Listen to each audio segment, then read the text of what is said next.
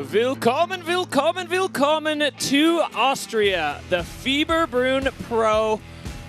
It is the Freeride World Tour by Peak Performance, and we are live here in Fieberbrunn. So excited.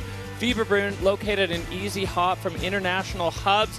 Fieberbrunn has been hosting freeride competitions for 20 years. This is the anniversary, and 15 of those years being Freeride World Tour events. This historic venue blends the mountain culture of Austria with hardcore freeride and is a true test of FWT riders. My name is Derek Foos. I'm here with Anna Smoothie, and we are live at the Fieberbrunn Pro. Anna, what's the feeling out there today? Well, it's a lot of excitement this morning. We've been sitting around for a couple of days waiting for the weather and the conditions to play ball, and now they are, and it's officially a race to beat the high cloud and get the competition done while the conditions are looking awesome. Yes, we are a green light for the Fieberbrunn Pro, and we are so excited for it. It's been a roller coaster leading up to this of different snow conditions, different weather conditions, but as you can see, the Wildseeloder face has come to play. We've got a light dusting of new snow, and we are fired up. The riders have been through it. The emotions have been all over the place leading up to this. Absolutely. We've been here for a few days, and it's been tricky to get a good look at the face with lots of cloud shrouding the Wildseeloder. But this morning we see it in all its glory, and she's looking good for a great contest. Oh yeah, the Fieberbrunn Miracle delivering once again. We've seen the view straight out of the start gate. It is steep and it is a long way down there. The riders have their work cut out for them. There's a reason that this is a final stop. The face is bigger, the stakes are higher, everything to play for here. Such an exciting day in Fieberbrunn, and wow, I'm ready. I'm ready to see what the riders have in store for us. Yeah, we've just been watching a couple of forerunners come down and understand that there's some nice dense packed powder at the top. We'll have a good look at that shortly. But yeah, the riders have been watching old footage, scoping out their lines, and just getting ready for a big day here in Fieberbrunn. Yeah, so many factors go into this with the riders: the mental state, the physical state, the condition of the snow, the weather, the light. There's all kinds of things that they have to go through to put themselves in the right headspace to compete here for finals. We've got a huge day. 2 runs in store, so we're really excited to see how the strategy options are going to play out. There's a lot of different ways the riders can approach it, and I, for one, am pretty excited to see what they're going to do with this face today. Yeah, I have been checking in with some riders on that 2-run format, whether they'll use it to train one specific line and ski it twice, or to try something completely different. I think there's some variation through the crowd, so I'm excited to see how it plays out. Yeah, we've been skiing and riding around the resort for the last few days for a few of us pretty much since we left Georgia. So we've definitely gotten to know Fieberbrunn very well. The Saalbach region, has been, as I said, played host to this. It's the 20th anniversary of competitive freeride here in Fieberbrunn, and 15 of those have been Freeride World Tour. So pretty historic face on the tour. It's a historic face and a very warm welcome from the Fieberbrunn community. It's been awesome to hang out here. We have had some stormy weather, so we've been hanging out around the Schloss Castle Hotel, chasing ghosts down those hallways, but now the skies have opened. All right, well, let's dig into what got us here. Our competition format, it's not complicated, but there's a lot of moving parts that go into the Freeride World Tour, a couple of different stages. The preliminary stage included the Verbier Pro, the Kicking Horse Golden BC Pro, and of course the Georgia stop that was brand new. We had 53 riders in the mix, and then they took your best two of the 3 results, and that made the cut, and the cut is ruthless. Half the riders have gone back to the challengers, back home to try again, and 27 athletes making the FWT finals. The points are higher, the stakes are higher, there are championship titles at stake, everything to play for in Fieberbrunn. So it's a very, very exciting time, and wow, I'm so impressed that the Fieberbrunn Miracle has kicked in yet again. Yeah, the hopes certainly skyrocketed this morning when we looked up and saw that the competition was on. So now we're all just full focus on getting this one off the ground. Yes, exciting times in Fieberbrunn. The local organizing committee has been hard at work. You know, it's been, as I said, it's been a bit of a roller coaster.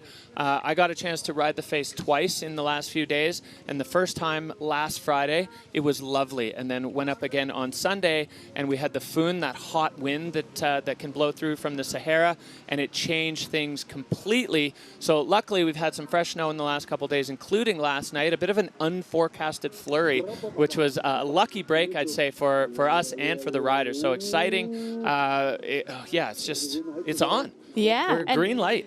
I think as the face has multiple aspects, and it's quite a long face actually, there's going to be some differing snow in different parts of the face. So up top, we understand there's some dense pow.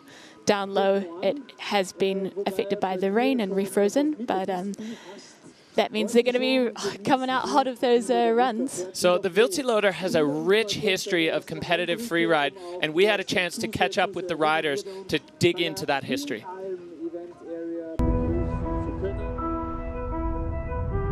It's hard to prepare for how it feels standing in the start gate. It's a huge mountain, like the biggest mountain that I will have ever competed on for sure. The history and legacy of these faces, you know, there's been so many amazing runs. Try and add to that legacy is something that would be nice to achieve. Exposure is probably the biggest thing. The venues are on another level. It has a super technical top part where you can really show your freeriding skills. And then you have more playful zone, so it makes a really complete venue. You actually need quite a bit of experience on this face.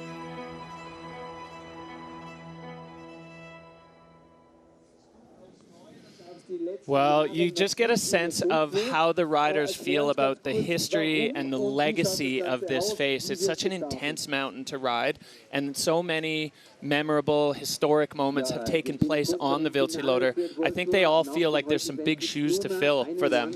Certainly, there's some serious exposure on this face, and there's also some playful features down the bottom. It's quite a complete venue in terms of the big mountain and freestyle balance, and we've seen over the years some incredible runs from people all across the world. So I think the riders today are hoping to add to that list.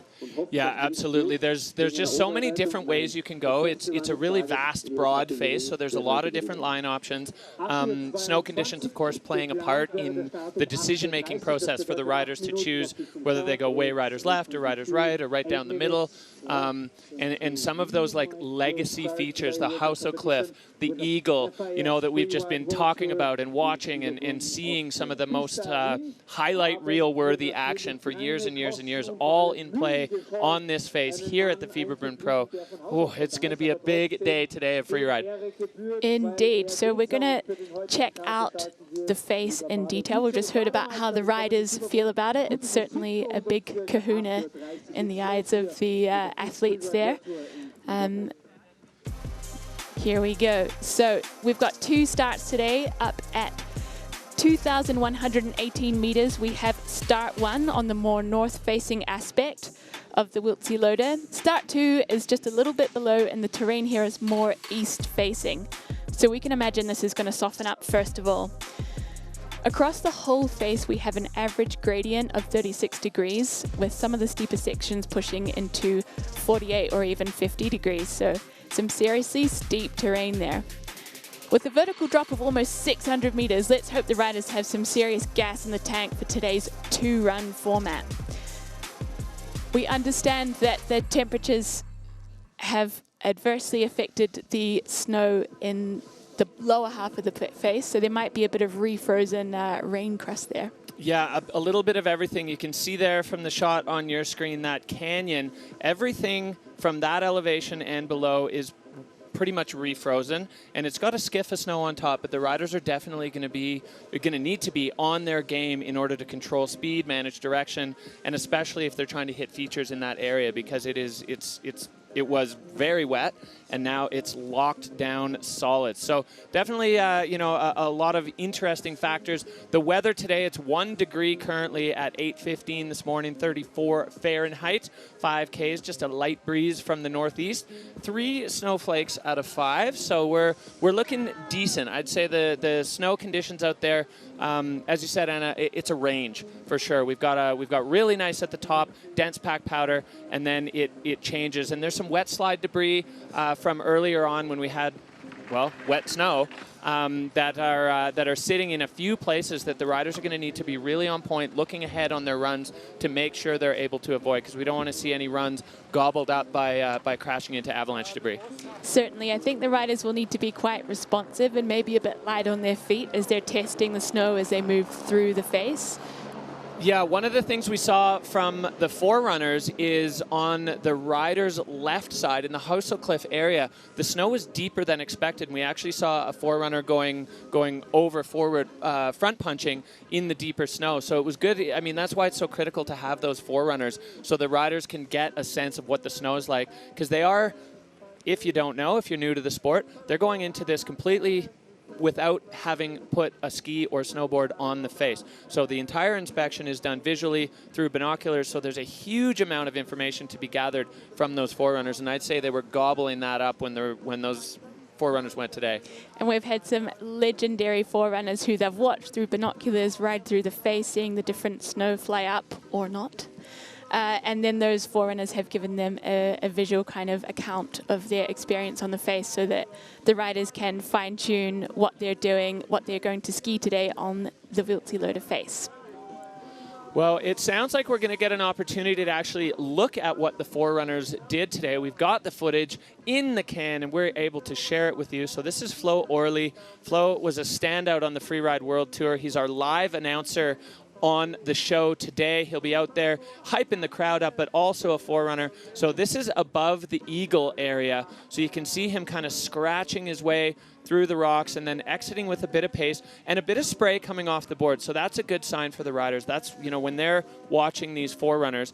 And then here we go. We've got one of our ski forerunners putting in the track to this George Rodney hip up at the top. Perfect backflip. The riders, that would have really got their spirits up. This was a crucial move for the riders to see. They were wondering whether there was enough of a lip on that top hit that he took. So I think they were delighted to see that that really works. Yeah, exactly. And then right around here is where things get a little iffy. You can see some of those roller balls, and if you're in the smooth snow. Now, this is our rider who went over to the rider's left side. A little bit, you know, it's dense snow out there, and then approaching the Housel Cliff, takes off, and watch here as the skis dig in, and over he goes. So while, of course, we prefer successful foreruns, that provides a ton of information to the riders when they're looking at the forerunners on the face. Absolutely. I think a little bit more speed and off that cliff and you might have a firm landing. Yeah, for sure. And you know, you set your legs differently when you're expecting to land in soft snow versus landing in hard snow. So we saw that with Stan Ray back at the Kicking Horse event. He said he was expecting to land on a very firm surface, and he ended up going in up to his thighs. So kind of similar, maybe not quite as extreme an example there from our forerunner, but there you're seeing the riders are making their way across to the start. We've got the snowboard men dropping first today. We had a little shift, a little switcheroo in the start order. Originally it was going to be ski women starting first, and then you know, with the strange weather and differing snow conditions, it was decided between the organizing committee and the PFB, the Professional Riders Board, that snowboard men would go first, because if there was a crust, they were going to be able to maybe handle it a little bit easier on one plank versus two. That was the call of the day. Lolo Bess, our FWT commissioner, has been having a great time out there testing the snow, and he was adamant that the snowboard field would absolutely smash it first out of the gate. Yeah, give a little inspo to the other riders. We are looking at 2 different starts today. Start 2 there on your screen. That's just above the Heusel Cliff. And then start 1 directly at the summit of the Wildseeloder. So riders have their option, whichever one they want to start from, depending on the line they've selected. And one thing that was interesting from chatting with the riders, a lot of them weren't really that locked in last night on where they were going to ride, what they wanted to do. I think a lot of those decisions being deferred to this morning to wait to see what the forerunners kind of looked like. Yeah, I think that was quite symptomatic of the fact that we haven't been able to have a really clear look at the Wildseeloder this week. It's kind of been shrouded in clouds, which has left a bit of a kind of a mystery, and also not a totally clear run of a forecast today. Meant that the riders were like, are we doing it? Are we not doing it? Yeah, there were definitely, it felt like even last night, more questions than answers coming into this. So a lot of the riders either unclear on whether the comp was happening at all, which it is. If you're just tuning in, we are a green light for the Fieberbrunn Pro. And yeah, as well, like, it was really hard to see the face in the previous days. There were big fog banks and lots of cloud, you know, some snow days. And even when you could see it, it was hard to get detail because it was so gray. Yeah, there's been a lot of flat light floating around, but today we've got a beautiful view of this incredible face, and I think the riders will be just fine-tuning their lines as they head on up to the top.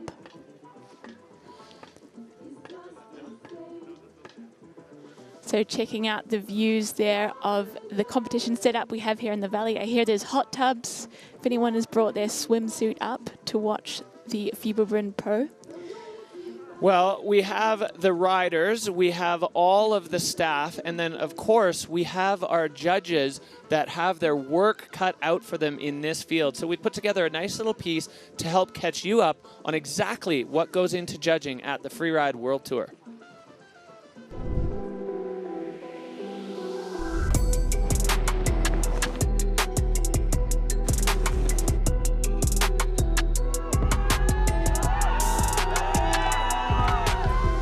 Hi, my name is Bertie Denevo. I'm one of the Freeride World Tour judges. We score riders from 0 to 100. When the rider leaves the gate, he has a score of 50, and then the score goes up or down depending on what we see. There are 5 judging criterion. The number 1 criterion is the choice of line. We'll judge whether the line was difficult or not and whether the athlete did the best out of his line choice. Then there's air and style. How big is the jump? How many are there? Were there tricks in the air? Was the rider in control in the air? How were the landings? The landings are part of the jump. Then there's fluidity. We judges are here to decide whether the athlete was really fast or kind of slow compared to how exposed or how difficult it is to ski. Then there's control. Here we'll judge whether the rider was in control at all times. Then there's technique. For pros, we don't really judge their technique, but we might take off some points if they side slip in a place where another rider was taking turns. The score, like a temperature, will go up and down so that we have a score in our heads when the rider crosses the finish line.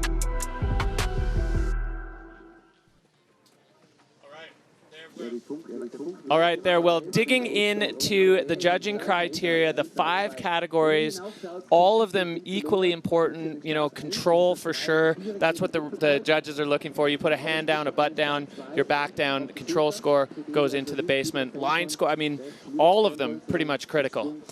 Definitely. There's lots of big features on the face today, so I think air and style is going to come into play. It's a bit more of a serious big mountain venue up top, and then down low there's lots more playful features, but also the trickiest snow. So let's see how control and air and style interact in those overall scores. Yeah, it's been a bit of a delicate balance there with the combo of the big mountain versus progressive freestyle, and it's been fascinating to watch the evolution and now see a lot of these riders are not choosing one or the other. They're putting the freestyle element into those true big mountain lines, which feels, you know, like the evolution. Dangerous. Yeah.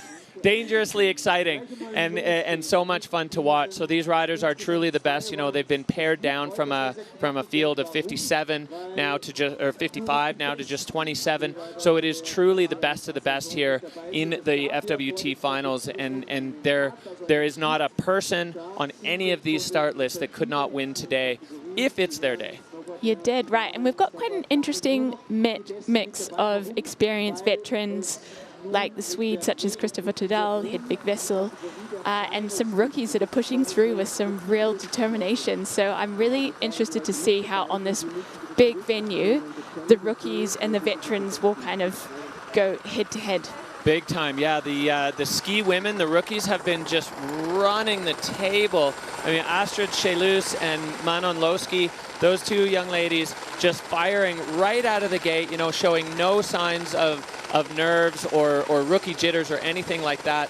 Just moving the needle in the sport of competitive freeride, which has just been so exciting to watch. So you can see here the riders loading up in the LZ to get in the helicopter. Because of the 2-run format, the organizers electing to fly everybody to the start to keep things moving today.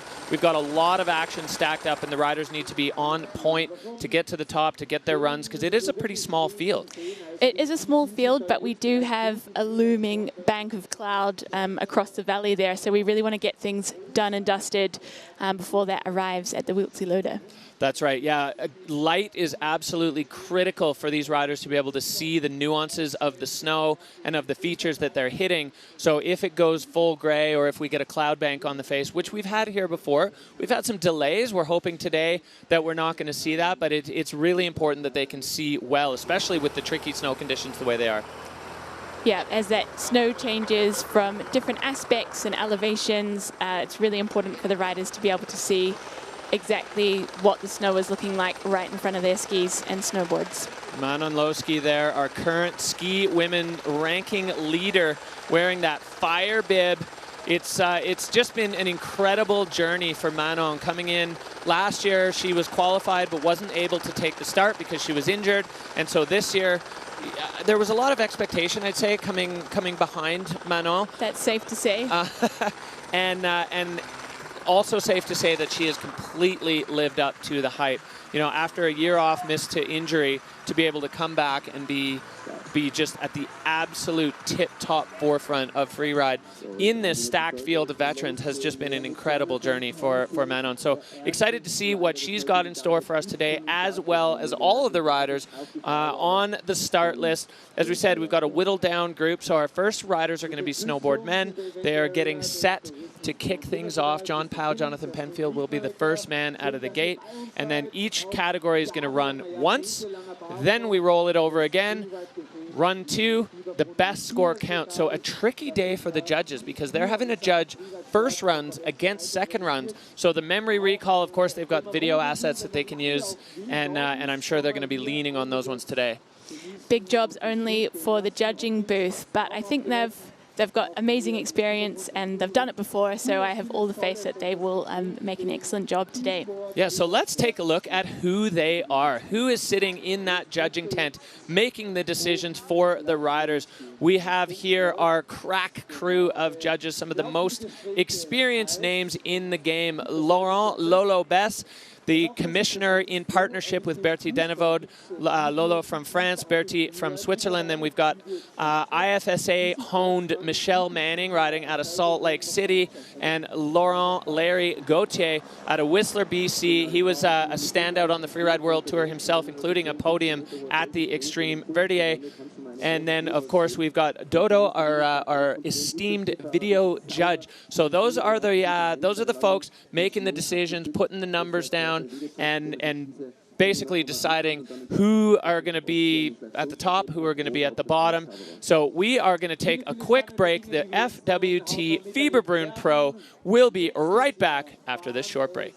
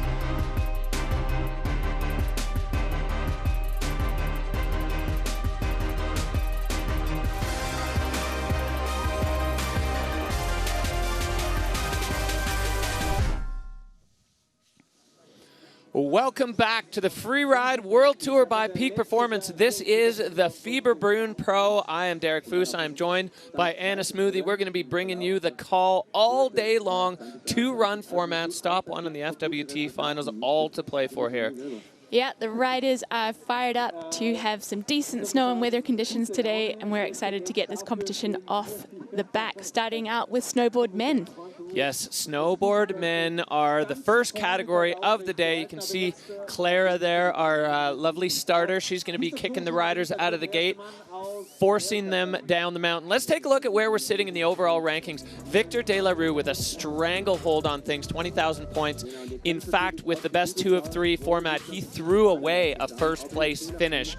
John Penfield, though, he is in touch, and if things, both he and Timmy Schroeder, if things go exactly mathematically right, still have a shot at that overall title. But Victor De La Rue, I cannot imagine, is going to let go of things easily. Victor is, he's a proven champion on, well, so far every single venue. Here is our start list for the day. So we have got last year's winner, Jonathan Penfield, kicking out of the gate first of all, followed by Holden Samuels and Michael Morn. Our current leader, Victor De La Rue, is coming in 5th position, and it's rounded off by Liam Rivera. Yeah, such a heavy-hitting start list here. Every one of these riders is well placed to put down a win, but I really have to say that Victor is the one in the driver's seat right now. He has just put on a commanding performance across all venues, all snow conditions, every single place we went. Win so far, and he seems really comfortable. So here is our peak performance fun bet fan favorites. 97% of you voting that Victor De La Rue is going to land on the podium today. Liam Rivera with a 65% nod, and Jonathan Penfield, backing it up with 45% of you feeling like he is going to come out somewhere on the box today. Peak performance fun bet. It's your opportunity to get in the game. It's fantasy freeride. We love the fun bets on the Freeride World Tour staff, and I hope you do too. Obviously, lots of people thinking that Victor De La Rue is also looking extremely strong, coming back from injury almost a year ago, but certainly hasn't seemed to hold him back this season. Not one little bit, and if you were in Vegas, I think the odds against Victor taking a win here would be extremely low. He is just, you know, one thing that's really impressed me about Victor, his pedigree is big mountain, big lines. That's the heritage. You know, it's his brother's legacy, but he's got certainly his own legacy to stand on. But what's been so impressive with Victor is every face we've gone to, from early in the season on the Petit Bec in Verbier to a smaller and, you know, arguably more playful face in Kicking Horse, Victor just finds the line. He finds a way to do it. He always adds something extremely spicy at the very top, which just grabs the judges by the collar and gets their attention right away. You know, on that thermometer system, of course, if you get hot right out of the gate, then you're probably going to stay hot. So Victor's just managed to find time after time after time the combination of the ultimate line and then executing it to perfection. So really hard to get to bet against the man today. Indeed, but Jonathan Penfield is first out of the gate, and I think he had such a creative line last year that I'm super excited to see what he does today. All right, well, speaking of the man, he is in the gate. It's Jonathan Penfield. He is on course now, the regular foot rider out of Squamish, kicking things off here for the Fieberbrunn Pro. Hopping out of start 1 and making his way down the rider's left section. The snow here is apparently dense pow. He's managing to ride with some serious pace above all that exposure. Catching some air there. Such an aggressive start for John Powell, getting right into it as he comes back off this wind lip with a 360, and now coming down to what has become known as the Penfield transfer, executing perfectly. John Powell getting things started off with a bang. That was the move we loved so much last year, and he's done it again, getting the grab in there, ripping his way down. You see those ice balls here, but he seems to be handling them well. Yeah, catching a grab on that one. This section is extremely chunky. There were some wet slides. We had a group of people go up and stamp out some of the bigger balls, but John Powell making short work of it. We rode the gondola with him today, and I asked if he was going to do that, and said, you know, it's named after you, so you probably should, and he delivered smashing it through those playful features. You can see the snow is not as hard as when we saw the forerunners come down, which bodes well. Yeah, I think the sun having a bit of a positive effect on the snow down low here. This is where it's at its firmest. And that transfer from bright sun to dark shade is tricky for the riders to handle. It goes to extremely flat light down here. So now they're navigating a tricky snowpack without being able to see super well. But John Powell handling it like the veteran he is. And just letting it loose as he gets out onto the smoother, hard, refrozen snow there, making his way through to the finish line. Yeah, that was a great way to start things off. Jonathan Penfield, you know, the riders outside, the rest of the riders in this category, but also the riders outside of the category are going to take great solace in that. Watching a basically perfectly executed first run is going to bring the rider spirits way up. A solid run there. He has got his mum and his fiancée here supporting him this week, and I'm sure they will be cheering loudly and ready to give him a big hug. That's right. Freeride is a family affair. We see here the finish area in beautiful Fieberbrunn as we look back here, Anna, on John Powell's run. So checking out that backside three, he's looking rock solid. The snow is pretty soft there, and this transfer from the Housel Cliff into that little pyramid triangle, just looking rock solid. Yeah, it looked like he was maybe a half a board length short, but luckily the upper section of that spine was soft snow. You can see there John on the heel side edge having to really work to control his speed. Shutting it down a bit before that lower air, and then coming into this section, which was certainly completely locked up an hour ago when we watched the forerunners. It looks like it's softening well. Yeah, I think that lower feature that we saw John Powell hit is going to see quite a bit of action today, as it's one of the few in the bottom part that actually looked like it might be hittable.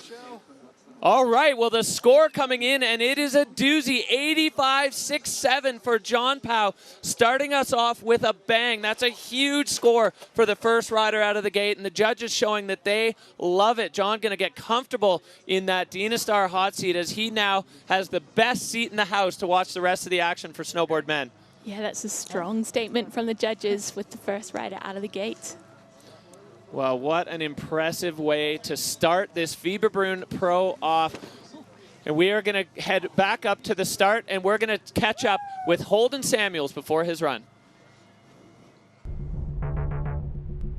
I think this is one of the most fun looking faces. You know, you've got like the super extreme freeride side if you go lookers right, and then lookers left is pretty playful and freestyle. So no matter what style you have, you get a little chance to show what you've got. Holden Samuels in the gate, riding out of Salt Lake City. This man has become known for ginormous backflips on the Freeride World Tour. He's going to find something huge and send it off there. This is his second season on the tour. He's already holding on to a second place for this season, and Holden is on the venue. Also dropping in from start one on his toe side edge, which is a bit of an advantage to really dig that in as you hit across that exposure, carrying as much speed as he can, catching a little bit of air time there, and then lining up this feature.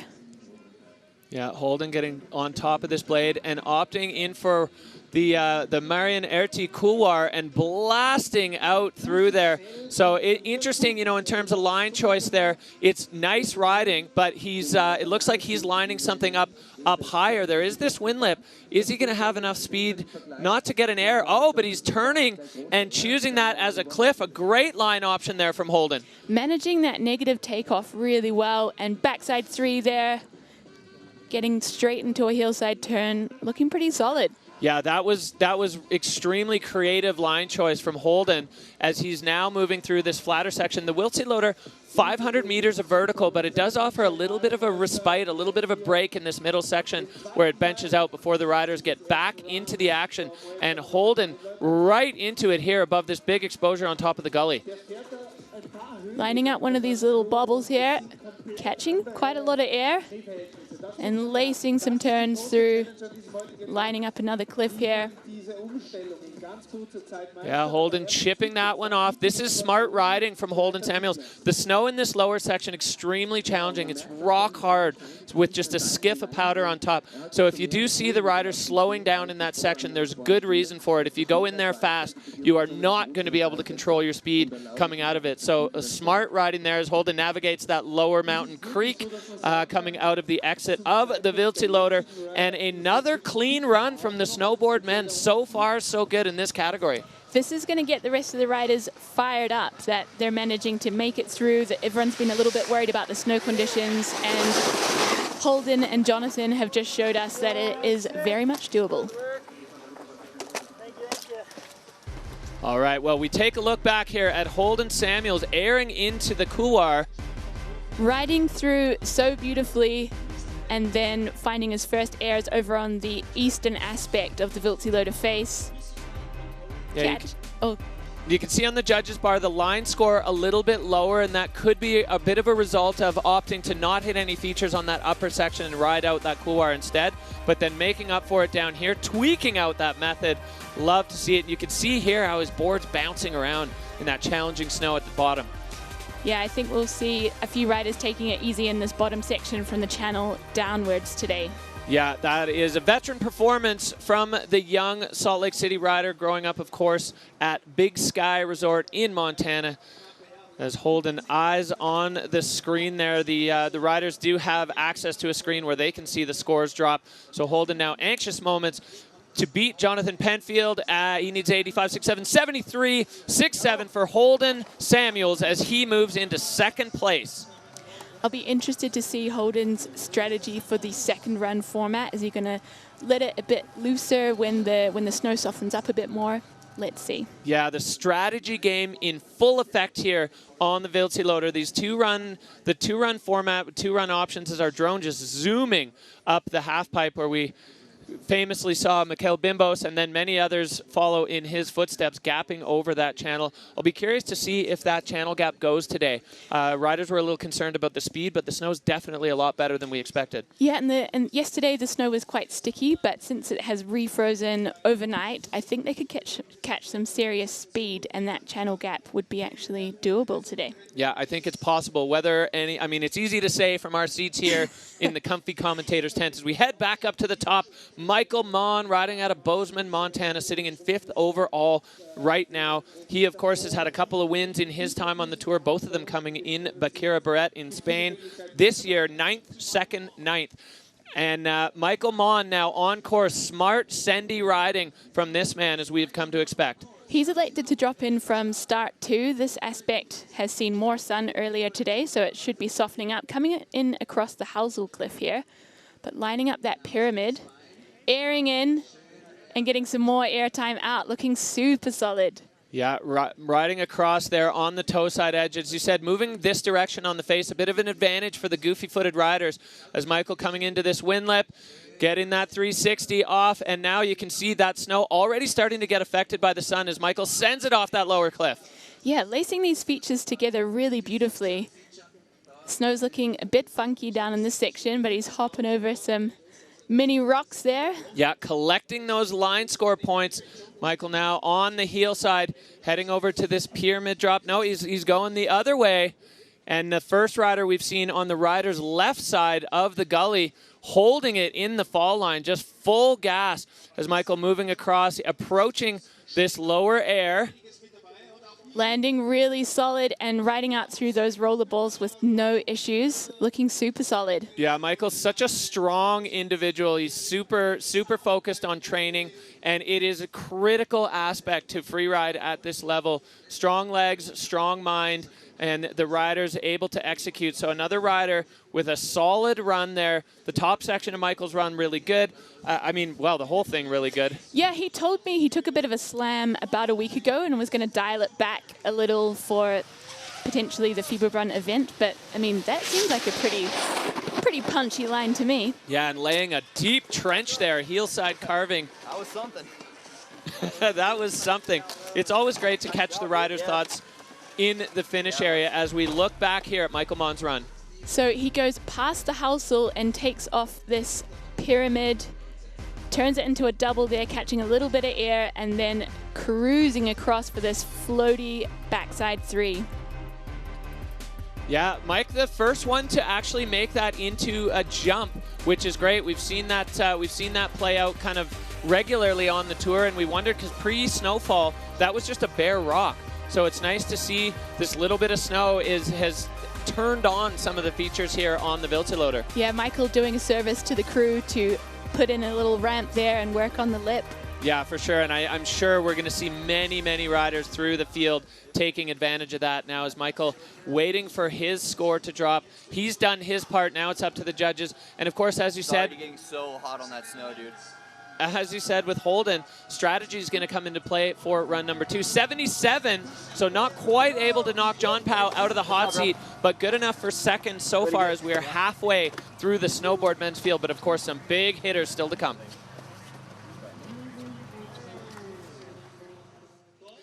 All right, well, we are looking at the big picture, the overall Wildseeloder face, the top section, as you said earlier, Anna, full big mountain feel, and then the bottom section a little bit more playful. John Penfield right now sitting in first place with that blazing score right out of the gate. Michael Mon in second, and Holden Samuels right now sitting in third place as we are moving through the snowboard men's field here at the Freeride World Tour by Peak Performance. It is the Fieberbrunn Pro if you're just joining us, and the man in the gate is none other than Timmy Schroeder. He is a rookie on tour. He's already got 2 podiums to his name, and he is sitting a comfortable third place overall, the regular-footed rider out of Innsbruck. Excited to see him drop in there from start 1. I think he's been pretty excited to dig into what's more of home territory for him. He's based in Innsbruck, rides this area reasonably often, and is a super experienced freeride competitor despite being a rookie on tour. Yeah, look how steep and gnarly that is from the top. Timmy just putting his hands up, paying homage to the mountain gods as he kicked things off right away with a big air overexposure. So Tim Schroeder buttering across that little section there and spinning into this couloir. Oh, this is huge. He's already got 2 moves above exposure as Timmy opting for Holden Samuels' same couloir line there as he now flying heel side across this section. You know, we saw the goofy riders, I'd say, with a bit of an advantage there, going 180. And lining up his next feature, catching some air. But I think you're right. Heel side on this aspect is really tricky. Yeah, so bouncy for the riders, and you can see Tim's board just flexing and waving over all of those features. So Timmy Schroeder now in the middle section, having a little bit of a break as he lines up. This thing has already seen quite a bit of action. Timmy Schroeder with a backflip, perfect landing. Looking solid. I'm sure he's got much more to play with here. Backside 3. Doesn't take it too deep. Oh, but going down, the snow is so tricky in this section. Yeah, that was unfortunate there for Tim Schroeder, just dropping into an old track as he's now coming up above this. You can see how waved that landing is, but Tim Schroeder having no problem with it, getting on that heel side edge, holding on through the flat light, trying to just get back out into the sunshine so he can see again. And cruising through to the finish. Putting his hands up again. And that was a super playful run. Unfortunate to have that little tumble, but he certainly packed a lot of features, a lot of freestyle, a lot of big mountain gnar into that line. Yeah, he sure did. And so much of that run was executed so well. You know, I think coming in... Hey, mama, hey, papa! Get up! Coming into run number 2, he'll be probably feeling pretty good that he can go back, do the same thing, but without that bobble and have a huge score.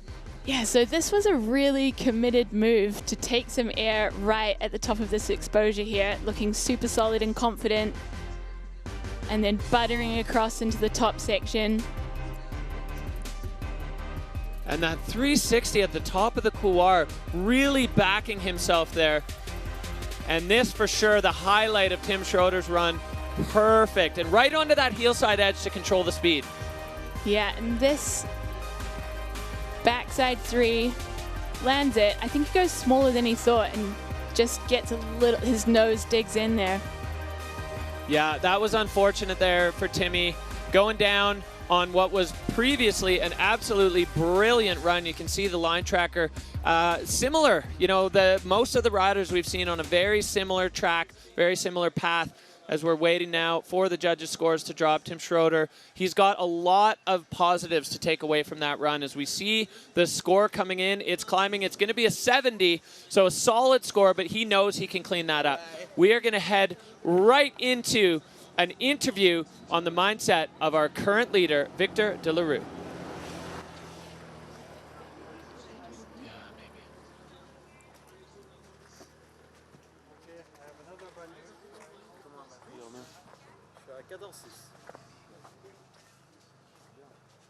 Il a main combien là?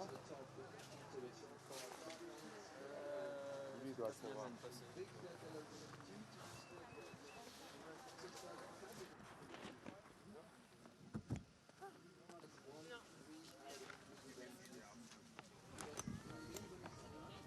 All right. Well, it looks like we're not going to catch up with Victor De La Rue. Instead, we are going to watch Victor De La Rue, and there is a ton to play for here. As we said, he's got 3 first places already.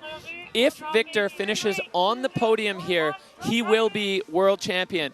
And if he's 4th or 5th, and neither John or Timmy is 1st, he's still the champion. So Victor has a very good opportunity to take home the world title with 1 event to spare if things go even remotely his way here on the Wildseeloder. And he is getting things started with an electric drop right out of the gate for Victor.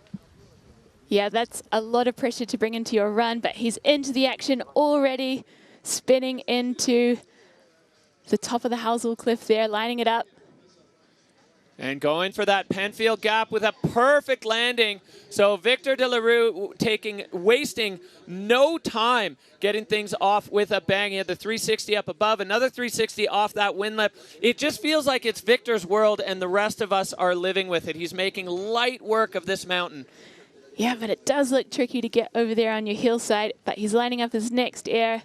Bit of a hand down on the landing there. I think snow conditions are a little tricky.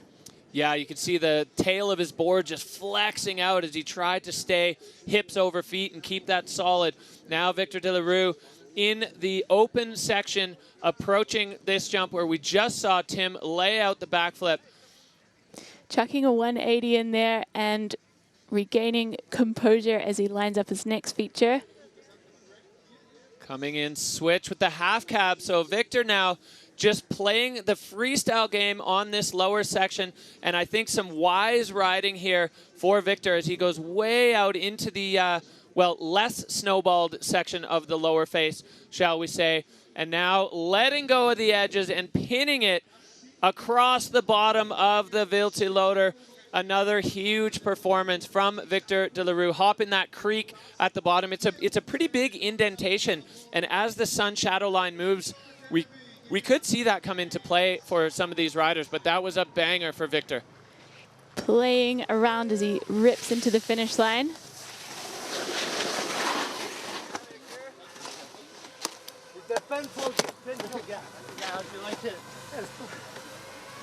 Well, Victor just giving a bit of credit to John Powell there for the Penfield gap as we take a look back, Anna, at this run. So front side 3 there, lining up the big surf turn above the Housel. And then as we see him actually clearing John Powell's bomb hole by about half a board length and almost turning it into a double with that little rock skip underneath. Yeah, he definitely took it pretty huge. Does some switch riding through here. Yeah, nice speed control there. And the half cab. A solid run. I think some shaky riding as he tried to get across to those features on the right-hand side, but that's just really speaking to the snow. The judges appreciate that the conditions are brutal out there. Yeah, and you could see the judges' bars all maxing out there for Victor De La Rue as he is, well, he's waiting now. Anything on the podium is going to put Victor in the world champion position. So this is a big moment. Now, of course, these decisions aren't going to be made now because we do have 2 runs coming up. So John Powell, if Victor's score goes above it, will have a chance to answer back. Not quite. 83.67. So John Powell holding on. This is the first time we've seen Victor in anything other than first after a run. He is going to get an opportunity to go do that again so he could clean up some of those, maybe some of those slower parts. The only thing I could see maybe a bit of fluidity, you know, when he hopped to switch. Yeah, I can appreciate that. And I mean, I think he went a bit bigger than John Powell, but John Powell perhaps had a bit more finesse and tidiness in his run. As he does. As he does. He is known for exactly that. So here's where we're sitting now. John Penfield in first, Victor De La Rue in second. And I think we're still sitting with Holden Samuels in third. I missed the graphic there, but we will follow back up on that as we go back up to the top to Verbier's own Liam Rivera. He was a rookie last year on tour, took his first win at Kicking Horse. Right now he's sitting in 5th overall with a 10th, a 6th, and a 3rd for Liam Rivera as we wait for our last man in the snowboard men's field to drop himself out of the gate onto this intimidating Wildseeloder face in Fieberbrunn. Dropping in from start 1. Shuffling his way across there. Another regular rider, which is not necessarily an advantage from this start position. But already catching some air time there in a committed position above the huge exposure. And a nice 360 there above the exposure. You cannot stress enough how scary that is as Liam now coming over and getting onto this spine above the Heusel Cliff and opting for the cross-court 360. Liam Rivera with a huge move. And looking super solid, carrying some speed out of there. Electing not to take that traverse to the right for those features there. I think he's got something else to play for on the looker's left. Yeah, heading across that slide debris, looking to get up onto this wall, and he does. It looks like the snow is pretty decent there.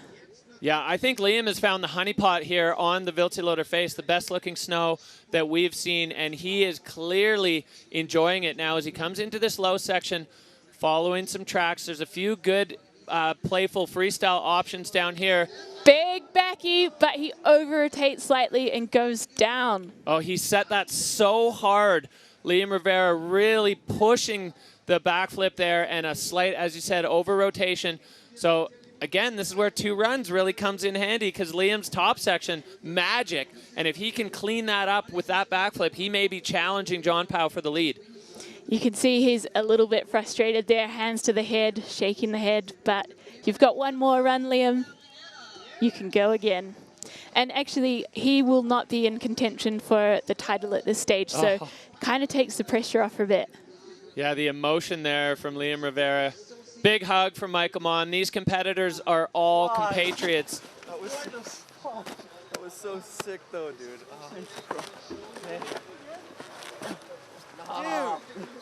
Yeah, some moments there as we take a look back here at Liam's run. He started things off hot at the top.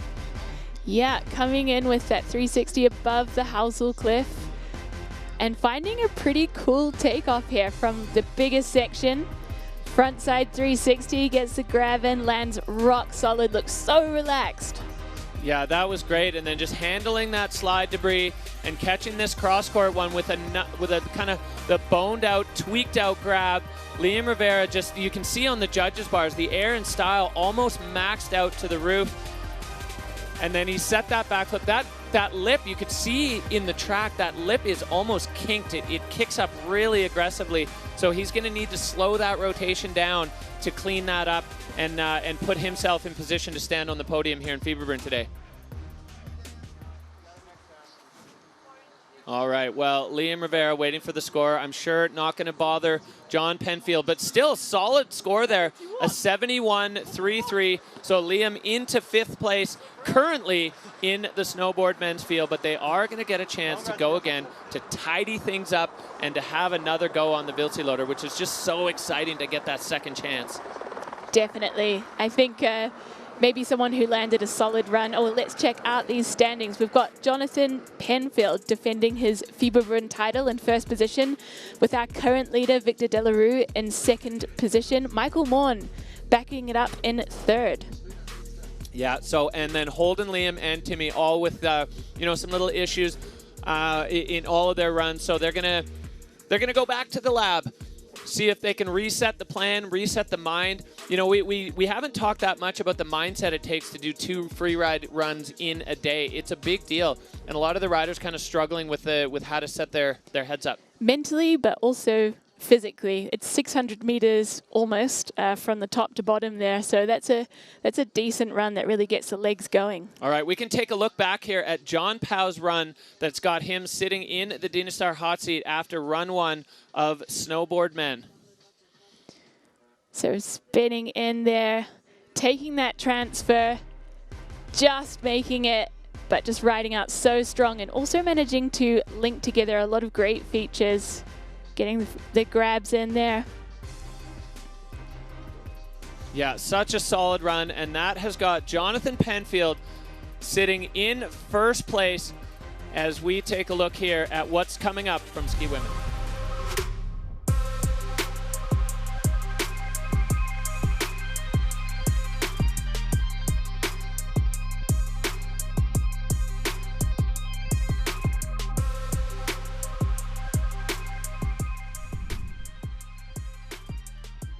All right, welcome back to the Fieberbrunn Pro. It is the Freeride World Tour by Peak Performance. We are live at the Wildseeloder face, which is delivering once again. We have just wrapped up Snowboard Men, and we are ready to kick things off with Ski Women. This is where we're standing in the FWT overall rankings. Rookie Manon Lowski riding out of France, sitting on top, but it is tight. Hedvig Vessel is sneaking up on her, and another rookie, Astrid Chelus, in third. Zuza Sibyl, and unfortunately we don't have Lily Bradley here. She tore her MCL recently while free riding around the Innsbruck area, so we have a slightly reduced field today in the Ski Women for the finals, but it is really all to play for, and the rankings are tight.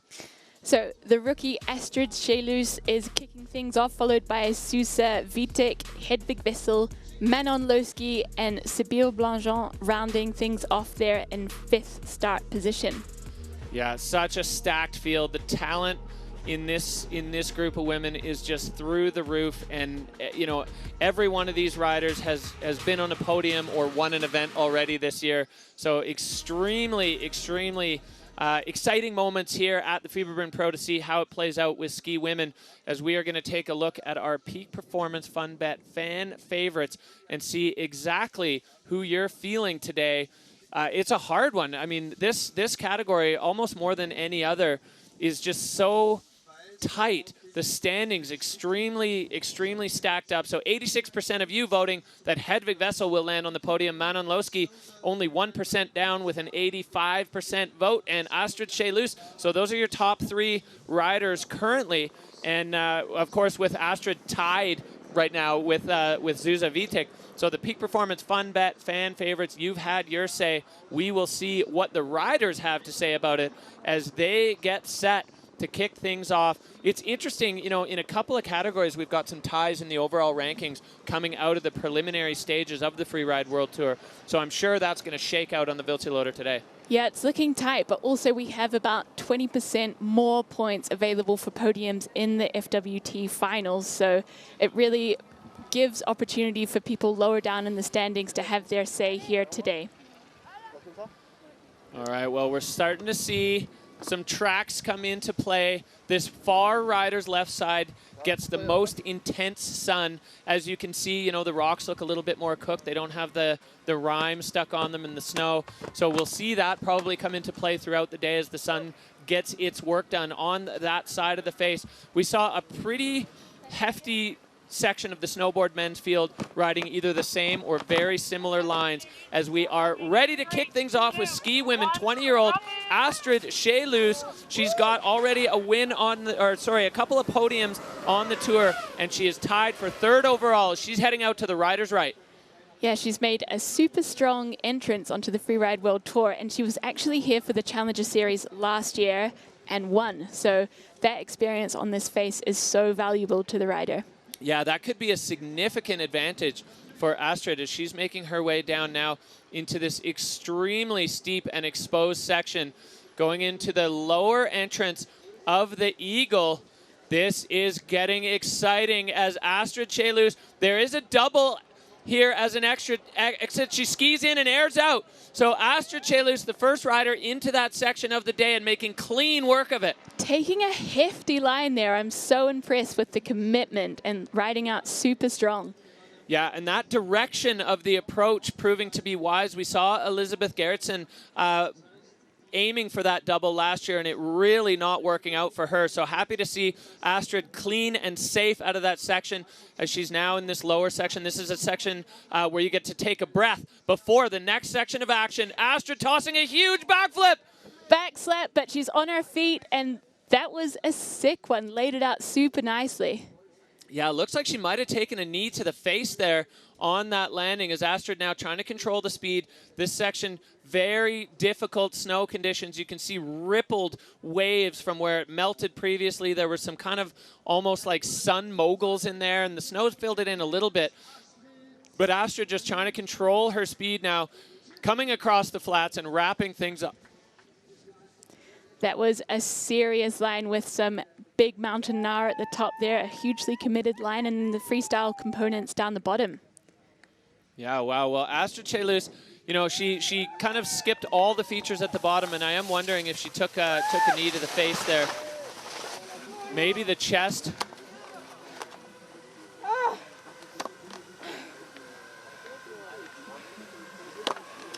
Well, she's clicking out of her skis as we look back here at Astrid's run.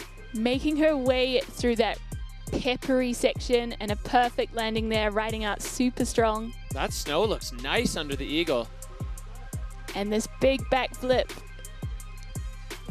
And just, yeah, decent back slap, but manages to hold the line, pull it together. Yeah, a little bit compressed on the landing. I think maybe if she does get a chance to do that again, she might take a little bit more speed. It looks like there's a bit better transition out a little bit further as Astrid now waiting for her score to come in. A solid way to kick things off for ski women for the young French rider riding out of La Clusaz. Here we go. Score coming in a 72.33 for Astrid as she drops herself into that Dynastar hot seat and awaits what the rest of the ski women are going to do. All right, well, we are going to move back up to the top. This woman took a win in the very first event of the year, our first comp of the year with the win. Zuzana Vitek catching up on her thoughts here on the Freeride World Tour Finals. For me, this face is pretty special because the first time I was competing here on the Freeride World Tour, I won the event. It was my first ever victory. So for sure, it feels like very, very close to my heart. I'm here to send it big and fight for the best result I can. Well, just to look into the mindset of Zuzana Vitek, Polish rider. She's got a win already this year, and you know, she's sitting tied with the woman in the hot seat in the overall rankings right now. So if she wants to move up, this is her opportunity. She's got some freestyle in her bag, but I'd say known more for just that big mountain charging style. She's such a strong technical skier. She certainly blew the roof off in Verviers with that win. She's dropping in now from start two, hopping off that wind lip, coming in above the Housel cliff. Yeah, very direct approach here for Zuzana Vitek, and you can see this nose airing off, getting a little bit bobbled in the landing. That snow there, it's tricky. We saw a similar effect with the rider, the forerunner, who dropped in first. So Zuzana Vitek getting bucked on the landing of the Heusel. This is going to be cause for concern for all riders who have lined up this cliff, but she certainly took it from the biggest possible nose. Oh, great move there. Quick reflexes for Zuza to collect her pole as it was moving down with that slough river. You can see that gives you a great indication of the warming effect that the sun's already having on the snow, Anna. The snow is looking certainly heavy, so she just gets caught up in the landing and then loses a ski. So that's going to be a no score for Zuza's first run here. Yeah, and she looked like her hips were a bit behind her feet, maybe a bit kicked on the landing. She was already back, tails touching way before her feet under the ski. So that one was kind of almost doomed from inception as she was backseat in the air. It's really hard to correct that once you're in the air. Well, Zuza's just going to be waiting now for the ski runner to come in, collect her gear. So not the start she was looking for, but she will have another opportunity to go back up and fix that one. You can see how deep that bomb hole is. There's that section of the Wildseeloder face, a bit of a snow collection zone, but it's going to be interesting to see as the sun hits it, if it stays powdery or if it's going to get more and more dense and heavy and difficult to land. My suspicion is that it is already a little bit dense. It's been catching the light since the sun came up. And I think that's going to make landings quite tricky.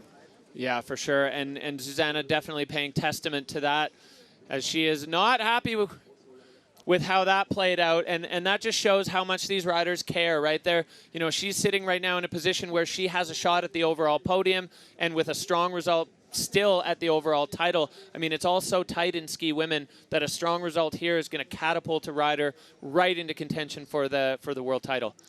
Yeah, she was in a good position, but she can still tidy it up on the second run and have a good shoot for a result here in Fieberbrunn. See the ski dude making his way down here. Yeah, some of the unsung heroes of the Freeride World Tour. These people volunteer to be a ski runner, and then they find themselves in these situations in the gnar, having to retrieve a rider's ski or pole or whatever piece of equipment, and they've got to be able to navigate these seriously technical faces. That is steep up there. So the ski runner making their way down. The last thing we want is to have to send a ski runner for the ski runner's equipment. So it's important that they're able to move around and navigate these difficult terrain situations. So as they're skiing down, they've got a little radio piece in their ear so that the producer can direct them to the right position to retrieve that ski. Yeah, and you can see big bounce there from Zuza's original bomb hole to the second mark that she made in the snow. As the ski runner now looking a little hung up, they're going to have to point it through here. Well played. Oh, no. Yeah, there's the ski there. Still a bit below them. So riders up top who were considering that are going to be spinning in their brains right now. You know, you have an opportunity to select your line from across the ridge with binoculars. You never really have the truest sense of what the snow conditions are until you put skis or board to snow. Of course, the forerunners give a ton of information, but the riders are continually gathering information by watching each other, and definitely maybe going to be some head scratching now after watching Zuza do that. Yeah, what we really need is a rider to drop in, boost the Houzel cliff, and have a clean landing to instill some confidence in the rest of the field. Yeah, a little bit of inspo there as Zuza collecting her gear, and she is going to ski off the Wildseeloder face and aim to regroup now for run 2, as that was certainly not the result she was looking for. Zuzana Vitek making her way down on the rider's left side of the face, and you see here, even after that crash, just the beautiful technical aspect of Zuzana's skiing. She's such a good skier, and you know, typically puts that to great use. So now this is actually quite a good opportunity to reset the head, knowing that you're going to have to go up and do it again. Shake it out a little bit, get the turns in before you make it back up to the top. Catching a little bit of air time there. Yeah, doing a favor to the riders still to come, as the more established that lip is, the better that jump is going to work for the rest of the field. This is where the snow starts to get a little bit tricky, and you can see it's not really moving as slough now, it's moving as balls. So it's definitely warm. I mean, it was 2 degrees when we started the show at 8:15 this morning, and that was really before the sun had any effect. So the forecast is for significant warming through the day. That's certainly going to play out with some changing snow conditions on the face. And she is ripping it down to the finish there, carrying some speed, watching the compression.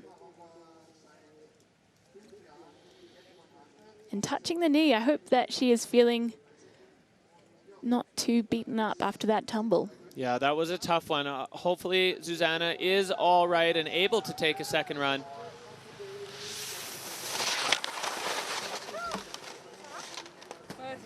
Yeah, she seems like she's all right. So that's a no score.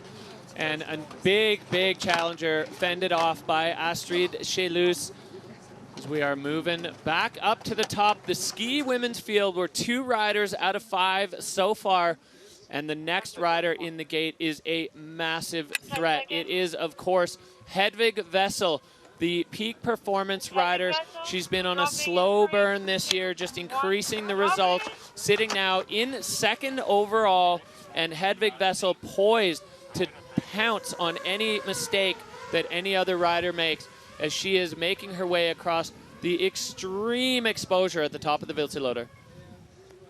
Already catching some air there as she drops in from start 1 and carries some speed across above the Housel.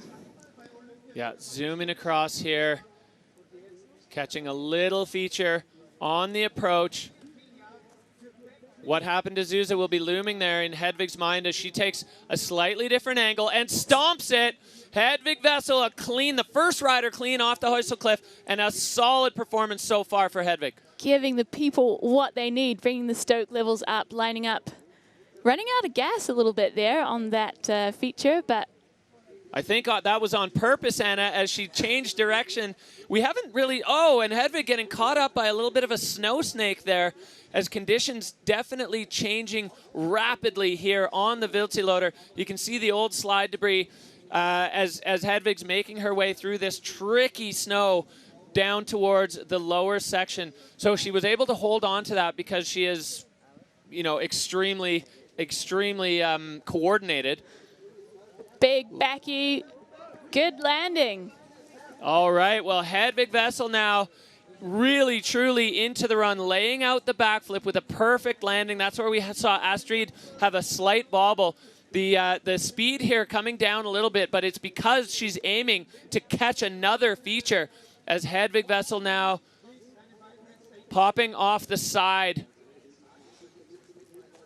And just making her way through those bubbles, it looks like pretty funky snow here. Yeah, I mean, the speed that Hedvig is riding here tells you exactly how tricky the snow is. And I think for those viewers at home looking at this going, why is she going slow like that? We cannot overstate how weird that snow is. And as the sun gets on it, it gets sticky and everything changes. So for sure, Hedvig probably making a wise choice there and not to throw away a great top section with some kind of wonky move in the difficult snow. Getting some cheers as she comes in the finish there. Oh, nice job, girl. Nice backflip. Yeah, I follow you. So let's check out the action. Taking some serious air off the Housel and having a solid landing, 4 points there. I really like the way she kind of absorbed the takeoff. That's where Zuza got bucked. And then this was absolutely textbook. Every single squat and deadlift that Hedvig did in the offseason paid off right there. Absolutely. You can see it's a reasonably flat landing, a heavy landing, and she was just perfectly centered over her skis to ride out strong. Yeah, that was a solid run from Hedvig, and showing that veteran savvy in the Heusel Cliff approach as we... different types of snow in one run. Oh many different kinds of snow, and Hedvig dropping an 82.33 and putting herself in the hot seat. So a big score there for Hedvig Vessel as she is going to take over the hot seat. Astrid Chelus will be kicked out for the moment as we see big hugs from these two riders. This is the future of freeride, and you know, we've heard so much from Astrid and Manon about how much they've looked up to Hedvig in their young careers as juniors and Sick. on the qualifiers. Love to hear the catch up as Hedvig. Hey girls, what you got? Throwing down the challenge as we catch up with Manon Lowski. It's such a big phase. A lot of crazy good riders have been there. We have seen crazy runs, so it feels really good to be here to ski on that phase. It's gonna be super sick. All right, there she is, Manon Lowski, rookie on tour, and she is sitting in that golden bib in first place overall. Sorry, not the golden bib. This year it's the fire bib. You can see the flames just catching the bottom there as she has been on fire. Manon Lowski, her run in Georgia had the potential before she went down of being the highest scoring women's run in the history of the Freeride World Tour. This woman is fireworks, absolutely electric every time she pushes out of the start gate. Another peak performance rider on that stacked Freeride team that the Peak crew has put together. And the young French rider has just delivered time after time after time. And she is ready to kick things off. It is Manon Losky in the start gate. 3, 2, 1, drop in. So pushing out of start 1, heading over to the looker's right side, where we saw Hedvig enter the face. Yeah, and the snow starting to get a little bit chewed up on that, but Manon handling it like a boss as she moves across with pace. Making some turns here where the snow has definitely caught some sunshine, but looking solid. And finding her first features. Yeah, Manon getting a little bit further over than we've seen some of the other riders going. It's so steep in there. You can see the slough just motoring down as she gets back up onto the spine and cutting across. There's no tracks here. Right off the nose for Manon Losky, stomped. Amazing landing there in a super solid air. She's carrying some speed over into the looker's right section to find some more features. Yeah, approaching this one, getting popped up. That looks like a tricky takeoff there. And this snow is rapidly evolving with the sun. There are some takeoffs below as Manon getting cross-court, taking off, landing clean. So a good start here for the young French rider as she is well into the thick of it on the Wildseeloder. She's got the big mountain components dialed in, and I anticipate we may see some freestyle maneuvers down in the bottom section. Yeah, I would anticipate that as well. And her and Astrid always scoping together, and we've seen them tricking many of the same features on the approach here. Manon lining this one up. Are we going to see a big trick? Big backflip for Manon, stomping it again. So a nice clean flip. That one really starting to feature heavily in many of the riders' lines. I love to see it. So many backies from the ski women today. So she's also making her way through this funky snow on the looker's left of the bottom section, taking her time there.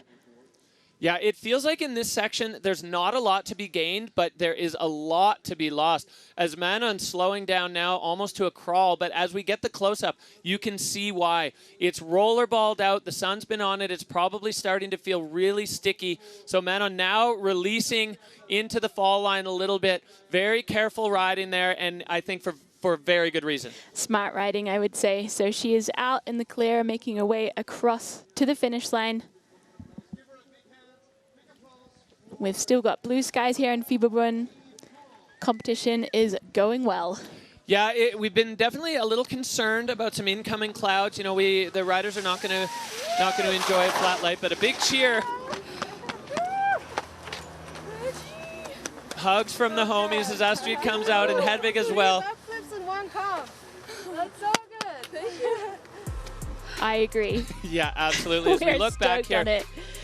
So this was her kind of centerpiece air that was super committed, perfect landing, handling the really tricky sun-affected snow here, catching a lot more air time and just looking really well centered on the skis. Yeah, judges' bars showing everything high, a fluidity a little bit lower as there were a few hesitations. Another perfect backflip, 3 backflips. Hedvig set it, and I got to give credit to her where credit is due. She has kind of set the bar for this in the ski women's field. Throwing backflips regularly, seeing 3 women do it in one comp is such a fantastic evolution of this field. So the peak performance rider there now anxiously waiting to see where that score is going to put her. Will the fluidity dock hurt her enough to keep her out of the hot seat? Hedvig also going to be anxious in this moment as we wait for the scores to drop. And of course, these scores, it's only preliminary as it's just the first run.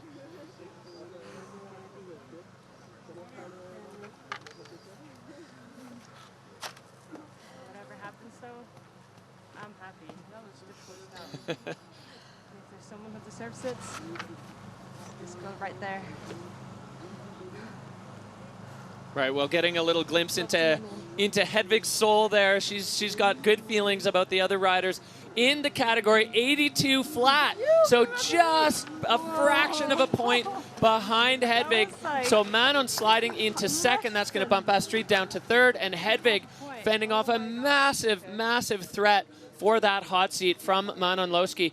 Now, is she going to be able to go back and do that better? There's definitely some aspects of that run that could be a little bit faster, maybe a little bit cleaner, but all in all, very well executed first run from Manon Losky.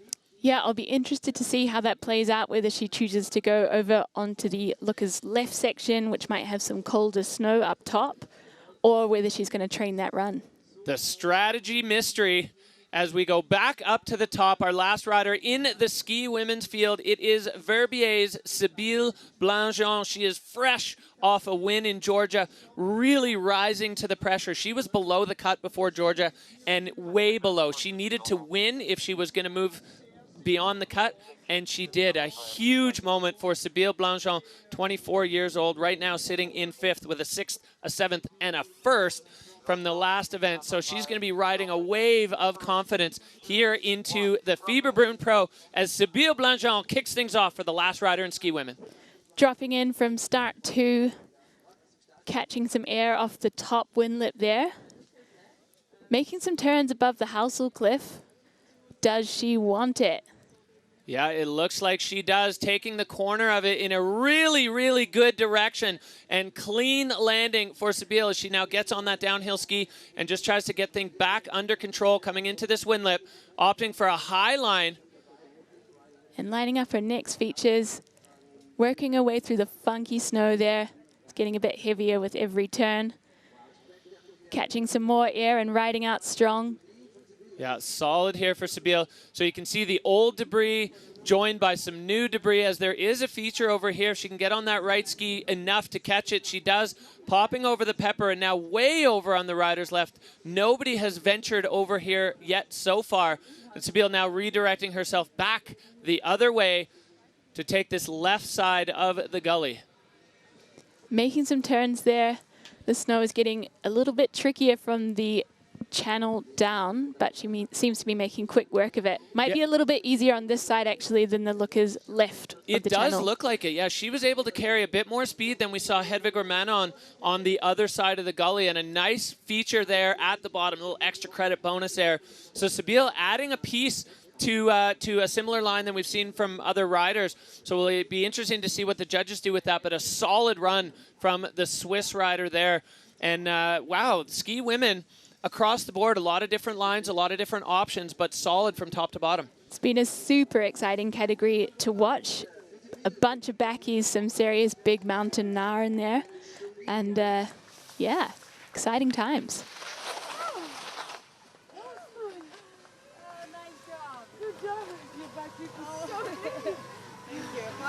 Oh God, I was so scared for no reason. Oh. So scared of the hustle, yeah, for sure. Let's take a re-look at that as she executed that very, very well. Yeah, she lined it up really nicely, having the perfect amount of speed, and she actually went pretty deep on it and rode out super strong. Yeah, which I think is the move here. Getting control there right into the takeoff, and then Sybille just needing to try to control that speed. And then this last feature, I really like the way she took that. She lined up the angles perfectly to minimize the impact and put herself out of the rollerball zone, which is really smart scoping there for Sybille. Absolutely smashed it. I think that bottom right-hand section is a good shout for clean riding. Yeah. Similar like you, I think. 6. In the air, it's long. You have a lot of time to think if you're going to crash or not. All right, well, score dropping for Sybille. It moves into the high 70s, 78, 6-7. So Sybille Blangeon putting herself into podium contention, just bumping out Astrid Chelus. So Sybille doing her part with that pure big mountain style. And Hedvig Wessel finishes run 1, sitting pretty in the hot seat. She's going to be happy with that. We've been talking about the slow burn this year of Hedvig, just increasing and increasing and increasing. She's got eyes on one prize, and event wins aren't it. It is the overall title as we look here. So we've got Hedvig in first position, followed by our current leader Manon Losky and Sybille Blangeon in third position. Astrid and Susanna will be wanting to step it up for round 2 to bump themselves up the standings there.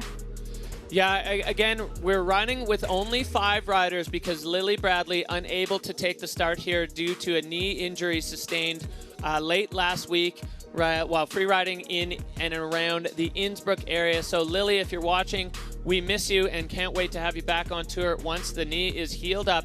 Hedvig Vessel holding it down at the top of the heap here in ski women as we have wrapped run 1 for both snowboard men and ski women. Snow conditions definitely starting to play a bit of a factor here as we are going to come right back with snowboard women after this break.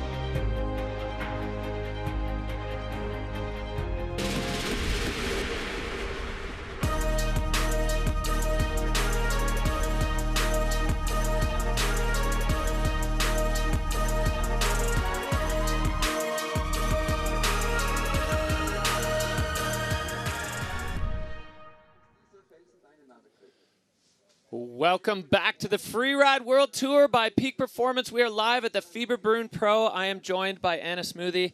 I'm Derek Foose, and we have seen 2 categories down and 2 categories to go. We are back here live with snowboard women.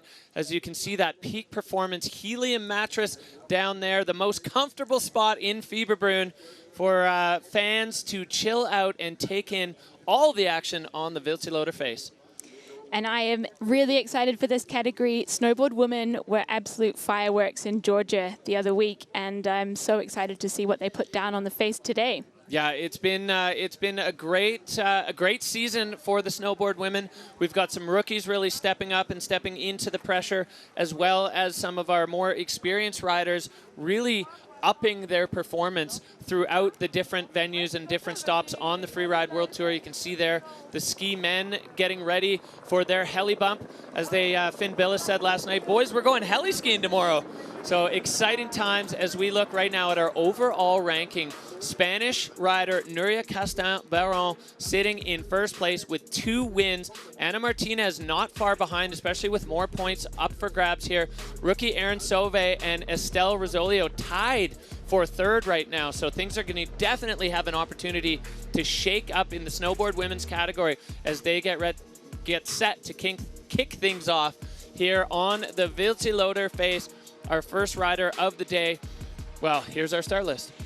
Ana Martinez, our rookie from Chamonix Mont Blanc, followed by Erin Sauve, riding from Canada. Estelle Rosolio, another Chamonard, in 3rd position, with our current leader, Nuria Castan-Baron, in 4th. Yeah, so our current leader overall going to be dropping last in the category here on run number 1.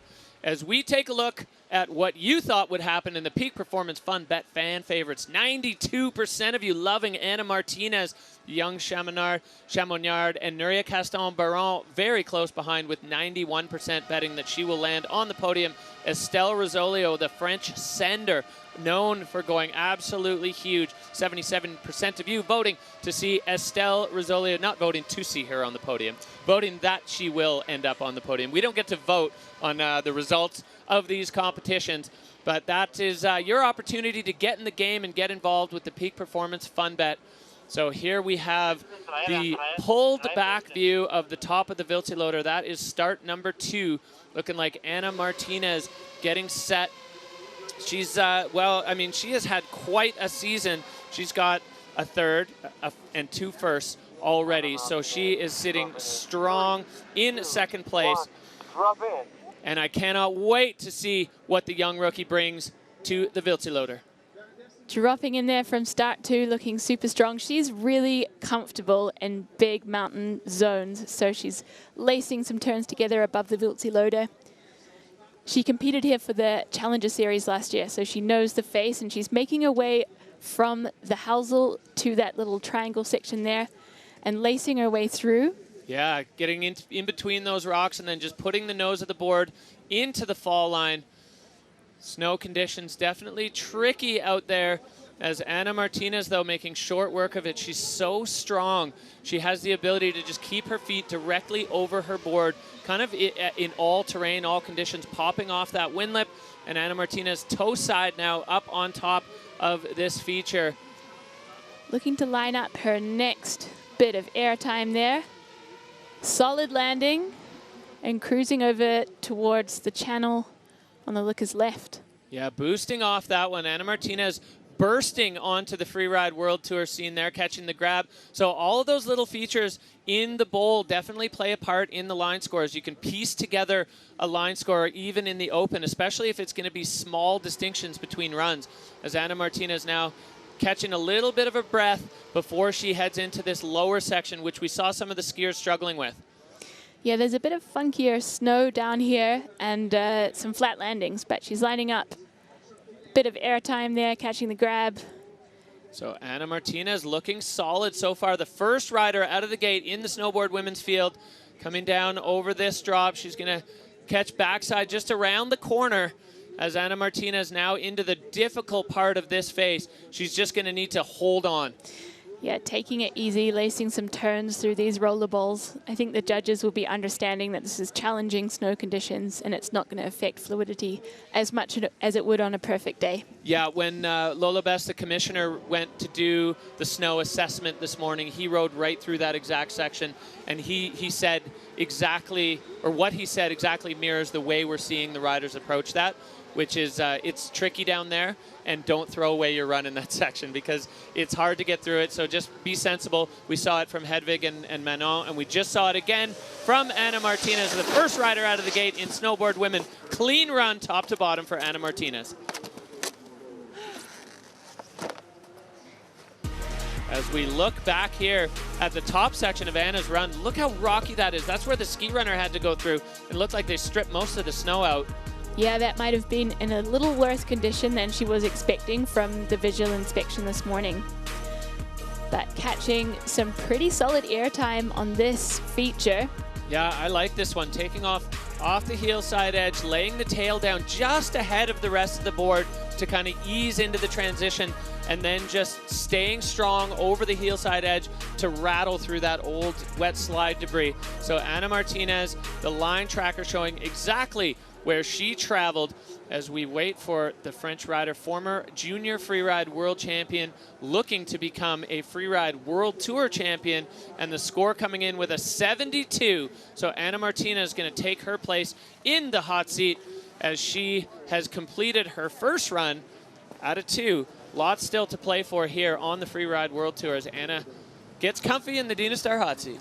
There we go. We all have our fingers and toes crossed that the clouds will hold off so we can get that second run down for all categories. Yeah, nice view of the start gate here. You can see the tracks starting to gather. Quite a few riders opting for very similar lines, although the face is really wide and really broad. A lot of them scoping similar things and seeing potentially, you know, something you mentioned, Anna, earlier, the morning could be the better time for this rider's left side, and maybe we see a few more riders attacking that rider's right on the afternoon run. So we haven't seen the score yet for Ana Martinez as we are looking at Canadian rider out of Red Mountain, Roslyn, BC, Erin Sauve. So Erin is on course now. Dropping in there from start 2. This is Erin's first time on the Fieberbrunn face. She's looking pretty comfortable as she laces some turns there above the exposure. I've loved watching Erin's evolution as a tour rider. In the first comp in Verbier, she looked a little bit out of sorts on the big terrain, but she has picked it up so quickly. And now Erin Sauve, you can see the slough just pouring off the Housel cliff as she's going to be popping heel side and flying off that and stomping. Erin Sauvé with a huge statement there. A massive air for the Canadian rider, and what a great way to kick that run off. Love to see it. Super strong air time there from Erin Sauvé. She is making her way over to the lookers right of the venue to find some more air or some more turns. Yeah, now easing on down through this section. As you can see, it's starting to shed a bit of snow as the sun really heats things up. So Erin Sauvé, she's just got to be careful through here. You can see the boards bouncing and flexing and moving around so much as Erin Sauvé coming through this middle section. We kind of called this the coffee break on the Wildseeloder, as it goes a little bit flatter before they come down the lower section where things get tricky again. Yeah, a little bit of downtime before you hop into your next features. She's lining this one up, catching the grab there, and lacing some turns. Looking super solid. Really solid riding from the Red Mountain. She's she's had such a solid career on the Challengers. It's been short, but extremely successful last year, taking the wins in all three and easing her way into the World Tour. As we said, Erin Sauvé sitting on a third and a second. So there's only one podium spot that she doesn't have a piece of yet. It is that #1 spot. So Erin looking like she is gunning for that one today here on the Wildseeloder. Yeah, put together a solid line, and I would give her credit too for adapting well to the visual inspection. This season is the first time she's had to do it, and I think she's done a great job of it. She said for anyone out there who's looking to start visual inspection as well, the drone footage is really key to scope it from your point of view as you're riding down. Yeah, and Erin is stoked. Big clap there as she approached the finish line. That was a huge run from Erin Sauvé. Oh boy! And she was fast through that bottom section where we've seen other riders slowing down. So I think the judges are going to take note of that. Let's take a look back, Anna. The top section of Erin Sauvé's run, banging. Straight out of the gates, catching some air time into the section above the Housel Cliff. She does take her time to line it up, but it's a solid air and just a fantastic landing. I think she'll be really happy with that one. Yeah, absolutely worth the time taken. As we saw Anna making her way through the gully next to that, and Erin going right through it, getting the method there, tweaking it out. Love to see the riders expressing themselves with the style factor. So Erin's run, strong, clean, and solid.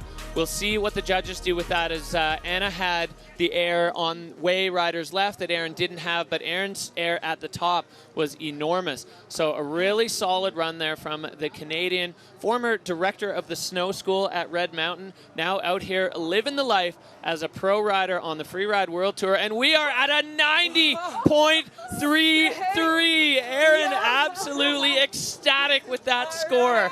Yes! Oh, fuck yeah! Oh yeah!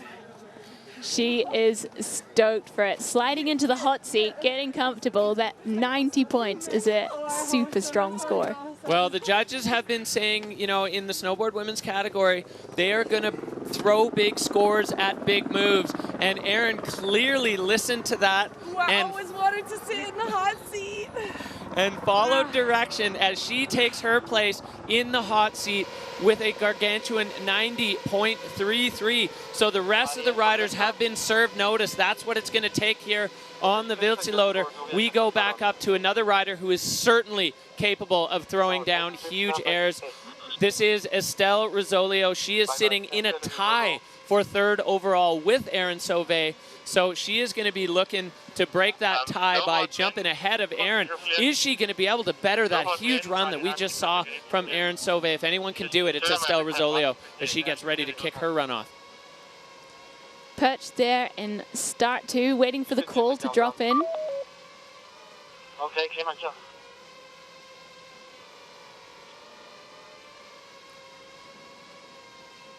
Well, these start gate moments, absolutely anxious. This is probably the worst part, the 5 to 10 minutes before your run, and then the 15 to however long that you stand in that gate. As soon as the riders hit the snow and kick things off, the nerves fade and it's just riding. All right, here we go now. Estelle Rizzolio getting things firing for her run here at the Fieberbrunn Pro.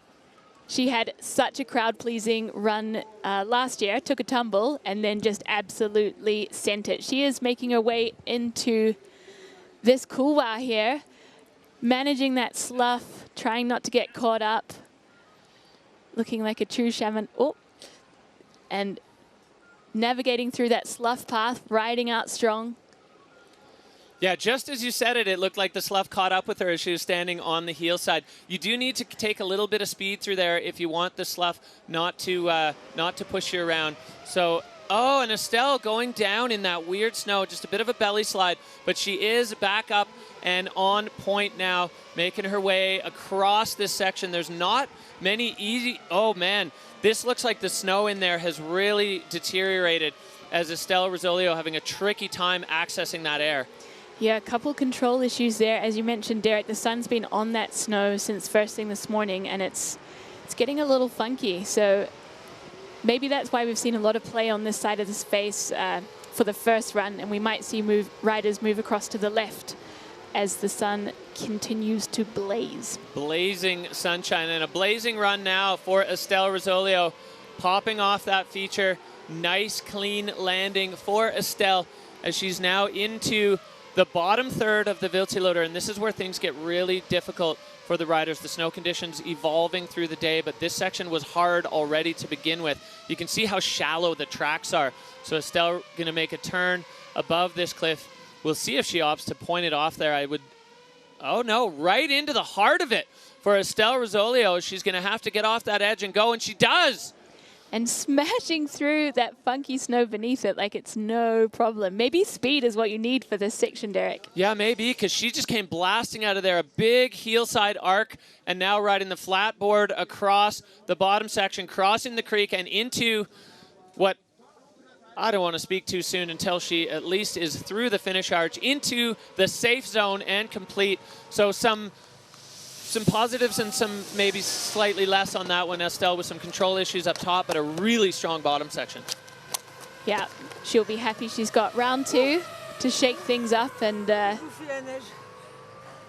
she's got a bit of snow caked up there as we take a look back here at the top section of Estelle's run, getting into this couloir, and just as you said, battling the slough a little bit here. It's running super fast because it's heavy snow. And then catching some nice airtime, but as we mentioned, there was a few control issues, but she still commits to the send and rides out strong through the trickiest snow in the whole face. Yeah, you can see the board just flapping and bobbling everywhere, but Estelle, again, another rider who has put her time in the gym, super strong, as Estelle looking a little rattled there, as she is going to have an opportunity to clean that up. There's a ton of snow tucked up under her helmet. Score coming in for Estelle, a 51 flat, so that's going to need to be tidied up if she wants to bother Erin Sauvé with the 93.3. As we check in with our current rankings leader on the Freeride World Tour, Spanish superstar Nuria Castan-Barron.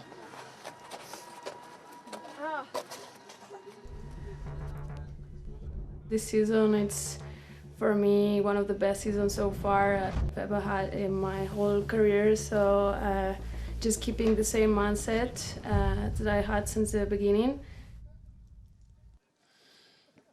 All right, well, Nuria, one of the riders who has had a bit of an up and down roller coaster ride on the tour, off the tour, re-qualifying. This year, coming in with a new mindset, super strong, 26 years old, and sitting in that fire bib in first place with 2 wins. So it is possible if Nuria wins and Anna is third or less, Nuria can be crowned champion here in Fieberbrunn. But of course, she has a 90.33 to beat, which is a big ask for any rider in any category. So Nuria Castan-Barron now looking to do her part to knock Erin Sauvé out of that hot seat. And it looks like she's lining up the same couloir that we saw Estelle move through. Maybe some of the snow in here has already shifted and she's not going to have such a slough battle. She's looking pretty tidy so far as she works her way down. Yeah, nice slash turn above the rocks, and now beating her slough only just out of the couloir. So a clean exit for our current rankings leader on the Freeride World Tour is Nuria, now making her way toe side. We've said the Goofies have, the Goofy footers have a little bit of an advantage on this crossover section. She's looking really tidy on this section. Some riders have been battling the snow there, but she's looking good, catching some airtime there and heading back down towards the bottom section. Yeah, so opting not to go up onto that flank that caused Estelle so much grief, and instead riding out in the open field and collecting features there. That open section, you know, she's added 3 features that other riders completely skip. So if Nuria is able to put a solid bottom section together, she can find herself in the mix as she gets heel side now, approaching this kicker that's seen so much action already. Popping 180 there.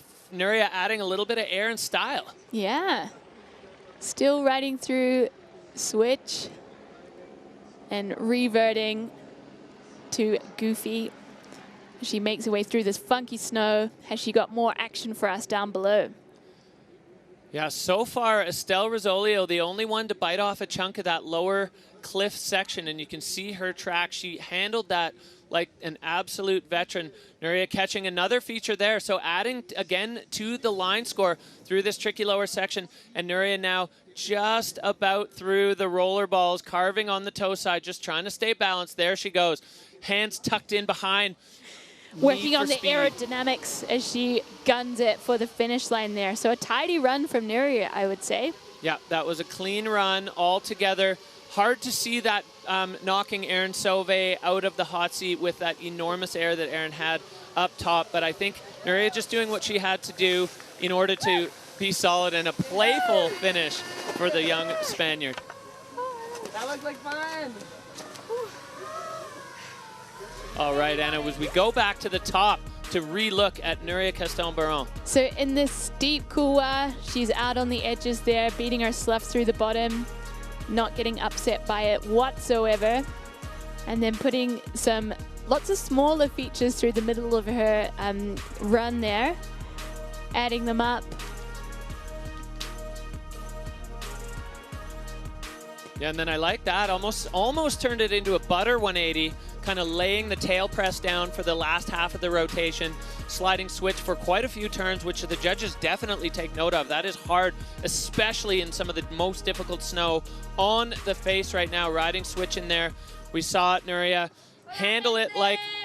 Everybody at home. Mama, stick All right, well, some shout outs for the folks at home from Nuria. Erin Sauvé looking very comfortable in the Dinostar hot seat. And as she said, and I really like that, I always wanted to sit here.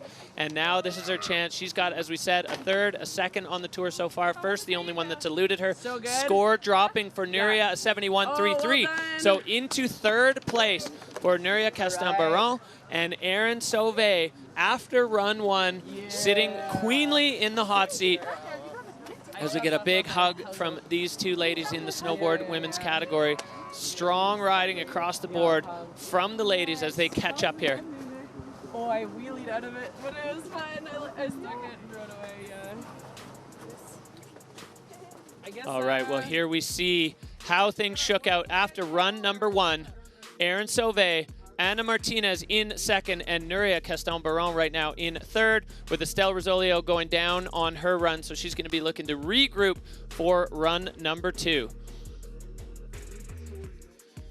All right, well, here we have another look at Erin Sauvé's run. So strong over her board, even that move above the Heusel cliff, and then this absolute highlight banger. Erin Sauvé, the biggest air so far of the category, getting the method down here as we wrap up Snowboard Women.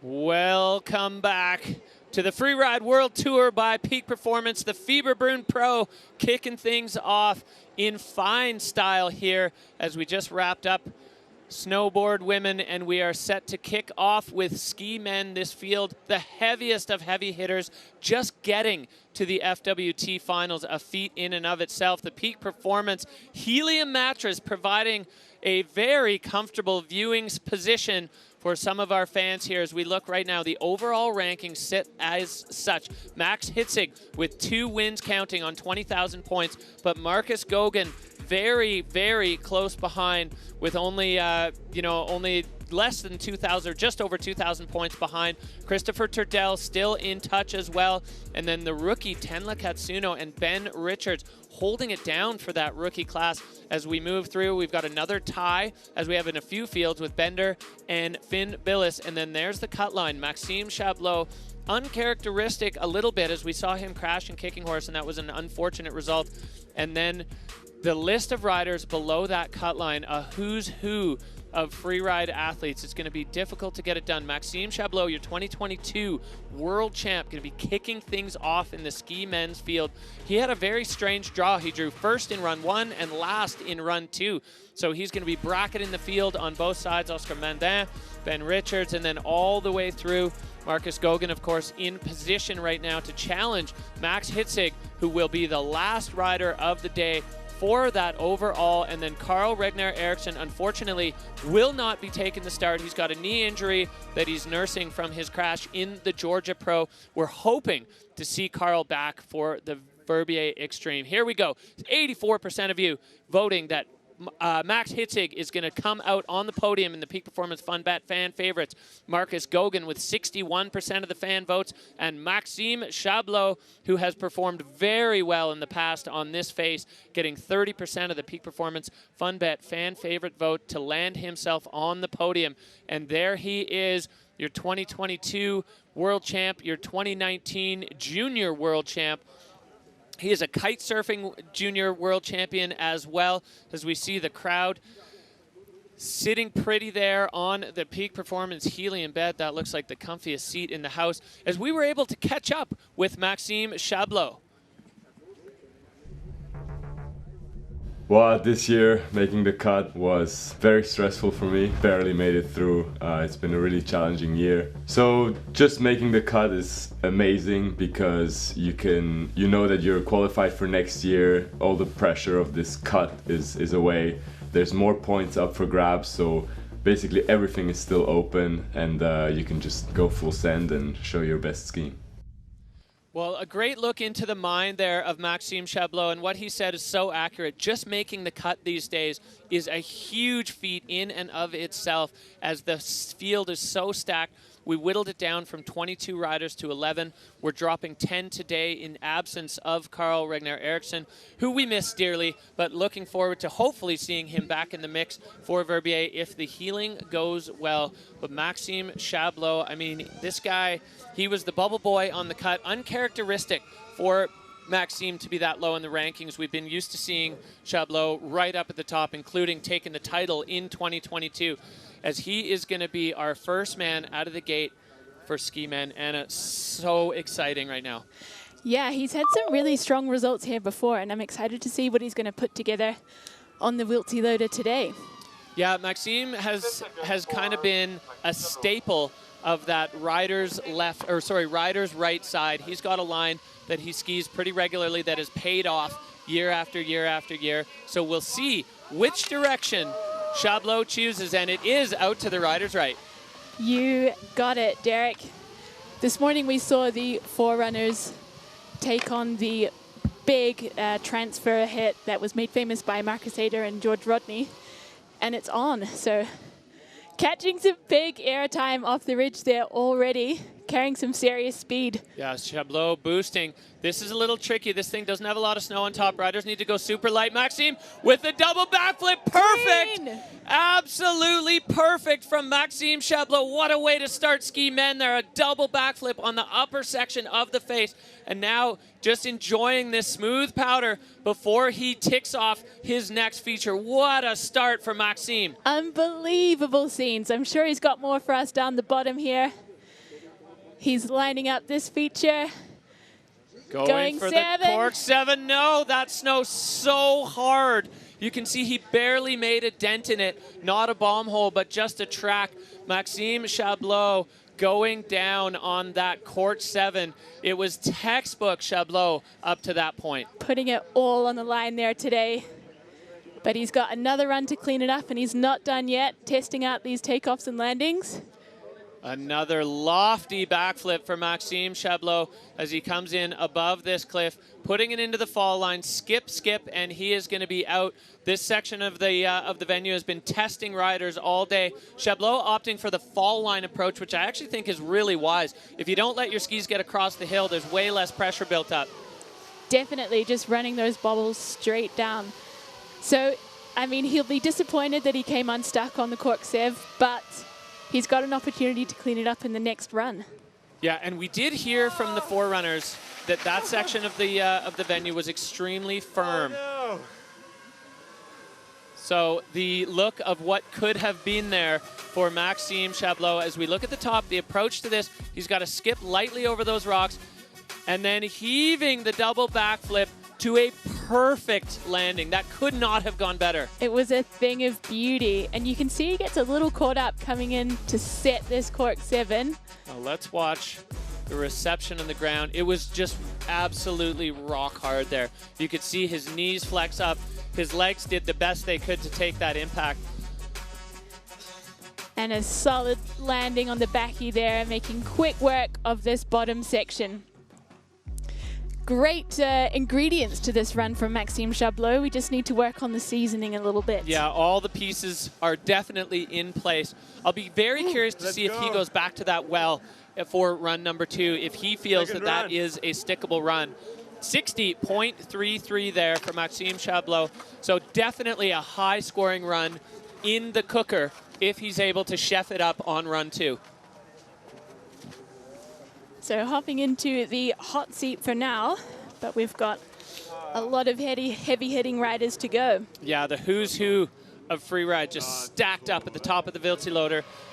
In men's ski, the next man, you know, he joked that I called him out for either crashing or podiuming, and he's hoping for a podium here. He's got a 16th, a 2nd, and a 15th, and that second place earning him a spot into finals. Oscar Mandin is on course now, and he is heading out to the rider's left side, steep, exposed right out of the start gate. He got a podium here last year, so I'm sure that gives him a lot of confidence coming into the punchy start from start 1. A little shifty at the top there, lacing some turns in above the Housel Cliff. Yeah, high speed approach there, taking a good angle and clearing the bomb holes. Oscar Mandin now at full throttle, coming across onto this far left flank. This is where things get a little tricky, as we just lost our view. If you get up super high on that wind lip, you do lose the speed to hit it as a jump, but I don't think that's going to bother Oscar as he's using that as an approach to this lower cliff section. Lining up something spicy here for us. Big backy, a bit of a whack flip. Oh, and again, that landing is so hard. The two opposite sides of the venue both providing very, very firm landings, and that section had a big wet slide pile of debris that was stamped out earlier in the week, and Oscar just not able to hold that landing as he tosses a nice straight air on that lower section. This is going to be another back to the drawing board line for Oscar Mandin. So we had 2 ski men down and a couple crashes down. It's all to play for. Yeah, it's going to be very interesting to see who is able to find the features that have a soft enough reception that they're able to hold it. Keep in mind that these are some of the strongest athletes in the skiing world. So if they're not able to hold those landings, that means it cannot be held. It's so firm over there. And, you know, the angle on that one, Oscar, especially with that backflip, went way out into the landing. And it was definitely a big impact.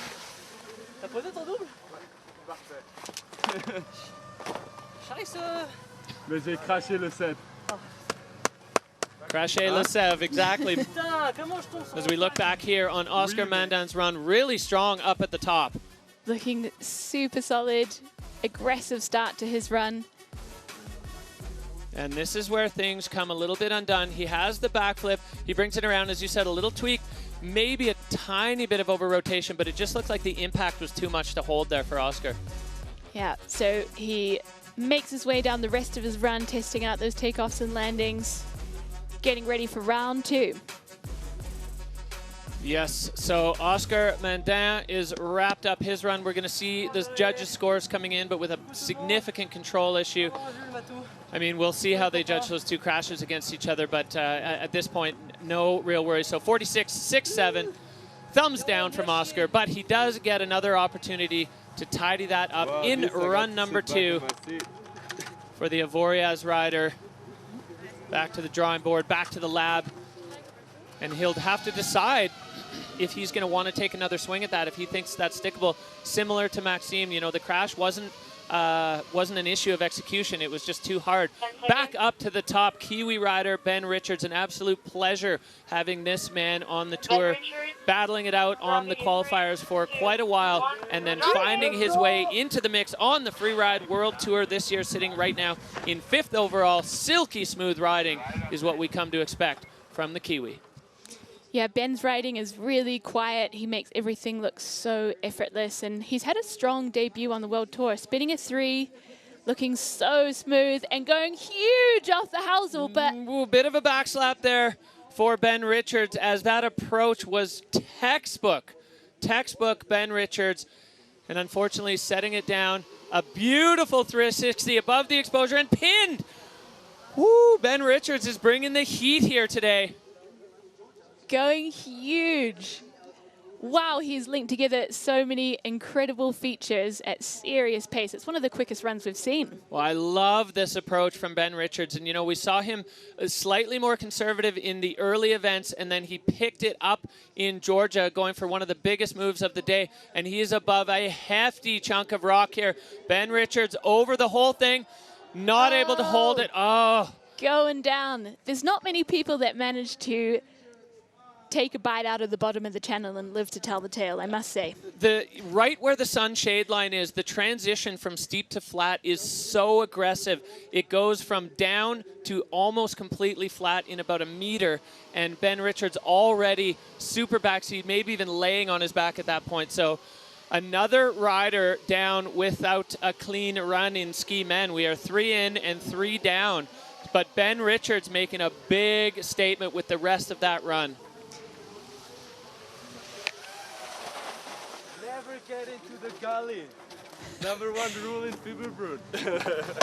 Told me yesterday. Oh, some veteran advice there from Chablon. Did you hear, Ben? You could have told me yesterday.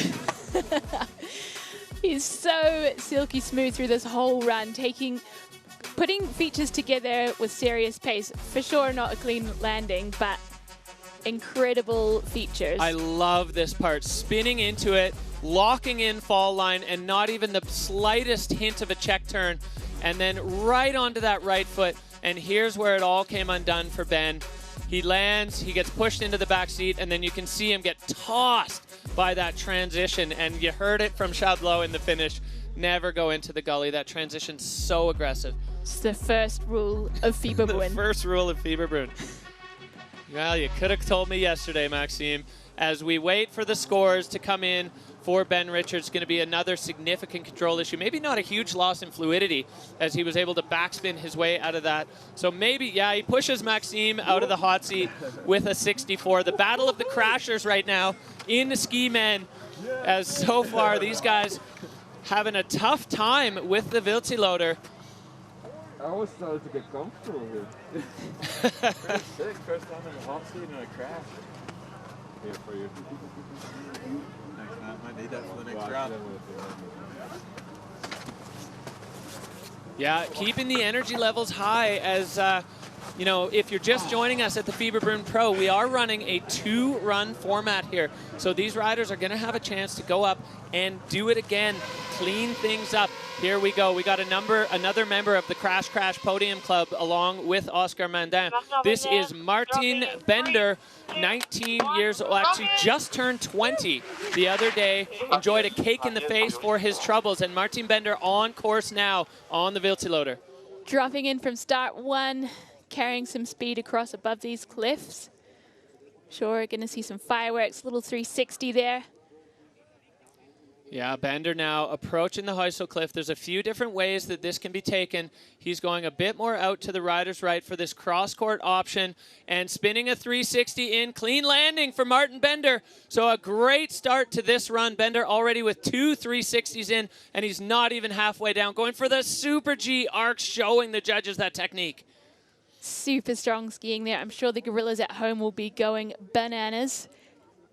Hopping up onto a shelf here over on the looker's right section and taking a big chunk off.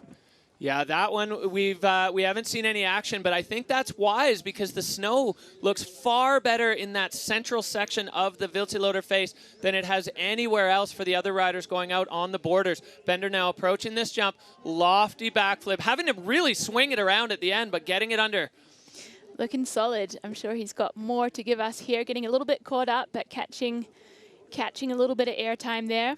Yeah, a forced arc turn there as Bender opting to go around this one and just save himself the trouble of this kind of really tricky section, airing over the bottom and putting it into the fall line. So barring any horrors in this lower section, we have our first clean run from Ski Man, both poles in one hand, and flapping the wings there. As you said, Le Gorille back at home in Verbier, going to be stoked with that as he pounds his chest like the gorilla he is. Robin! So sick. Sick skiing, man. Smart. So we're going to check out the replay here. Floating a 360 in above the exposure of the Huysel Cliff. Yeah, and then this angled approach allows him to set that left 3 and landed so nice. The angles match up really well there for Bender. And then I like this section. This is very smart, and you heard Ben Richards kind of echo that. Smart skiing. And I really like also that, oh, this is a beautiful laid out backy. Pulls his tips around just in time. But what I really liked is that he lands and has to ski across a bunch of bomb holes, and he just laces Super G turns. You see the technicity of his skiing. Technicity indeed, and the first clean run that we have seen all day long. Bender all smiles there in the finish. First clean run executed top to bottom, and we are going to see the score come in, and I think it's going to be reasonably high, a 78-3-3. So the judges leaving a bit of room for what they know could be to come. As Martin Bender taking over the Dynastar hot seat with a very, very strong run here on the Wildseeloder for the young Swiss rider coming out of Verbier. A lot of talent stacked up in that Verbier Freeride club as they are producing, well, maybe not so talented at putting skis against backdrops. We are back up to the top. Another rookie. We've got the 3 rookies on tour that are left in a row, and this is the 3rd member of the rookie class, Niseko's Tenla Katsuno. He has been on fire this year, and it's so exciting to see this man sitting in 4th overall, the highest placed rookie so far on the Freeride World Tour. And a 360 right off the top for Tenla. Such a committed move, carrying some serious speed and pulling another 360.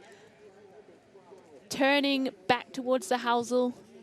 Tenla getting things started with a bang. Off the point with a backflip, and another perfect landing for the Niseko rider. Tenla Katsuno making a big statement here as he gets over into the far left. We've seen some tricky stuff. Another 360. How many rotations can we get in one run? Let's see what he's got for us in this bottom section. Solid straight air, looking strong on the skis. His time in New Zealand has really set him up to handle the challenging conditions here on the lower section. Yeah, and this is smart riding from Tenla Katsuno as he's avoided some of those bigger impacts in the section where the snow is not good. Tenla now lining up this jump.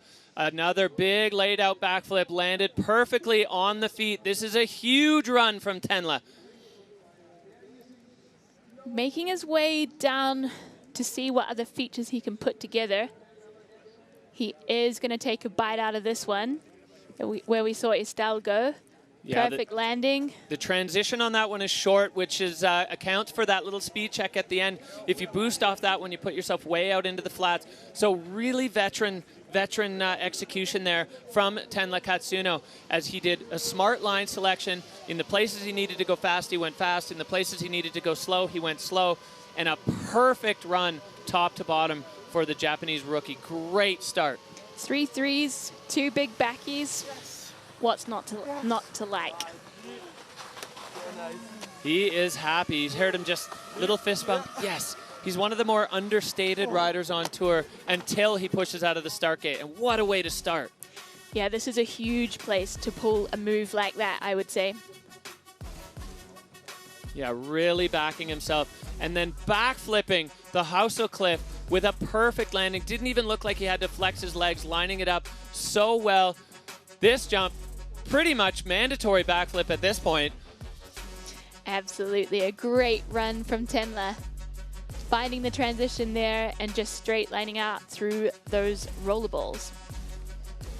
Well, I think we're going to be seeing the judges loving that one. When we look at the replay, there wasn't even a hint of loss of control there from Tenla, as he waits now for the scores to drop.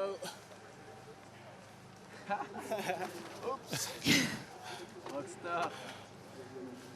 Well, the helicopter ski going a little sideways there as the score coming in, and he's into the 90s. 90.33 for Tenla Katsuno. A massive score there for the Japanese rookie. This man leading the rookie class so far and not looking like he's letting his foot off the gas whatsoever.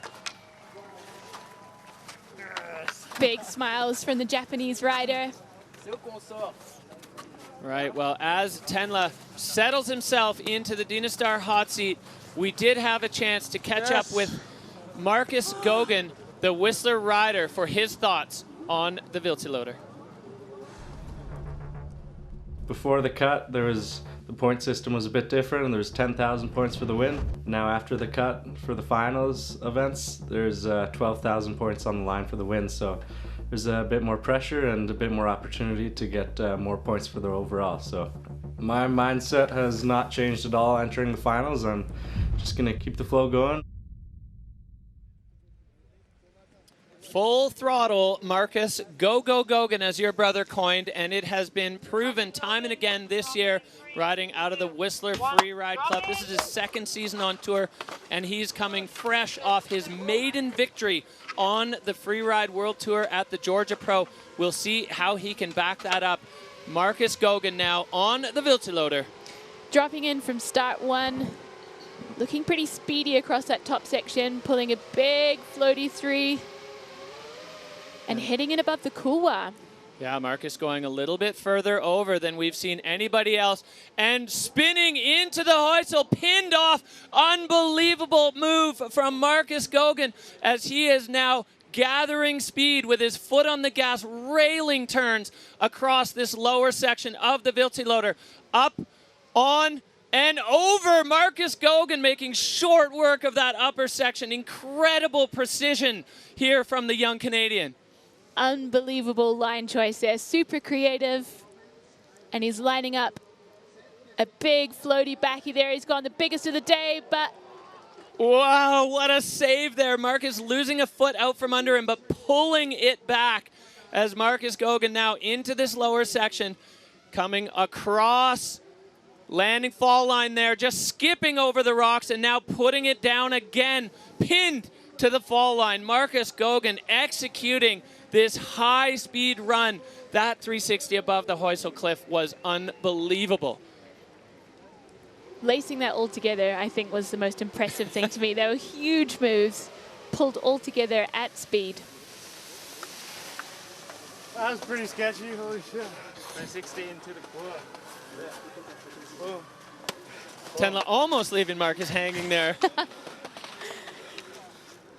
As he catches his breath. Anna, run us through this replay. What a way to start this runoff. Well, here he pulls a 360 and just immediately is in the air again, rides out so fast, and then takes that pace right over to the looker's left, where he manages to skip, hop, and transfer off that bluff section. The precision of the feet required here. This is where things went a little hairy. Marcus going much further than everyone else, punching through the snowpack, but muscling it out.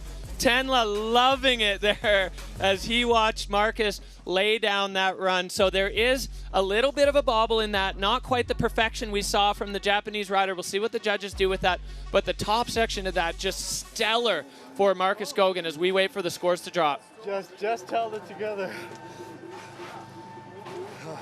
Well, he knows as well as everyone else does. So it is a 94.67 for Marcus Goguen. That bobble proving no bother for the judges as maybe the save even giving him a boost in control. So the judges loving the combo of freeride and freestyle there from Marcus Goguen as he moves himself into that hot seat. Well, we got a bit of a shuffle going on here, but there are no breaks on the Freeride World Tour. We got to get through two runs today. We are going back up to the reigning champion, peak performance and Scott rider, Vali Rayner, the Austrian now, kicking out of the gate, sitting in 6th place overall, so he's got to make some moves if he wants to bump himself up into the top of the rankings. And we've got more points on offer here for the podium positions in the FWT finals. So Vali will be really going for it. Airing in this top section. Yeah, loving that approach, this 360 into the exposure. Vali Rayner now lining himself up above the Housel cliff. And a 360, what is this ski men's field? Everybody is tricking the Housel. I've hardly seen any tricks off that in the past. And he's lining up this wind lip here. Floats a 3, puts himself in position, and shoots through that next feature. Yeah, really similar approach to what we saw from Ben Richards, and going for the same direction, kind of opting not to pop off that one, pulling the feet up from under him now, making his way through these balls. Vali Rayner clean through the top section. What's he got for us in the bottom? You can see this glide crack, and then the snow changes instantly. Yeah, there are some decent rollers here to catch some airtime, as he has clearly demonstrated. Riding out through those roller balls and in towards the finish. Well, great run from Vali Rayner. So had some question marks at the start of the ski men's field as we saw the first 3 guys go down pretty hard. But I think what we're seeing now from the last 3, it's Tenla, Marcus, and Vali, line choice is everything today, and avoiding those places where the snow is rock hard. There are opportunities for, well, Freeride World Tour execution and perfection in the venue today. Vali Rayner proving it there. A huge run from the champ. So checking out this action at the top. Committed air above, a lot of exposure below. Floating that 360 around, looking super solid on the skis, lacing the turns through this really chopped up snow. And then here we see the approach to this move, lining up the 360, Vali coming out of it exactly the right rotation and just carrying a boatload of speed into this, and I love this approach. Spin in, nuke out. Vali Rayner so precise there, and oh, that was perfect. Absolutely hissing out of that feature. See his line score there, making the most of the right side of the venue. Well, Vali just trying to catch his breath. The judges getting to work now. The score coming in, and it is high, 85.33. So only Tenla and Marcus holding down the spot above Vali Rayner. Incredible action coming to us here live at the Fieberbrunn Pro as we take a look. Marcus Goguen, Tenla Katsuna, Vali Rayner. That is your top 3 with only 3 men to go, but they are 3 of the biggest dogs in the pound as we go back up to the top to a 2-time world champion, the smoothest man on skis, Christopher Turdell, the peak performance rider, 34 years old, sitting in 3rd place overall, hunting with the Young Bucks for an overall title. And Christopher going huge right out of the start gate and kicking things off with a bang.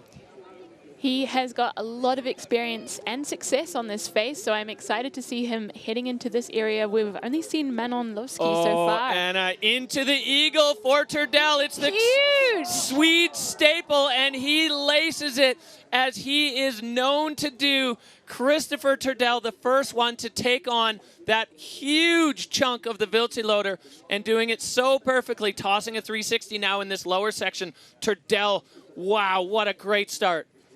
Always such a strong skier in all conditions, and a big backflip, floating it around. A little bit of a bobble in the landing, but he's holding it together and powering on. And I think he snapped his left pole. It looks like only half of it is there. So somewhere along the way, Christopher Turdell's left pole opting out of this run. Maybe it was too scared of the eagle to join along for the ride, but Turdell not letting that affect him with the big backflip and the 360 executed with a single pole. Christopher Turdell. Just a little lesson in when 4-point landings go bad. Yeah, I'd say probably good that he had the pole there to absorb some of that impact. So Turdell just going back to the well that has delivered podium runs for Team Sweden time after time. We wondered if anyone wanted a piece of that. What a run! Oh, yes. So sick. A huge run. That's scary. That looks scary. Both of my buddies, Carl and Rainer. Eagle buddies. Eagle buddies, Carl, Ragnar Eriksson, and Raina Barkared. That one was for you as we look back on this run from Christopher Turdell. So airing out of the start gate there, getting in the groove for a huge run. Let's just check out the approach to the eagle. Serious pace and commitment. And just goes enormous off it. Perfect landing and laces some turns out of there. Yeah, as only Turdell does.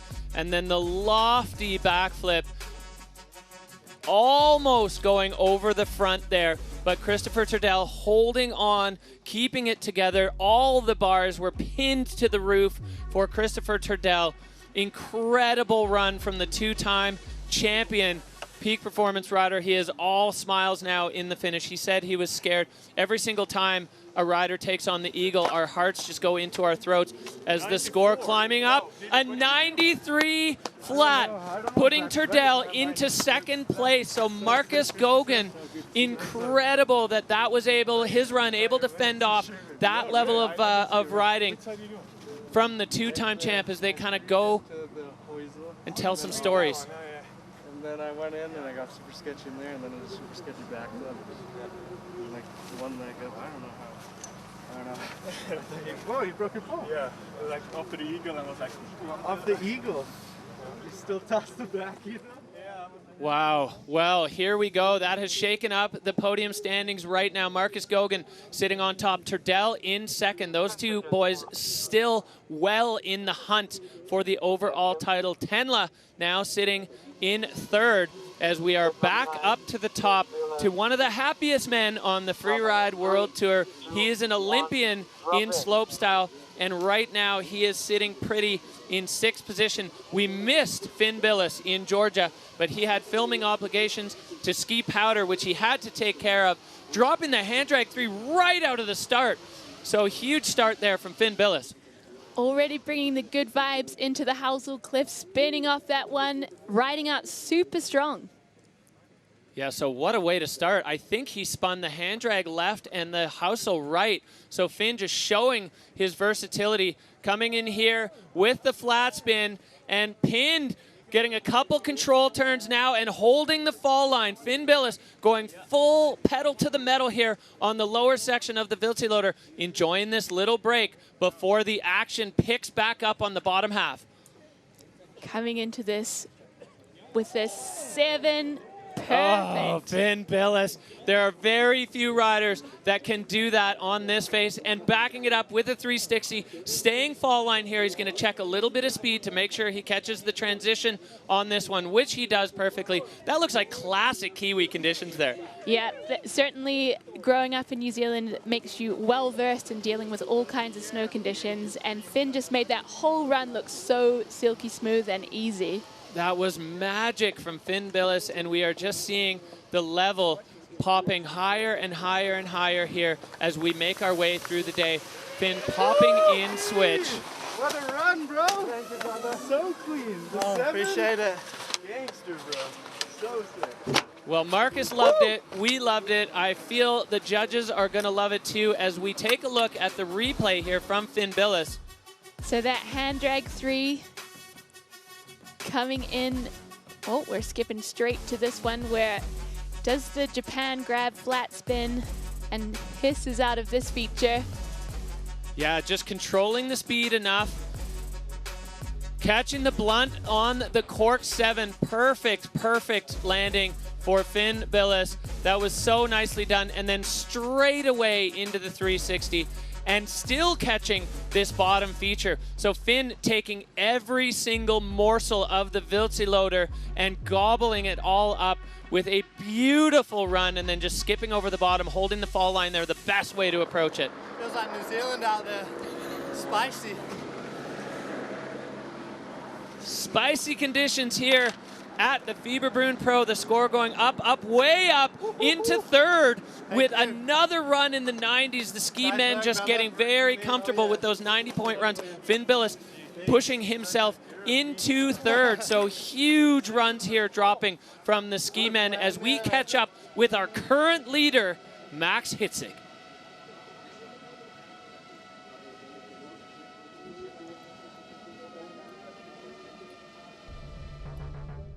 No, the finals are not a new start for the season. You just have to continue the competitions. I want to push the sport into harder lines. So it's unique to ski on that face, and now we are in the finals and it's go time. Now we are in the finals. As he said, it's not a restart. The rankings or the finishes from before still count. So he has already got 2 wins on the season and a podium finish in Georgia. So sitting on, as its best 2 of 3, he's sitting on 2 wins. So he has the point advantage right now over Turdell and Marcus Gogan. He opened up a brand new line on this section last year. Will he go back to that? It looks good. It looks like it goes, Anna. Yeah, that was a power move. I hope we see some play in that today. He is heading over to that area. Well, we've been calling it the Hitzig, and Max Hitzig getting a little wild on the approach. Is he going to have enough speed? He takes it with a 360 and lands perfectly. Oh, Max Hitzig taking his magic and just increasing it here on the Wildseeloder. That was an incredible move. So bold from Hitzig. And getting some more airtime under his belt as he moves through this open section. No! Whoa! Catching a bush there. Matt Hitzig narrowly avoiding disaster on the lower portion of the Wildseeloder. He's got some rollers to play with down here. Catching some more airtime. Oh, Looking a little loose there as well. This snow is so tricky. He's such a strong rider. Going for almost the Andrew Pollard, Drew Tabke-esque long cross-court move. I'm glad to see someone keeping the swoop alive, as Pollard loves to call it. That was a sweet move at the end there from Hitzig. I thought he had let his foot off the gas just before that, but he never does. Certainly not. Making his way across the flats there for the finish line. A pretty spectacular run with some really hairy moments there where he managed to just hold it together. Yeah, I can't. I'm mouth wide open. That top move off the Hitzig transfer to add a 360 to that is just incredible. The 3 worked out great, bro. Exhausting. I know. Bro, you're next level. Bro, you're next level. That 3 was perfect. All right, let's take a look back here. The approach to this got a little wild too. Definitely. Rocking and rolling, and you can see that's just perfectly set to land and ride out super strong. Yeah, he lost a ski there. He was a touch inside, which we don't see from Hitzig, but still having the wherewithal to hit that, add the 360, and land absolutely perfectly on the transition. Popping in here, and this is where things start to get wild for Hitzig. He shoots off this one, gets on that right foot, and then the bushes almost, oh, we're not going to get to see it, but almost gobbling up Mats Hitzig. So that run had a bit of everything. It had probably the move of the day so far, and then some real heart pounders in the middle. So interesting to see what the judges, I saw on the green bars there during the replay, and a control a little bit down, which definitely makes sense to what we saw. That's super exhausting, but it was fun. Good snow. Good snow. Interesting feedback. Yeah, what was the score? 94. So there we sit. Marcus Gogan on top, Christopher Turdell in second, and Finn Billis in the top 3, and then a whole bunch of heavy hitters still rounding things out. It's going to take a high 90s run to knock Marcus Gogan off the podium. But remember, we saw Chablot go down on a blazer with a double backflip. It almost feels like some of those upper moves a little wasted when things go hairy at the bottom. Oscar Mandin as well. So the judges have their work cut out for them, because this one had a little bit of everything. A true roller coaster ride for Max Hitzig. You can see them there furiously riding, discussing the scores, with the ranking being the most important section above the scoring. I bet.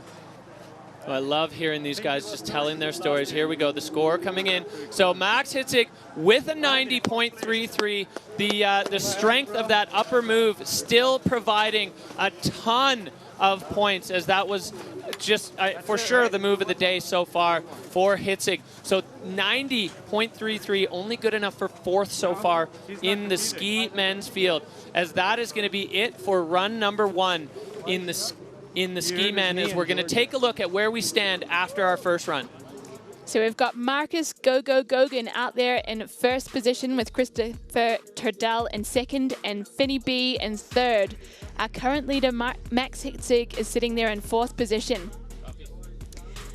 And we've got a few crashes from about position 8 down, and they'll be looking to use the second run to tidy up the components of their runs and really get a score on the board. Well, for sure, Ben Richards, Maxime Chablot, and Oscar Mandin having huge runs that were not quite finished in the way they were designed. So you know all 3 of those boys are a threat.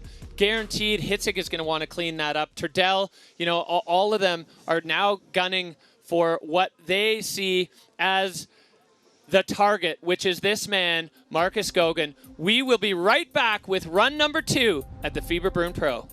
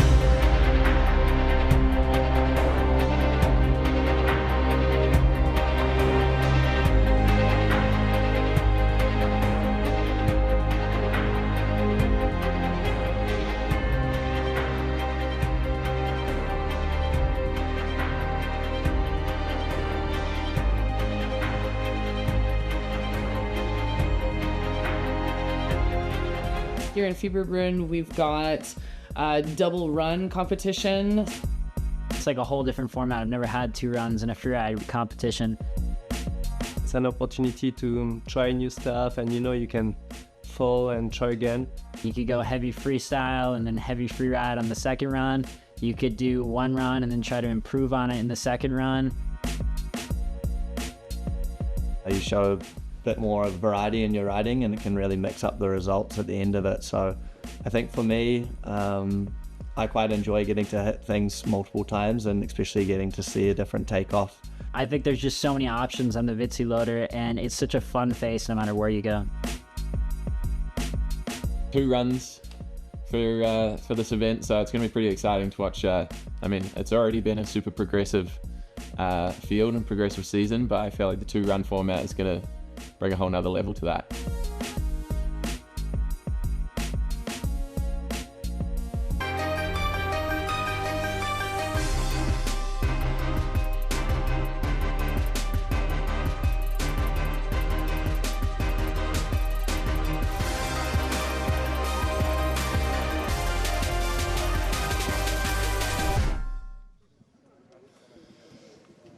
Welcome back to the Freeride World Tour by Peak Performance. We are live from the Fieberbrunn Pro. I'm Derek Foose, joined in the comms booth with Anna Smoothie. Anna, run number 2 in the books, and what a show we've had so far. Yes, run 1 has been absolute fireworks. I think we've all been pleasantly surprised with how the weather is holding up. The riders have been doing an amazing job to throw down on the Wildseeloder face. Yeah, we've just seen all 4 categories absolutely blazing through this face, and we are going to get to see it all again. And this is where our big questions, our strategy questions, are going to start to get some answers, as we're going to see the riders take to the Wildseeloder again, and it's going to decide, are you going to go for the same run and try and do it better? Are you going to switch lines and do something else? There's just so many different ways you can approach it after run number 1. I think a lot of it will depend on what happened to the riders on the first run. Absolutely. If you are happy with your first run and you don't think you can one-up it, you might take on a different section of the face, maybe some different snow conditions. And if you had an absolute scorcher, but you came a little bit undone, you could use the second run as an opportunity to clean it up and bring it home. Yeah, I could see Erin Sauvé, for example, going that route of choosing a different line, as she pretty much maxed out her first run line and executed it so perfectly. And then other riders, Hedvig Vessel, I would imagine, stay on the same line and do it a little bit better. Although she's sitting in first, maybe she wants to be more first.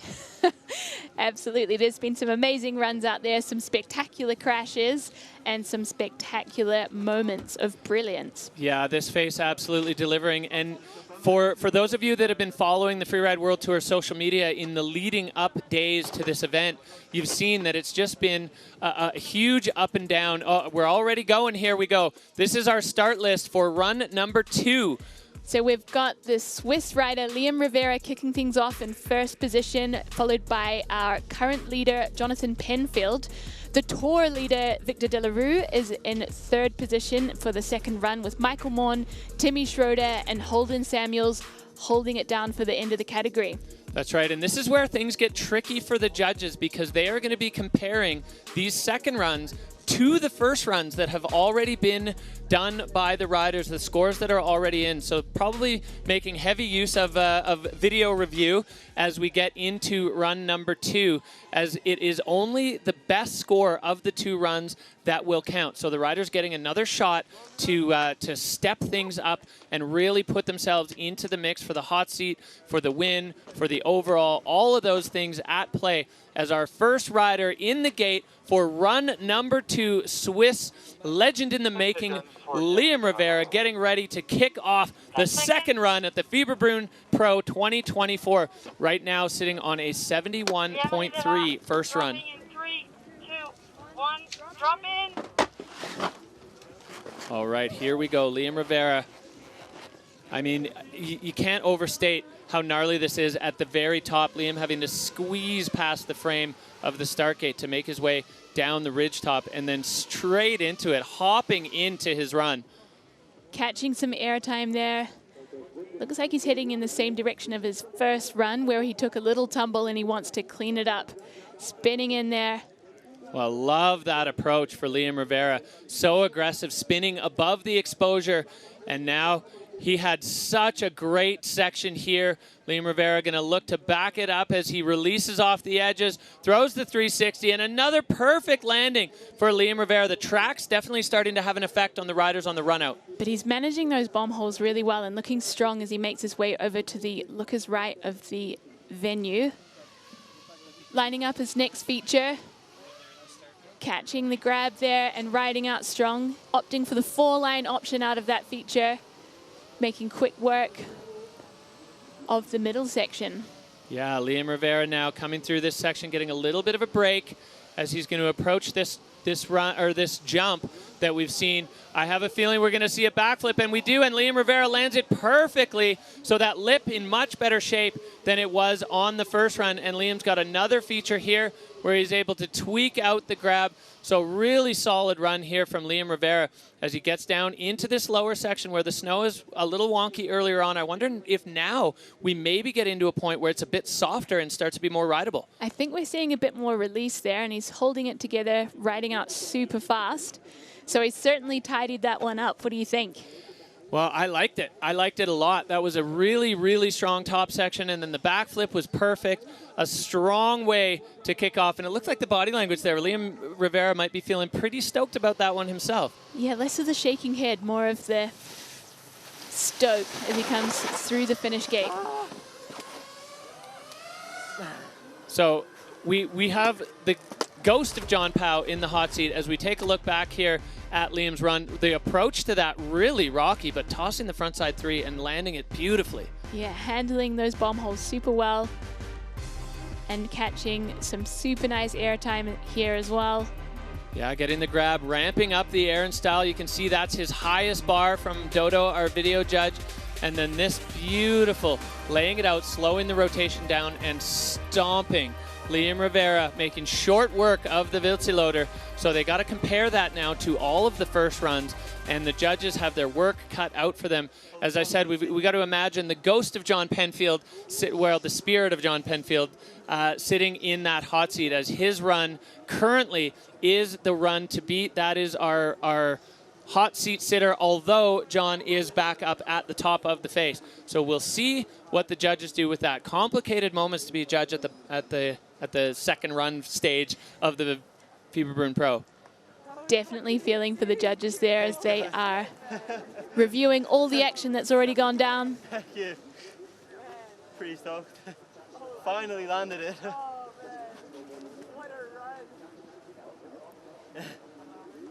Well, you can hear Liam in the background. He is stoked. He said to finally landed it. So happy times for the young Verbier rider.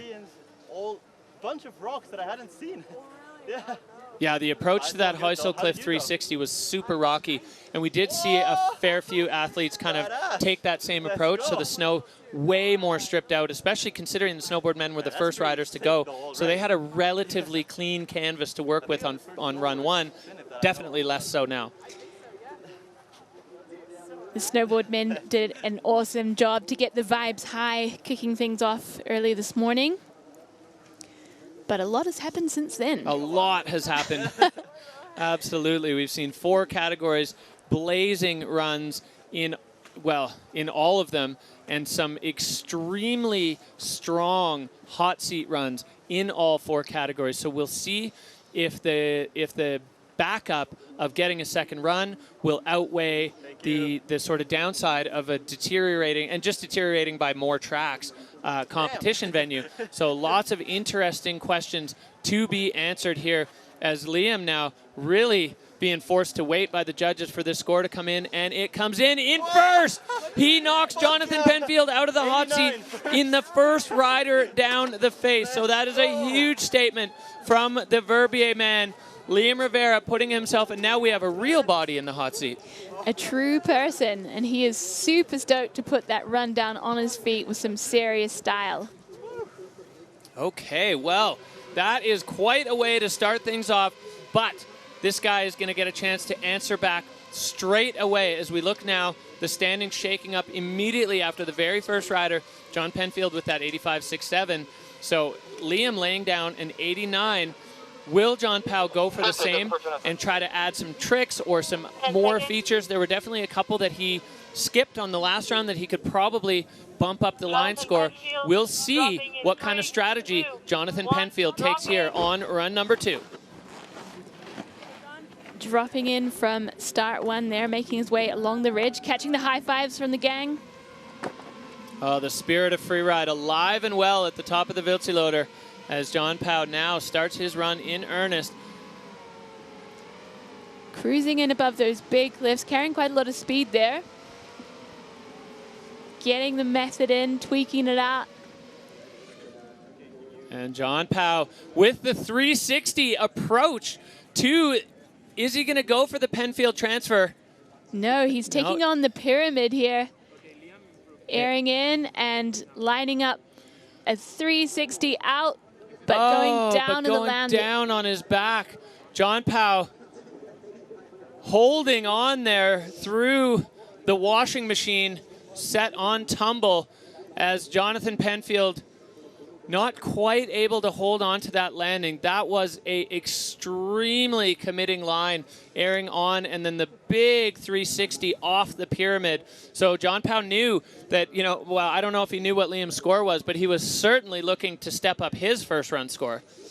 But the joys of the 2-run format means that he can fall back on the 85 score of his first run and still be in podium contention. Absolutely, for sure he can. Will he be remains in the hands of the rest of the riders in the field, as John Penfield going to make his way off of the venue after that tumble. Still going to be looking to have a good time on the lower section of the face here, as that was, well, it was definitely a strong effort from Jonathan Penfield as he put down a serious gauntlet and just unfortunately not quite able to hold on, and now into this glorious untracked section of the Wildseeloder. Just getting some pal turns in through here. Still gonna go for some air time. Oh yeah, John loves snowboarding, and any opportunity he's gonna have to do it on his own on a face like this, he's gonna take full advantage. Skipping through the double at the bottom. He may salvage a few points, but I don't think it's gonna better his first run 85 there. So Jonathan Penfield will hold on to second currently, but of course we've got still some very, very heavy hitters and a couple who didn't quite have their way with run number 1. So we'll see what those riders are able to do with the face today, as Jonathan just laying down some arcs here at the bottom of the venue. He's got his mum and his fiance here supporting him. I'm sure they're cheering him on in the finish. I'm sorry, bro. So checking out this replay. Catching some nice air time and bringing together backside 360 there before he takes a different approach in the next section, which I loved that top section.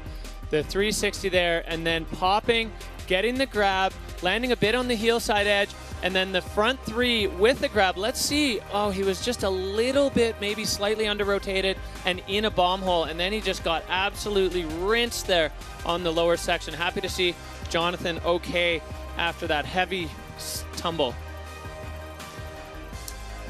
absolutely the 2-run format may play in his favor, but we'll have to check out the rest of the runs of the field. I mean, the second run for the next category is going to be... Yeah, for sure. Tough. Maybe go the other side. Yeah. And the score coming in here for Jonathan Penfield, 44.33. A little over half of his first run score, so he'll be resting on the score of run number 1. That's right, sitting in second for John Pao, and the man sitting at the top of the pile in the overall rankings, Victor de la Rue. We had a chance to catch up with him a little bit earlier on.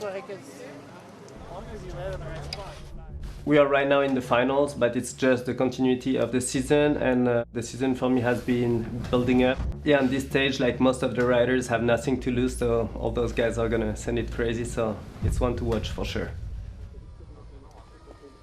Well, that was very well said by our current rankings leader, de la Rue.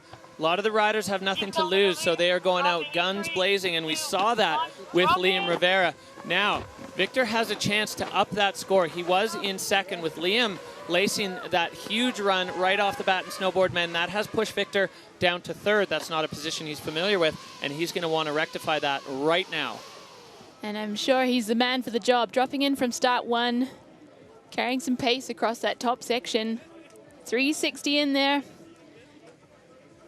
Yeah, with the grab, little nose butter, losing a bit of momentum as Victor may be opting now not for the, well, definitely opting not for the, oh no, he still goes for it, but was just a touch short, and then tail pressing over those rocks.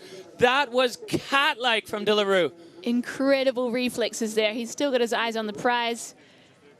Oh, lining up the next feature. Truly didn't think he had enough speed for that one. Going back 3 off this bowling ball nugget.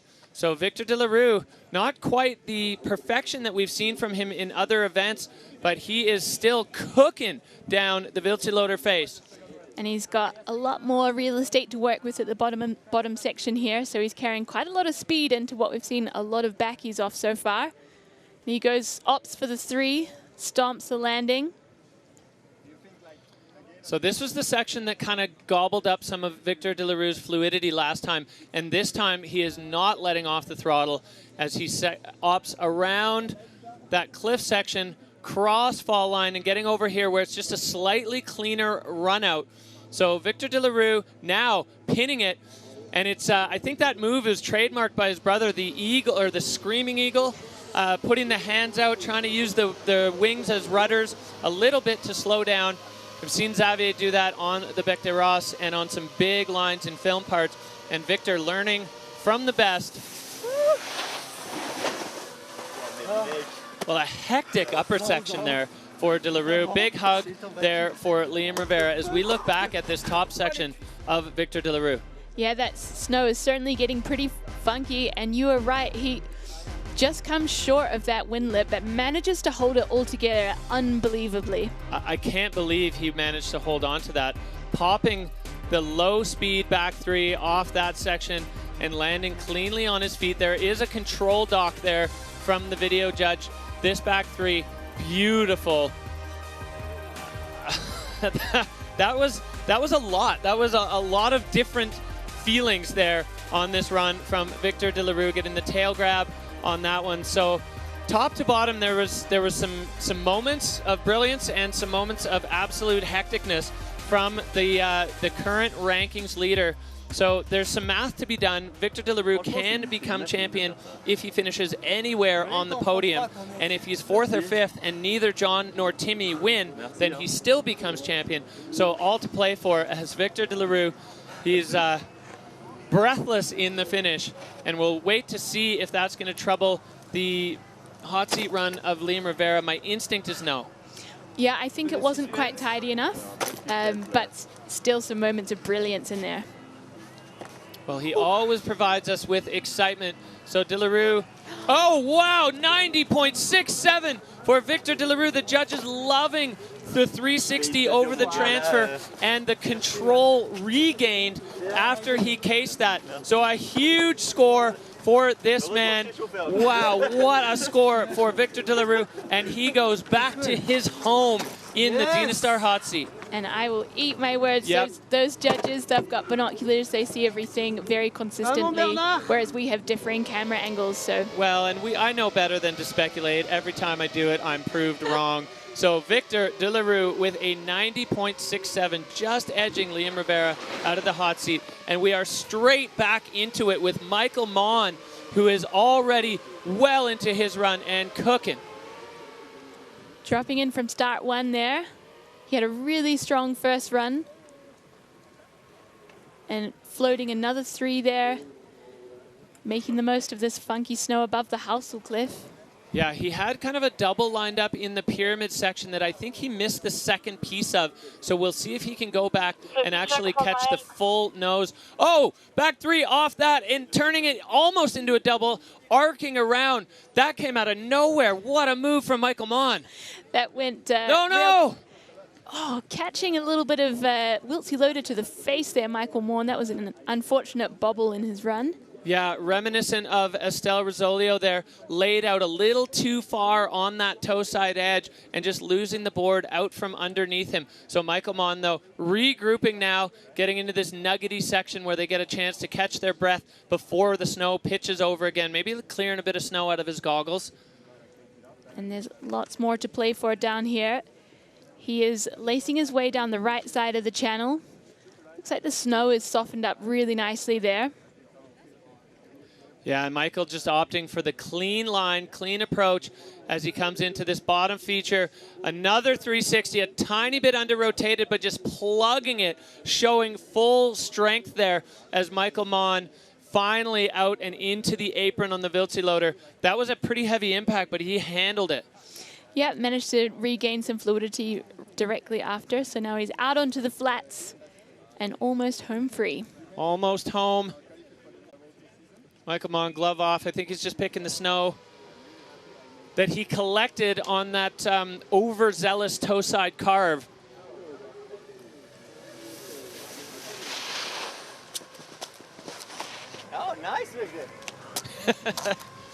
Sounds so surprised to see Victor in the hot seat, but he's been sitting there for a lot of the season. Well, look at this, right off the heel side edge from almost a dead standstill and then just flying out of that pyramid section. That was such a cool move from Michael Mon. It was almost like a drop into a half pipe from a dead stop to a 360. Well, he does have quite some half pipe experience, and he certainly laced that one beautifully. And the 3, which, yeah, as you mentioned, slightly under-rotated, but gets right back up and rides off.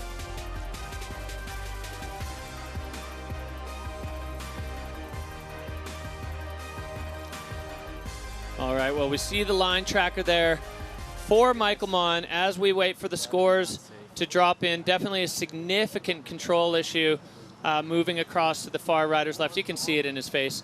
Michael Mon not overly pleased with that one, a 62. Nice job, dude. So congratulations there to Victor. How did you go up and fill? Team for the 30 seconds. All right, here we go. Riders left. Timmy Schroeder, the next rider. This was one that didn't go quite as planned on run number 1, so a big contender. Tim Schroeder is always a danger to the hot seat. He's another rider who has got 2 spots on the podium this year. He would love to bump that up to the number 1 spot. He's a rookie on tour, but he has not been performing like a rookie. He has been blazing along on his path on the Freeride World Tour this season. And as you can see on his helmet, he is a certified shredder, and he is ready to drop in from start 1.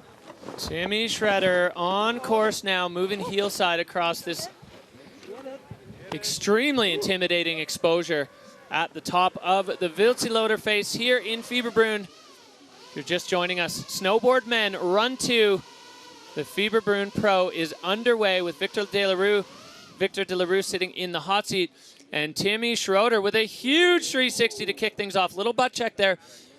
Well hidden by the powder cloud, but I'm sure the judges' binoculars picking that up. Smart move, buttering around another 3 into this section here, which has seen a lot of play today. Yeah, you can see the tracks, especially that cross track, is starting to get very established. As Timmy putting himself in, he's going to have to kind of double in to this corner of the Housel Cliff and managing it perfectly now as he motors across the left flank of the face on his heel side edge. Handling it really well. I think the snow has softened up. Spinning another 3 there and lining up the next cliff on his, lacing some turns there. Solid landing. Yeah, Timmy Schroeder now battling slightly. The snow on this part of the face a little bit tricky, but he's got it handled. Down here we saw a big backflip from Timmy on run number 1. We'll see if he repeats that. The lip is well established from all 4 categories now as he tosses it, laid out and landed absolutely to perfection. Timmy Schroeder really making a strong case for himself. Big back 3. It's just lacing them together there. He wants a little chunk of this cliff section, which you need to wash a bit of speed for to catch the transition, and he finds it well. And now letting off the brakes completely, Timmy Schroeder with a huge run here on the Wildseeloder, run number 2. The 2-run format really proving its mettle as we saw both Liam Rivera and Victor De La Rue taking big steps up the rankings. Well, I guess the step for Victor wasn't that big from 2nd to 1st, but a solid one nonetheless. And all smiles for the Innsbruck rider there as he gives a high 5 to Victor. Let's take a look back at this run, Anna. So 360 straight out of the gate, but does have that control issue in the landing. And this move, looking super strong, navigating the bomb holes and riding out on his heel side edge there. And then laying out this beautiful backy. It's looking so relaxed, such a solid landing. Yeah, hands at his sides. You can see the fans there cheering him on. Love to see it. Love it. So it's a bummer that he had that issue at the top because the rest of that run from Tim Schroeder was definitely in contention for that top spot, but I think with a control issue as big as that, Film down. Film down. Stringer in the place. We're out here sending it. You know it. Well, Victor loving the Timmy Schroeder show there as they wait for the scores to drop. Tim Schroeder, always an entertaining character. He's just a general good time to be around. Yesterday, he and Holden Samuels built maybe the biggest snowman I've ever seen, while the other riders were intently standing with their binoculars checking the face. These boys were playing out there like kids, and I love to see it. Je te vois, Bernard. T'es caché. So the judges are doing their work, and the score is coming in for Timmy Schroeder. 87.33. So even with that bobble at the top, the rest of his run strong enough to put him into podium contention right now in snowboard men. So run 2 proving its mettle once again, as we've had 3 riders climb up the rankings significantly as we go back up to the last man in the category in the Fieberbrunn Pro. 10 seconds. Some last thoughts there from the Salt Lake City rider. Holden Samuels riding under the stars and stripes and ready to go as Holden Samuels kicks things off for run number 2 here at the Fieberbrunn Pro. This is another man who could have a very strong say in that hot seat if things go his way. He's so strong on the board and going right into the exposure at the top. Riding through on his toe side edge. Bit of an advantage in this section. Spinning 360 and lacing some turns. Yeah, I think the Goofy Foot riders appreciate these rare moments where it's an advantage for them as he comes down and lets go off the Heusel Cliff onto the heel side edge, holding on, battling for balance, and then getting out into that powder. Now he's got to cross this debris field on the toe side edge and managing it easily, popping that wind lip and finding perfect transition. Yeah, he's got a lot of features to play with out here on the looker's right side, catching some serious airtime there. A few wiggles in this run that have really had me on the edge of my seat. And another one crossing the debris under the Eagle to get over to this glorious powder field that has very few tracks in it. Now he's got to line up wide if he's going to make it to the jump section here, which he is approaching on his heel side edge. Big back, he brings it round looking super relaxed. Beautiful backflip, almost a trademark at this point for Holden Samuels now coming into this slow section. Front 3, oh, just a little short. I think he didn't quite have the speed he thought he did, and that one has a really aggressive upslope on the takeoff. But he's not done yet. Lining up this one here. Dropping in, finding the transition, and just working those bobbles. Yeah, just making his way. You can see the roller balls have been shedding off the Wildseeloder. The temperature spiking through the day. We've got full sun right now, and that is definitely warming things up. We were 2 degrees earlier in the day. Definitely well warmer than that right now as Holden Samuels making the last couple turns to cross under the arch. As you said, Anna, that was an adventurous run. A lot of really good moves, but a few moments that had our hearts in our throats. All right, let's take a look back at this run from Holden. I love this approach. Super aggressive off the corner of the Heusel. And there on his heel side, he looks a bit sketchy, but manages to hold it together. We can see the control bar a little bit red there.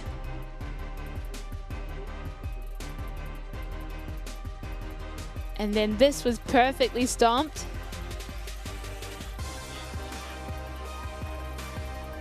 And then moving down to this section, he runs this one out with speed. So a great run from Holden Samuels, a few control issues. I don't know if that's going to be contending with the man in the hot seat, Victor Delarue.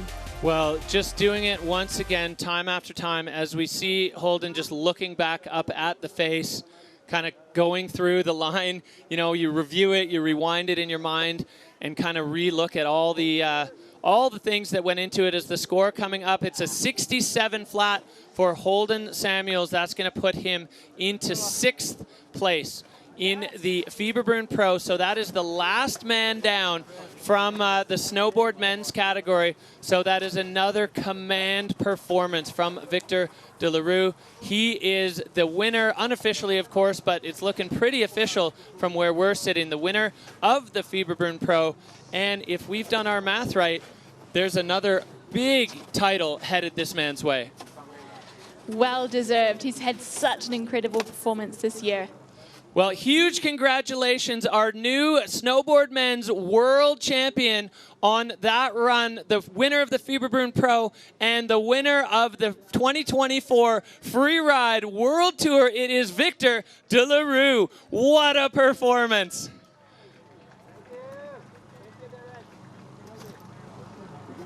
Absolutely incredible. Huge congratulations to this man. 4 starts, 4 wins. De la Rue dominant this year in the snowboard men's field and wrapping up the title with 1 comp to go. This is what the overall picture looks like in the battle for second.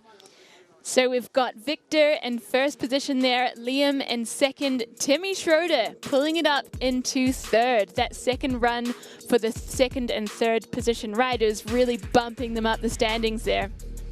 Yeah, what a day. Liam Rivera and Tim Schroeder and Victor de la Rue making huge work of run number 2 and moving Jonathan Penfield down into 4th in this comp. So the 2-run format now, this is where things stand in the overall. We have a crowned world champion with 2 wins on the first section, 3 wins on the first section and a win in finals. His lead is unassailable, but Timmy Schroeder, Liam Rivera and John Penfield all very tight for that second step on the podium in the overall, and that is going to come down to the Yeti Extreme Verbier, our last event of the season, the Freeride World Tour Finals.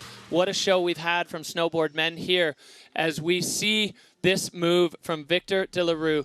Unbelievable backside 3 over the Penfield gap, casing it, but still riding it out like a cat, a ninja cat. Oh, and a wow. Absolutely unbelievable. The speed, we thought he didn't have enough speed to make that gap, but he just absolutely smashed through it. All right, well, we are wrapped on snowboard men and heading to ski women for run 2.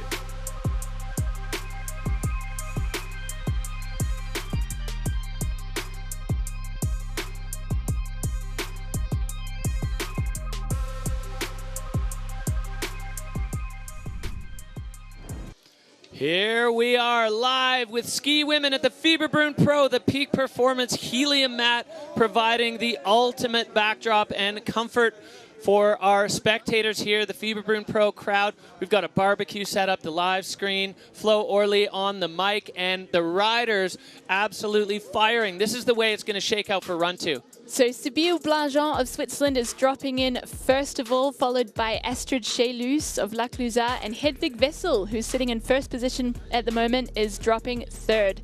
Suze Wittig and Manon Lowski, our current tour leader, is the last rider to drop in ski women. Yeah, so heavy hitting field here. We've got a few riders who are going to want to clean things up. Hedvig Wessel with a very strong statement on run number 1, the backflip, the big send off the Heusel Cliff. A really, really strong performance from Hedvig as we go back. So the last rider in run 1 will be the first rider in run 2. It was a full redraw, so random draw for bib order on the second run, and Sibylle Blangeon sitting on a 78.6 will be rider number 1 for ski women in run 2 here at the Fieberbrunn Pro, all to play for in the ski women's category. She is dropping in from start 1. Looking strong. The snow's still looking pretty decent on that side, and she's crossing over onto the looker's right, catching some air time. It's a bit cut up in this section, but she's making quick work of it. Still wants a big chunk of the Heusel. Right off the nose, a slight redirection, a tiny bit of a backslap there for Sibylle, as the bomb hole there is a whole lot bigger than it was the last time she went off that cliff. And now getting into this section that is turning into a beautiful corn snow slush in the afternoon sun here in Fieberbrunn. Sibylle lining up another hefty one and a clean landing on that one as well. We're seeing some fast riding here from the Swiss competitor. She's looking over to the right section to catch some more air. Almost getting her ski grab by that tree. That tree wasn't there on run 1. It's kind of popped out of the snow as things get a little bit more melty. Now Sabile going even further riders left than we saw earlier on, as she's going to look to make her way down this section, popping over the roller and popping over the glide crack. You can see the old lumps and bumps in the snow down on this low section. It's not easy skiing, but she's looking pretty strong here, lining up another air and straight lining out across those bobbles. Yeah, there's so much wet slide debris as the snow turning into balls, and all the slough from the upper section of the face ends up down in that part.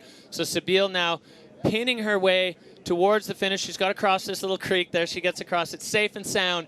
So the Swiss rider out of Verbier going to be making her way towards the finish arch. Looks like she's got a bit of a sore shoulder. I wonder if the impact off the Housel cliff kind of slapped her arms back.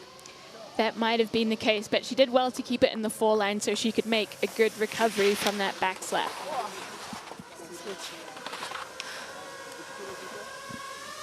Turning the music off as we look back at the run of Sabile Blanjean. So here she is lining up the Housel. Let's see. Yeah, a bit of a back slap, but such a good recovery. Straight onto the downhill ski to make her way over to the right side, where she packs in a bunch more airtime. Yeah, I really like the pop on that one. It set her perfectly into balance. Now she's just trying to run some of that speed off. And then here she got a little snaggled up in the tree, but no problem for Sabile. All of these riders, such strong athletes. They're able to just kind of, sometimes you got to muscle it out. And that's where the time in the gym comes into play. Big smile for all the homies back in Verbier watching Sabile Blanjean, 72.33, so that's going to be good enough for third so far, which I think is where she was sitting after run number 1. Yep, she is maintaining that third position, but we've still got some big heavy hitters coming down after Sabile. Oh, we sure do. Here we go. That is a look at the whole playing field here at the Fieberbrunn Pro. This is your standings currently. Hedvig Vessel on 82.33, Manon Lowski just a hair behind on 82 flat, and Sabile Blanjean still holding on to that third spot, but both Astrid Chelus and Zuza Vitek did not have the cleanest of runs on run number 1, so they're going to want to be climbing up the rankings. We saw a big shakeup in snowboard men. Will we see the same from ski women? 20 years old, riding out of La Clusaz. It is Astrid Chelus on course here in Fieberbrunn.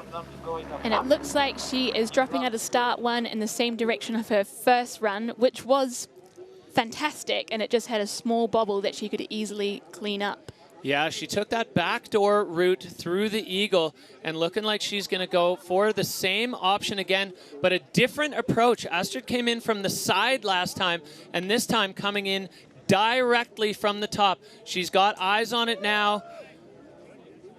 Getting a little bit offline there. She's going to have to go in a bit of a strange direction over the rocks to get into this takeoff pad, but managing it perfectly and clean. The crowd outside our tent roaring for Astrid Chelus. A power move from the rider from La Clusaz.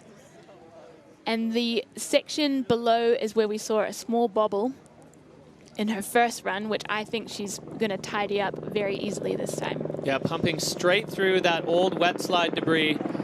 Astrid just trying to find a clean path through here as she gets this cross-court feature, adding another one before she comes out into the open on this long flat section where riders can regroup. Her head's going to be entirely focused on this next jump, as we saw her with a very heavy landing on run 2 on the backflip. Can she clean it up here? Goes for the backy, brings it round, and looking pretty solid. Yeah, a bit of a heavy head there. You saw her reach for her goggles to readjust, and Astrid popping another one. So already better than her first run. Astrid Chelus now, is she going to bite off another chunk of this low mountain feature? We didn't really see too many of the ski women take this, as the snow conditions on run 1 were very difficult down there. But Astrid handling it like a veteran. Only 20 years old, but skiing with such clean style. It feels like she's been on the tour for years. A great second run for Astrid. Definitely a strong campaign for the hot seat there from Chelus. Yeah, now the judges have to get busy because they need to compare that to Hedvig Vessel's first run. Is it going to be enough to dethrone Hedvig from the hot seat, the virtual hot seat, as if she is still sitting at the top of the mountain? C'est horrible, hein? C'est pire que ce matin. Mais j'ai eu tellement peur. Ah ouais. Little catch-up goss there from the women at the bottom. Sabine sitting in the hot seat, just holding it, keeping it warm. This approach to the eagle, so much more aggressive than the way she went on the first run. And here, getting worked a little bit by the slough, but managing to find the line here to pull it all together, riding over rocks and grass, and a perfect landing there. well, the video judge throwing bars at the line score there for Astrid Chelus, and that was a way cleaner landing than the first effort on the backflip, and then just kind of bringing it in, getting a little shifty there, slight airplane turn, make sure her skis avoid the rocks, and then adding a feature at the bottom. Definitely stacking the points up there. I'm really stoked on this run. Yeah, I think that's definitely going to be a contender. The judges now doing their work, super direct, and such an aggressive line choice at the top. She had to ride over rocks to get to that takeoff in the lower section of the Eagle, but handling it, you know, the ski base is taking a bit of a beating, but no problem there. I'm sure she's got a great tuning crew back in La Clusaz that can clean things up. Before we head to Verbier, score climbing, 86.33. Astrid Chelus putting herself into the hot seat, improving on her first run score, and once again proving the value of this two-run format, getting to go back and do it again, but only better. Astrid Chelus, a very strong second run. So that has shaken up our standings a little bit as Astrid has slidden into first position, bumping Hedvig Vessel down to second. But she is still to come. Yeah, Hedvig is going to get a chance to clap back right away as she is standing in the gate. She knows she's got a few things that she can tidy up on this run as well. So Hedvig Vessel gets to answer immediately. The peak performance rider first after run one, knocked out of the hot seat by the last ski woman out of the gate, Astrid Chelus. We'll see what Hedvig can do with this second run. Dropping in from start one, finding her entrance towards the lookers right, taking some serious pace across to the sunshine there. Yeah, adding that little popper there at the top to get the judges fired up. Hedvig now making those turns. This is kind of stepped out with all of those tracks, so at this point, looking a lot different than it did, and with a bit of hesitation into the takeoff of the Heusel, and just managing to avoid that rock. A clean reception for Hedvig Vessel into that landing. Now she's got to hold on. Smart skiing there, watching the speed, managing the bomb holes, finding her way over onto the far right of the venue, and getting that air time there. Looking solid. Whoa! I jinxed her. I jinxed her. A little moment there from Hedvig as her ski tried to jump out, but with the coordination and strength that Hedvig possesses, she was able to hold on to that as she's now coming into the lower section. Should be arcing a big setup turn towards this flip jump that we saw Astrid take on earlier, and Hedvig now approaching it with a bucket load of speed. And straight airing this time. Heavy landing, but pulling it together really beautifully. Looking super strong and much faster through this section than her first run.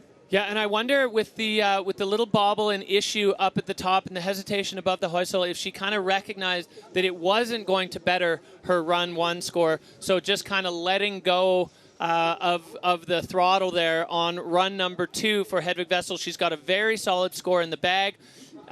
She probably doesn't know the score that Astrid put down, so she kind of knew that that wasn't going to be better. So it seemed like she let off the gas there a little bit, but probably sensible, as that first run was a huge score for Hedvig. Yeah, a mega run. Cruising into the finish here. The crowd, they like it. Worse and worse. I didn't see. So checking out the replay here, you can see the snow above the Heusel is super cut up, so she takes her time finding the takeoff. Goes a little bit smaller than her first run, but super solid technique. Yeah, it looks very tricky over there. And then I like this one, solid landing, and now she's just got to battle her way through those old avalanche debris chunks, and then opting not to go for the backflip, getting the safety grab there, low on the tail. So fluidity a little bit docked, the only one on the judges' bars there, and that would probably be mostly to do with the hesitation above the Housel cliff up top. I think it's a bit of a toss-up sometimes when the snow's so cut up like that. Do you go full noise and potentially have some landing issues, or? No, it's just getting worse. Mm. So scared for the boys. Well, there you go. The snow assessment from Hedvig is the score coming in. So not better than her first run. So right now with Astrid laying down that absolute heater, Hedvig is sitting in second place currently, as Astrid Chelus, she's looking for her second win on the Freeride World Tour here. Is she going to be able to do it? Plenty of strong ladies still to come as we head right back up to the top. This is one that did not go as planned on the first run. Zuzana Vitek going down on the Housel cliff. She's going to want to rebate on that. We'll see if she goes that side or if she opts for a completely different line. We seem to be zooming in on start one, so maybe she's switching it up and electing for a different line. Yeah, the Scott rider there. 10 seconds. In the start gate, you heard Hedvig say the snow is getting worse over on that side. That's getting cooked in the sun, but we didn't seem to have that problem in the Eagle area for Astrid. So some veteran line selection there from the young French rider, but Zuza looking like she is going back to it to have another go at this rider's left side. Going in with some aggression.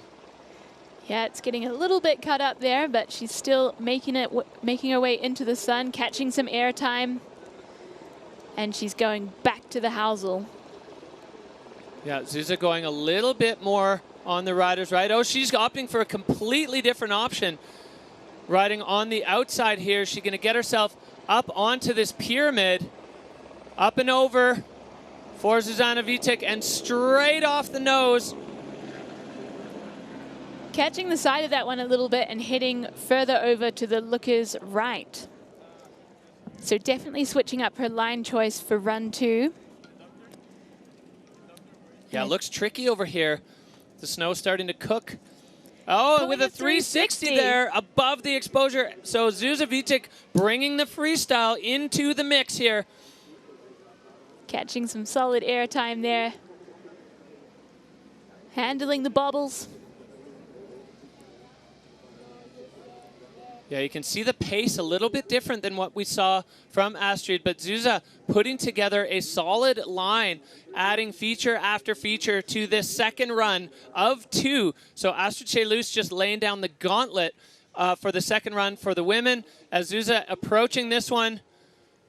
And another big air there. She's working her way down,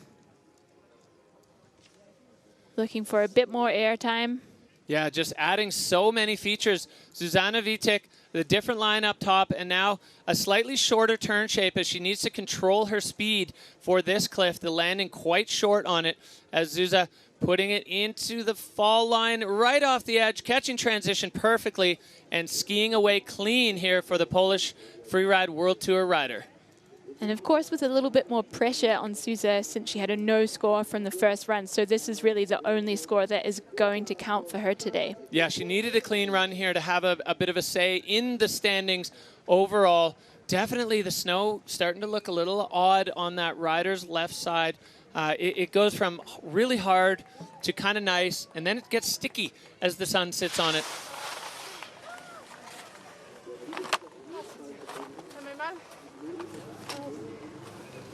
Well, things warming up, heating up here as we look at the top section of Zuzana Vitek's run. So electing for that couloir approach into that little triangle section and taking a chunk off the side of this big nose. Yeah, maybe a little more side angle than what she was planning for, but kind of needing that angle to get all the way over to this side. And then the 360 on the upper section of the wind lip.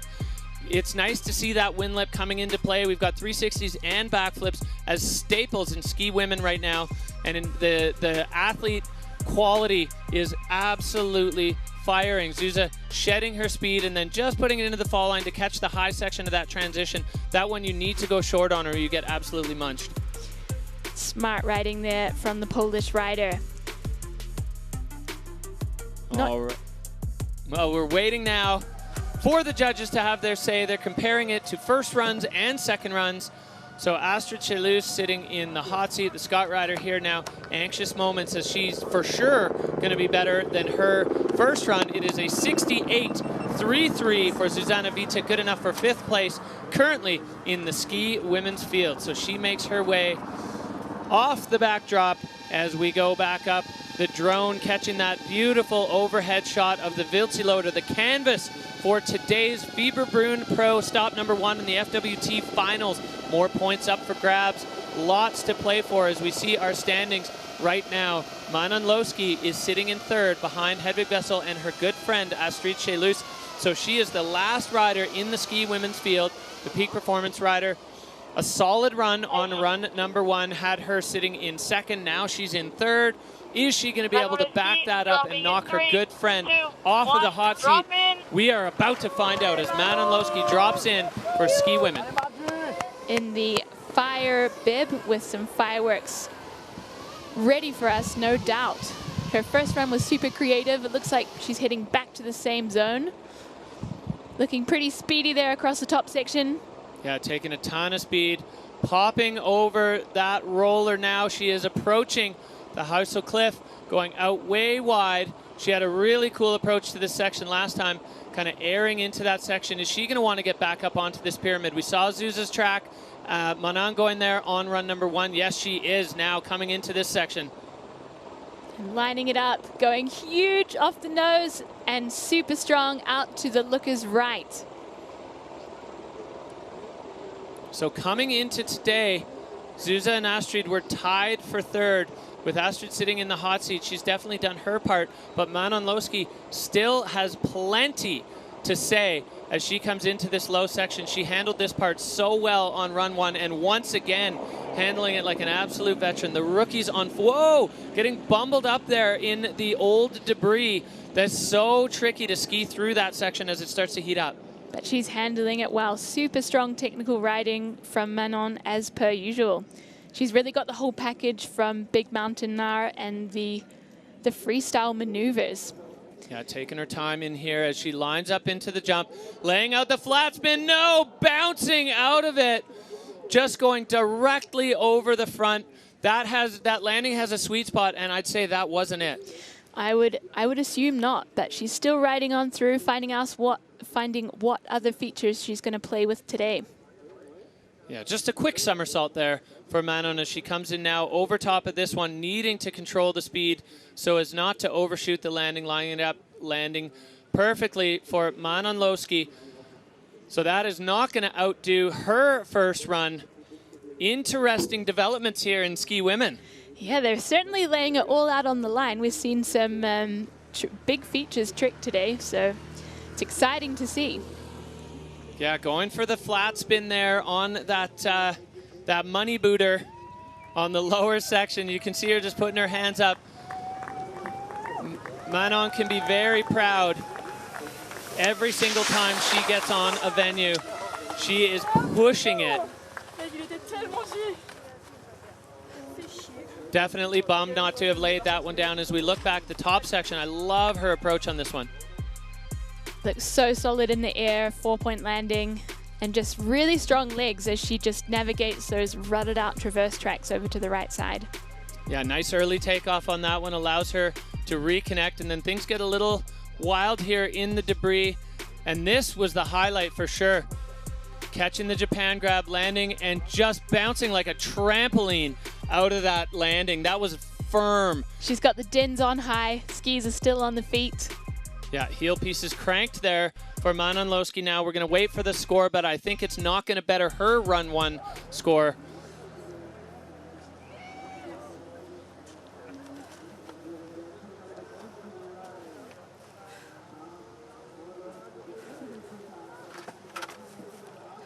Here we see the score coming in, a 59 for Manon Lowski, so she's going to hold on to that run 1 score and land herself in 3rd. So still a podium finish. She's bummed, and I feel that Manon holds herself to an extremely high standard. So you could see the kind of dejected body language there. She wasn't able to put that one down. But here we go. This is where we have landed for the Fieberbrunn Pro after 2 runs. Astrid Scheluus is backing it up with her second win with an 86.33. Hedvig Vessel in second position and Manon Lowski rounding it out in third.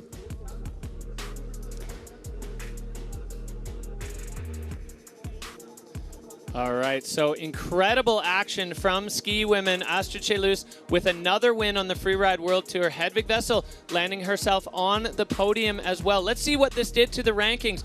Yes, we see Astrid Scheluus vaulting up to first place overall. Hedvig Vessel still extremely close behind.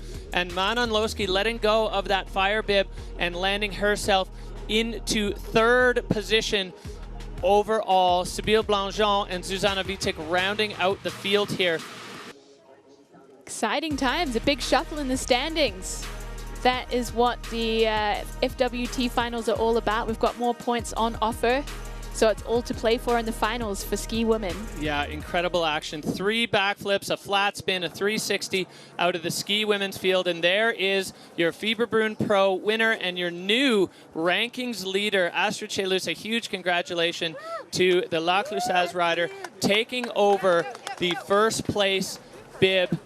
This backflip on run number 2 executed beautifully as ski women just bringing the heat once again every single time they set foot. We are going to be right back at the Fieberbrunn Pro with Snowboard Women.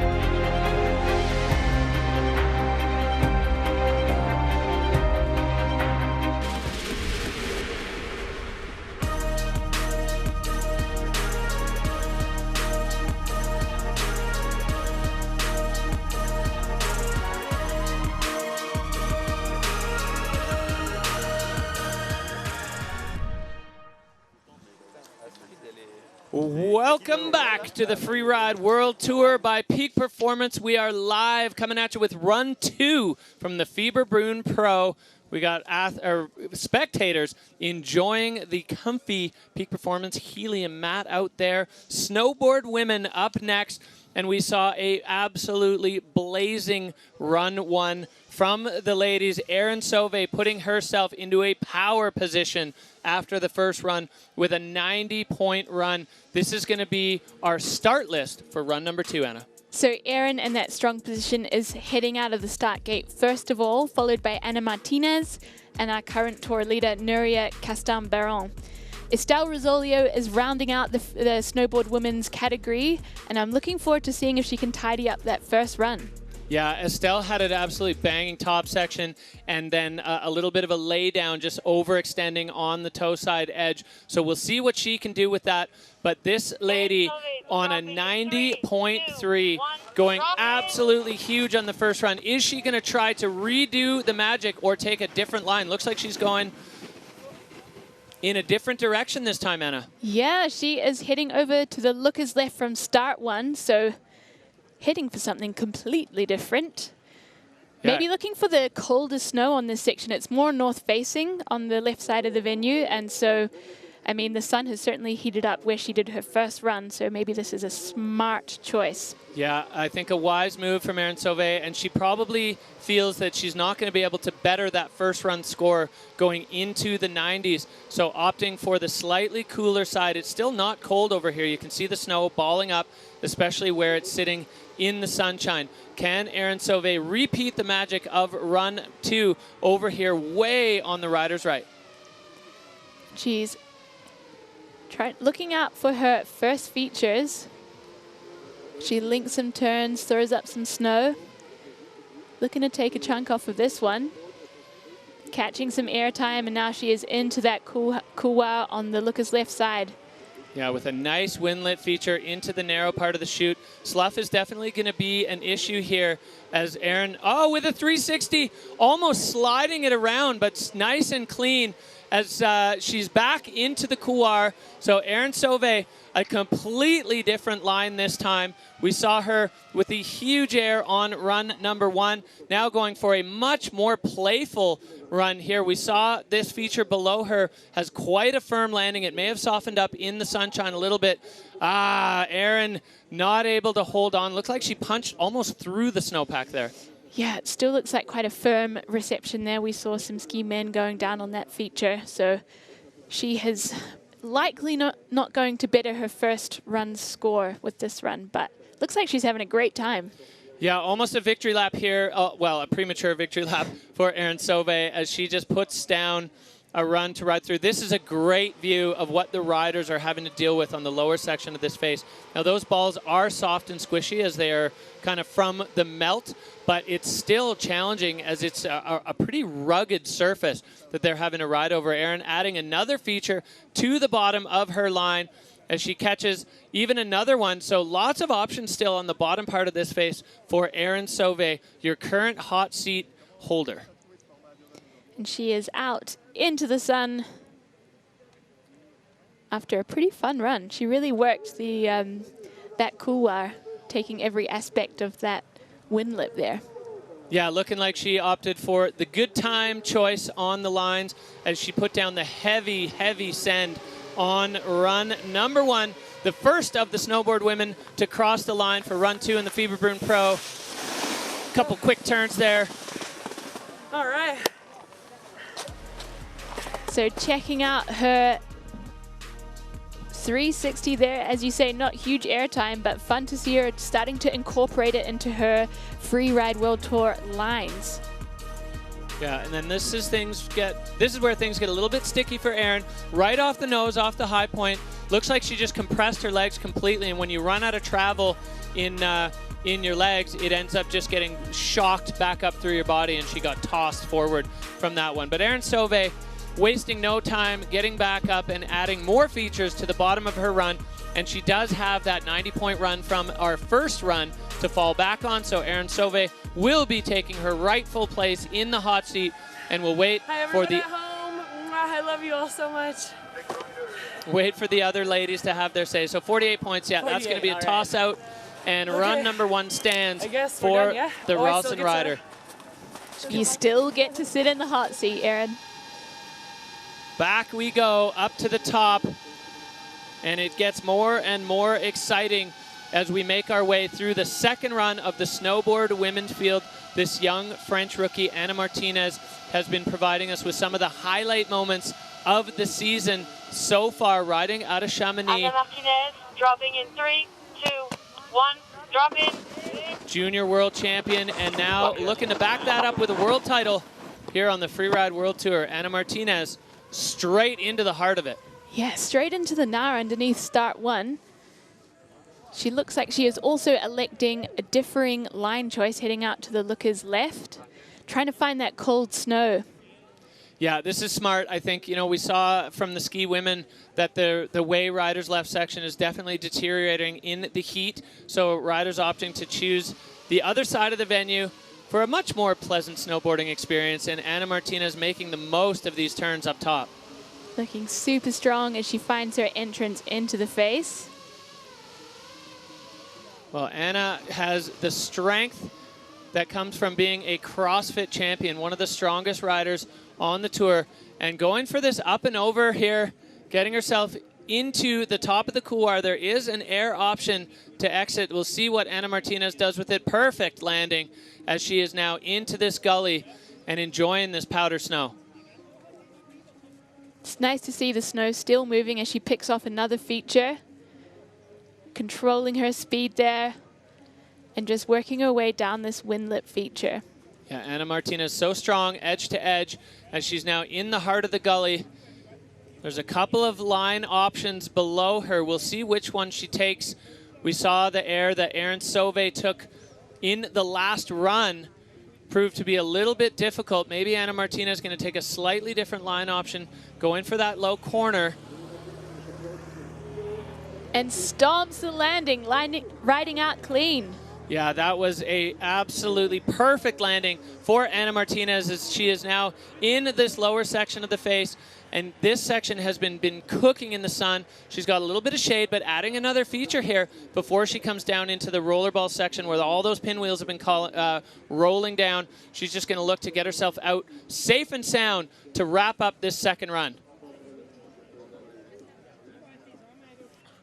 Certainly softened on this aspect. And she's got a few more mini features below her. She's going to lace them together for us. Yeah, Ana Martinez keeping it nice and clean. She's got one more feature in the bag, another clean landing, just controlling the speed on that heel side edge as she now can take a breath and let off the brakes, get herself into this clean pow at the bottom. Hopefully this isn't getting too sticky. It looks like she's sliding well across it. So Ana Martinez with another strong run here. She'll be happy with that one. And we've still got 2 more riders to go. Yeah, and Ana Martinez holding on to every single spot on the podium so far in her Freeride World Tour debut season. She's got a second, a first, and a third. Yes, girl. Erin Sauvé loving it here as we go back and look at the replay. So really well balanced over the board and catching another feature there. Really nice riding down that couloir as well. And this bottom feature is pretty sizable, pretty flat landing, and she just handles it really well. Yeah, it almost looked like she used the bomb hole from Erin Sauvé as a little bit of a transition ramp and managed to come out of that super clean, getting the grab there. A solid, solid campaign here from Ana Martinez at run 2, snowboard women at the Fieberbrunn Pro, making our way through the field as we have a couple of riders left to go for the second run as we wait to see the score drop for the French rider. Here we go, score coming in, moving up into the second place with the 73 points. So Ana Martinez now sitting in a silver medal position. Oh, so good. Erin Sauvé coming into this event tied with Estelle Rosolio for third overall. She's definitely doing her bit to break that tie in the upward direction. Looking very comfortable in the hot seat is the Roslyn rider. We're headed back up to the start line for our current tour leader with 2 wins under her belt. This is Nuria Caston-Baron looking to step up the score from run number 1. Dropping straight into the gna there from start 1. Looking strong, riding across on her toe side edge. Nuria, the first of the snowboard women, going back out to the rider's left. She's in the shade here, but of course you can see there the sun shadow line coming into view as she gets over into the section above the Heusel Cliff where the tracks are hot and heavy. So much action in this part of the face. As Nuria, we saw her, you know, through this section last time. We'll see what she's going to opt for on run number 2. Got a big chunk of terrain underneath her. Yeah, she's zoning in on the Heusel here. Looks like she wants to take a bite out of it. Finding her takeoff. Well, Nuria Caston lining up a sizable hit, popping over all of it and clean. So a big, big move there from the Spanish rider. Oh, tail pressing and then not able to hold it, getting bucked. Nuria Caston-Baron going down hard. I hope she's okay from that one. That looked like a heavy slam. She is tapping her head. I think she's okay, but that is just heartbreaking to see. That was a super solid air and a pretty decent landing. Just got caught up on the tracks on the way out. Yeah, run 2 definitely has its challenges, and Nuria illustrating that with that crash, that it's not just the landing, but the run out still has a huge effect on what's going to happen on the rest of the run, and Nuria going down hard there. She's working her way through the middle part of the section. Bit more to play for down here. She's zoning in on this hit, which has seen a lot of action today, but just overshoots it. Carried a bit of speed in there. Yeah, and looking like her legs just not quite able. I think maybe missed timing on the pop for Nuria. and unfortunate for her as she got bucked. Oh, she is bummed. That's a tough one for our current rankings leader, as she's now just looking to get off the face. There's a big bomb hole there from Nuria, landing pretty much not even with her board underneath her. Yeah, I think, Derek, sometimes when riders take a tumble, you want to recoup points afterwards by stacking up your line score, but sometimes you're just a bit rattled. Yeah, I think that's exactly right. The headspace can be really hard to recover after a crash, and then going for a very speedy approach to that money booter. And so now Nuria just looking to get herself off this face and toss that one in the bin, as we will see Nuria come back firing in Verbier. This is kind of indicative of the season. Win one, crash one, win one, crash one. So if that continues, we may see Nuria on top of the podium in Verbier as she wraps up this, a bit of a day, or run to forget for Nuria Castelbaron. It was very sandy, though. Okay. Well, as we take a look back, I mean, she took her time lining this up, but it was certainly worth the time.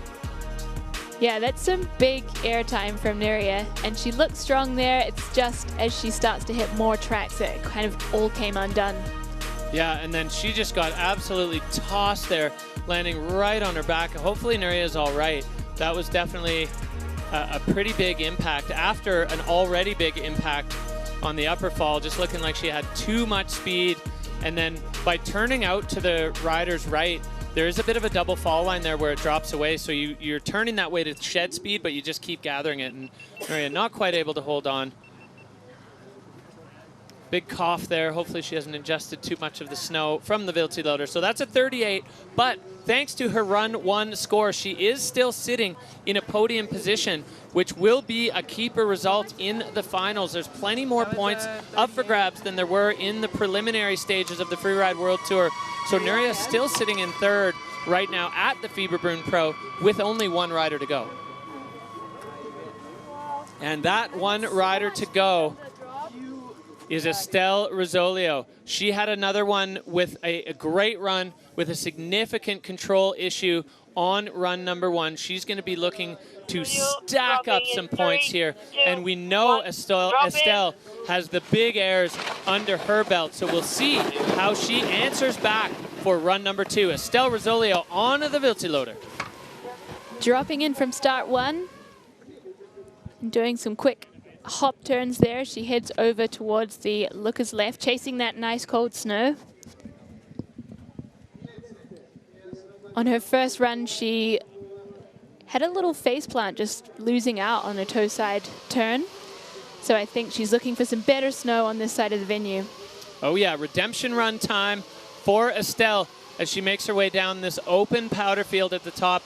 This is an absolutely glorious ramp to ski in good snow conditions. It does, however, sit in the sun, and you can see the snow balling up as we move into the afternoon. The sun doing its expected work here as Estelle Rosolio going to make her way over top of this big rock feature and get herself lined up above the rider's right couloir.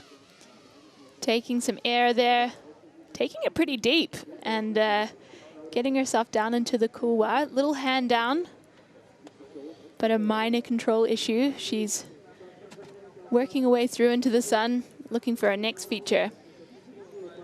Yeah, definitely taking that one further to the rider's left than any of the other snowboard ladies so far. So going bigger off that feature. Now just controlling the speed through this gully. There's many different kinds of snow. It's still dry in here, but you can see it's kind of plates and slabs and stuff as it moves around underneath the board. Riders need to be careful that it doesn't dislodge the board from underneath them. She's got a toe side turn here to set this one up. And coming unstuck on the landing there. I think it is a pretty tough one. Yeah, that landing just looks hard. Very firm snow. It's one of the spots where the slough has been running out of that couloir all season long, and it piles up and condenses. But a nice redemption air there for Estelle Rosolio. And now just trying to fight her way through snowball land here as we get to the last rollover on Estelle's run. The French rider having a bit of a control issue there on her landing. Moving through the bottom section of the face. taking her time to navigate those balls, but catching some more air time, actually. Yeah, popping over that one and then just completely releasing for the long straight line.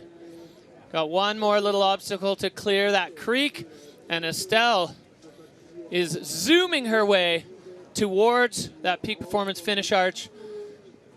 Sorry, that is the Saalbach finish arch. My apologies to the good folks in the Saalbach Hinterglemm Fieberbrunn zone here as we take a look back at Estelle Rosolio's run. So she goes pretty deep on this feature. Lands well, makes her way into the couloir. Yeah, and then just sliding on that heel side edge. The board got a bit out from under her. And then this, unfortunately, proving just to be a bit too much impact for Estelle. That's a hard landing. And definitely, but this one made up for it nicely. And that landing looks like it's nice and steep. And there's like a little pocket of shade there that provides a softer pillow to land on for the riders. As we see Estelle Rosolio waiting for the score. It's going to come in, not going to bother her first run score. So 43, Estelle moving herself into fourth, which means that Erin Sauvé is going to be our Fieberbrunn Pro winner, and she is loving it. Woo-woo! Coming into this event, she had a second. Hi, everybody back home, I love you so much. Big love to the folks back in Roslyn. She had a second and a third. Now she has a gold medal from the Freeride World Tour. Erin Sauvé taking the win. Amazing form from her. And then Anna Martinez in second position, Nuria Castan-Baran in third, and Estelle Rosolio in fourth position.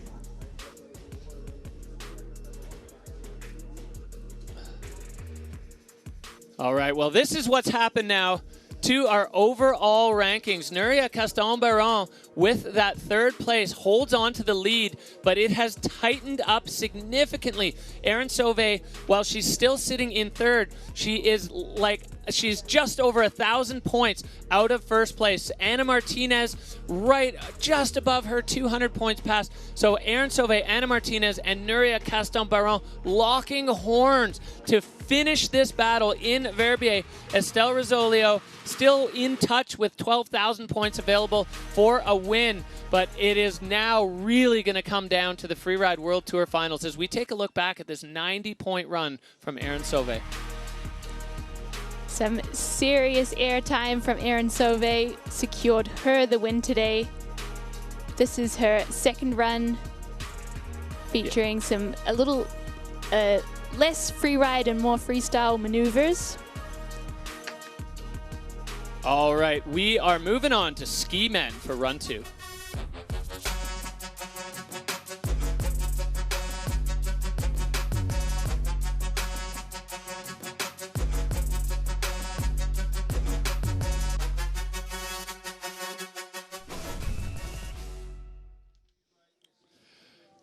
Welcome back to the Freeride World Tour by Peak Performance. We are making our way through the categories. We just wrapped Snowboard Women with a dominant performance by Erin Sauvé, and we are back to our final category. It is Ski Men.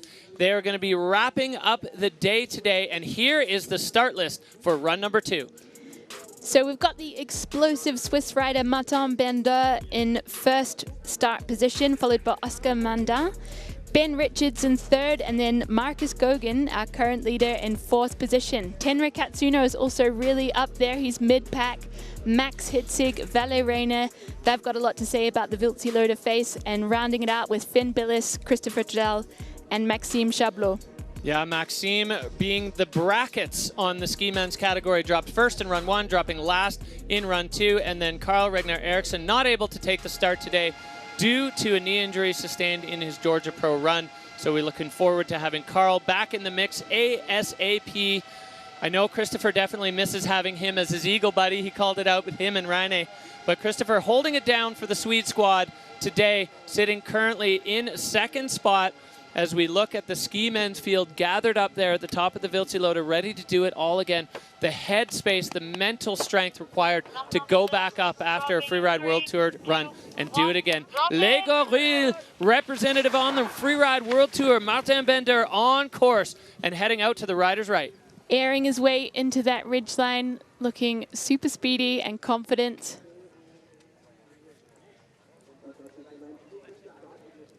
And working the 360, looking super smooth, carrying a bunch of speed over to the looker's left section.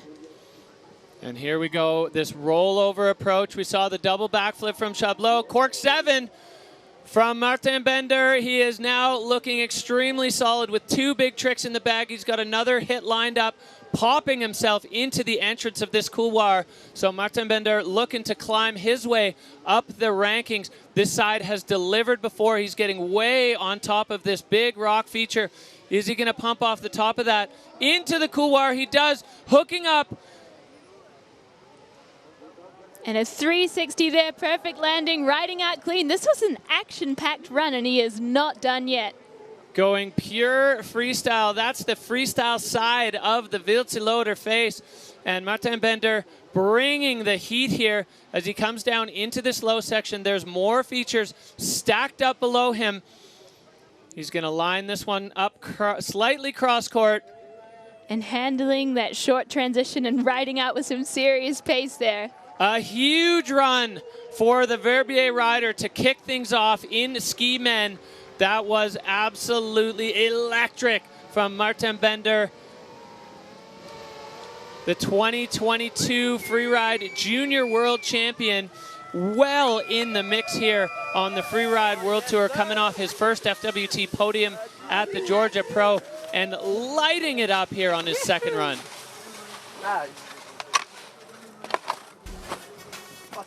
So checking out the replay, big floaty 360, slightly over-rotated, but he handles it so well.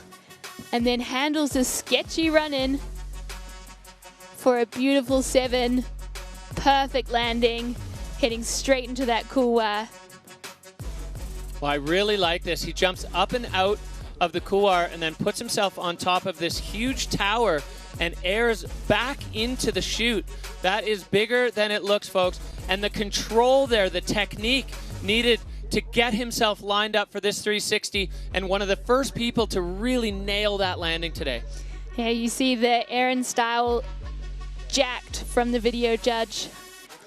Yeah, that was a huge run, and it's going to be very interesting to see how the judges compare, because our top 2 runs currently from Ski Man after run number 1 had a real big mountain vibe. Marcus above the Heusel, and of course Trudel in the Eagle. This was pure freestyle, you know, maybe slightly mellower on the terrain side, but maxing out the use of every little bit of terrain there. He definitely managed to pack a lot of features, a lot of freestyle maneuvers into one run. That was impressive. Well, the judges sitting in the bright sunshine here in Fieberbrunn, and they got to get to work now, especially since that was the first run in the ski men's field. Hey, Yam, tu sais ce qu'ils font les gorilles à Monterosa là ou pas?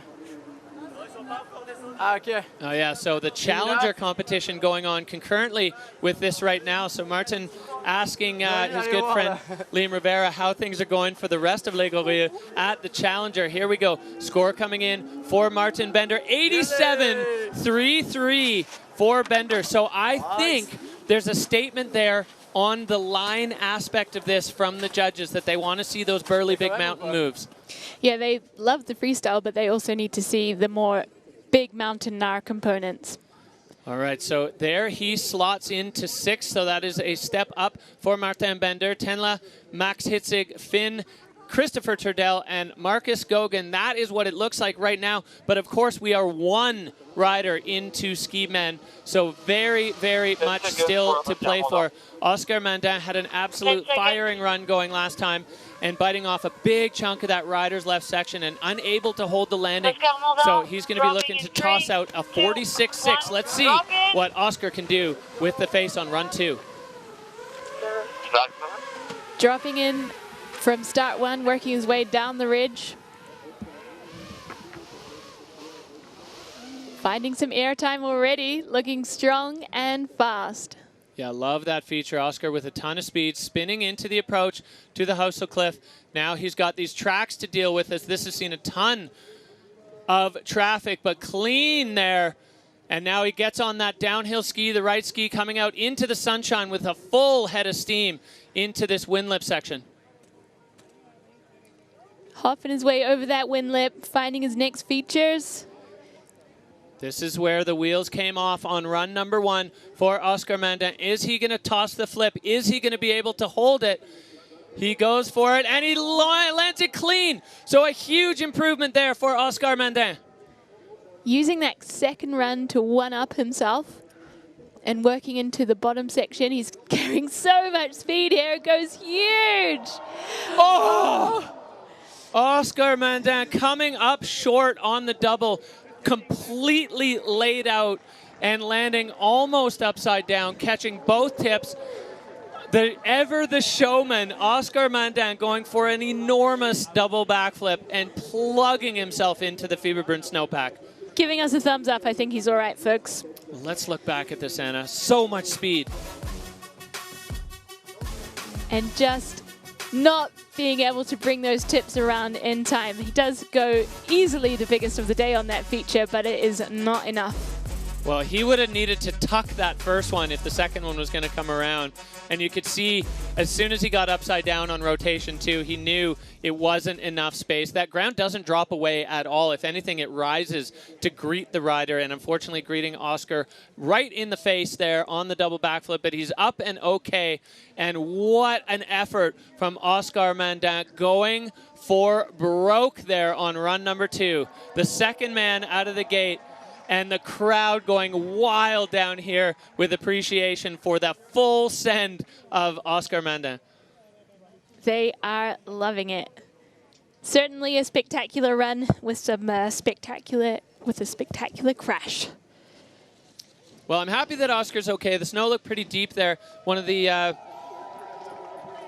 yeah, Oscar just getting brought into the finish area by this Fieberbrunn crowd. Very much. Catching a beer there. Well-deserved refreshment. It's thirsty work out for there, the Derek. Frenchman. Next time. Ça manquait pas tout, non? T'as posé? Ouais. C'est combien? Je sais pas. Well, a little catch-up there from the French and the Swiss. So Oscar going to hold on to 10th there with a no score on that one, but what a show. He is a showman. And we love to watch him ride. Speaking of athletes, we love to watch ride. Kiwi athlete Ben Richards, the smoothest man on skis. He's looking to step into the boots of Christopher Turdell for that title. Doing his part. He made a bit of a tactical error on run 1, airing into the bottom part of the gully. He got told by Maxime Chablot. So let's see what Ben Richards can do with that knowledge for run number 2. So heading over into the right side of the face, 360 on top of the housel and going huge. Wow, well, Ben Richards going full fall line, full throttle. This is what he is known for. He skis so fast and yet so fluid and clean. Another big 360 there. Not even the hint of a speed check, flying over all of that onto the downhill ski. Ben Richards into the low section now. Another huge cross-court 3. Bit of a backseat landing, but he's holding it together. Now, let's see if Ben Richards changes his line from run number 1. It looks like he's going to a little bit flying off that section, and now just electing to go full fall line. Yeah, and skipping past the feature that took him down. The fastest run of the day by a wide margin for Ben Richards. Incredible skiing for the Kiwi athlete.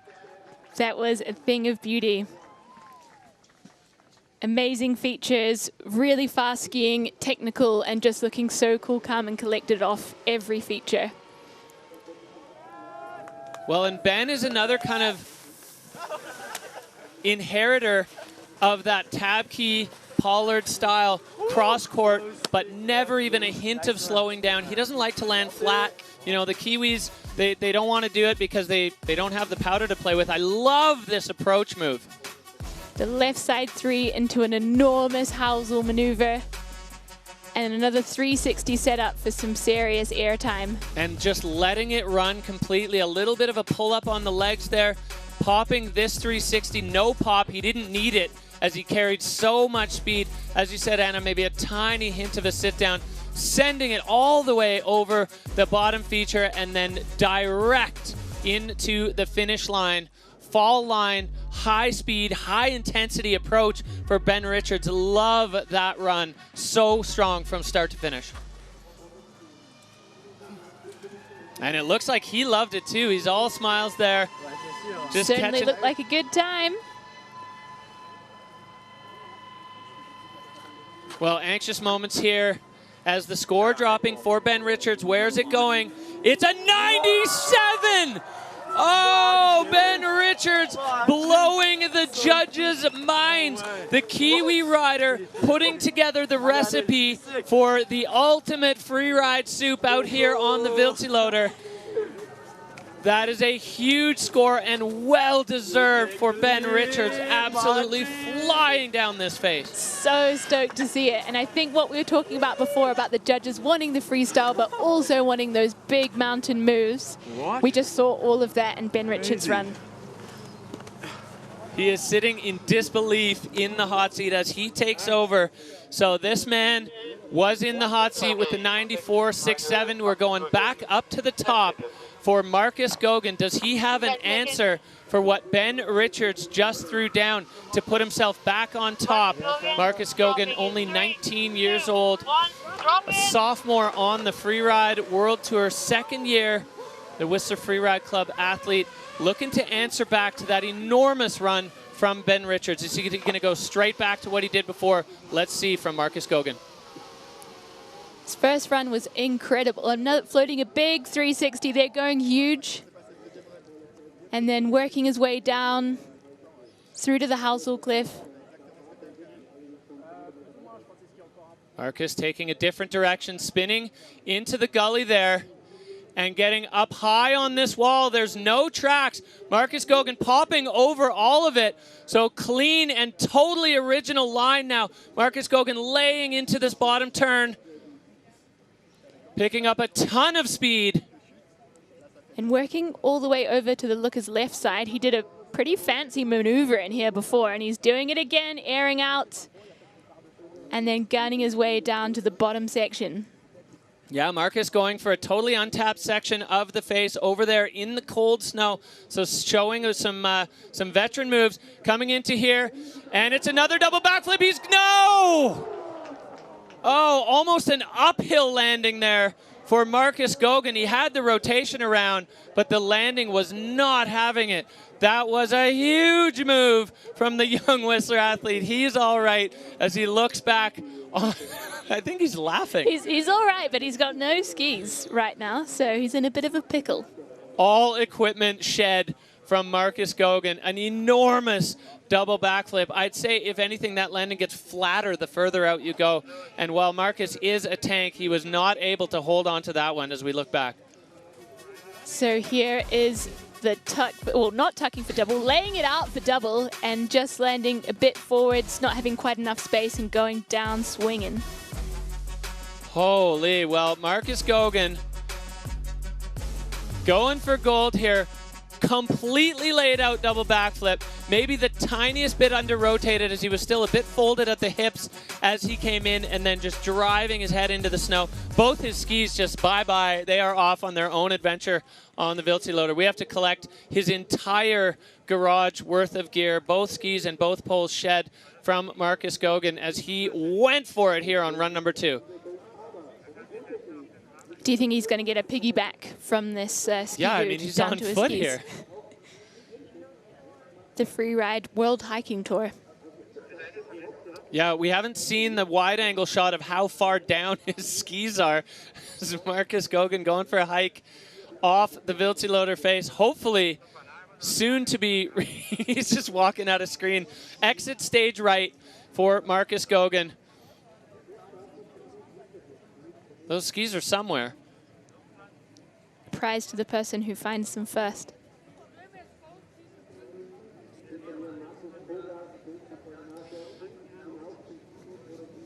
Well, that just shows you that even the biggest dogs can go down when the stakes are this high.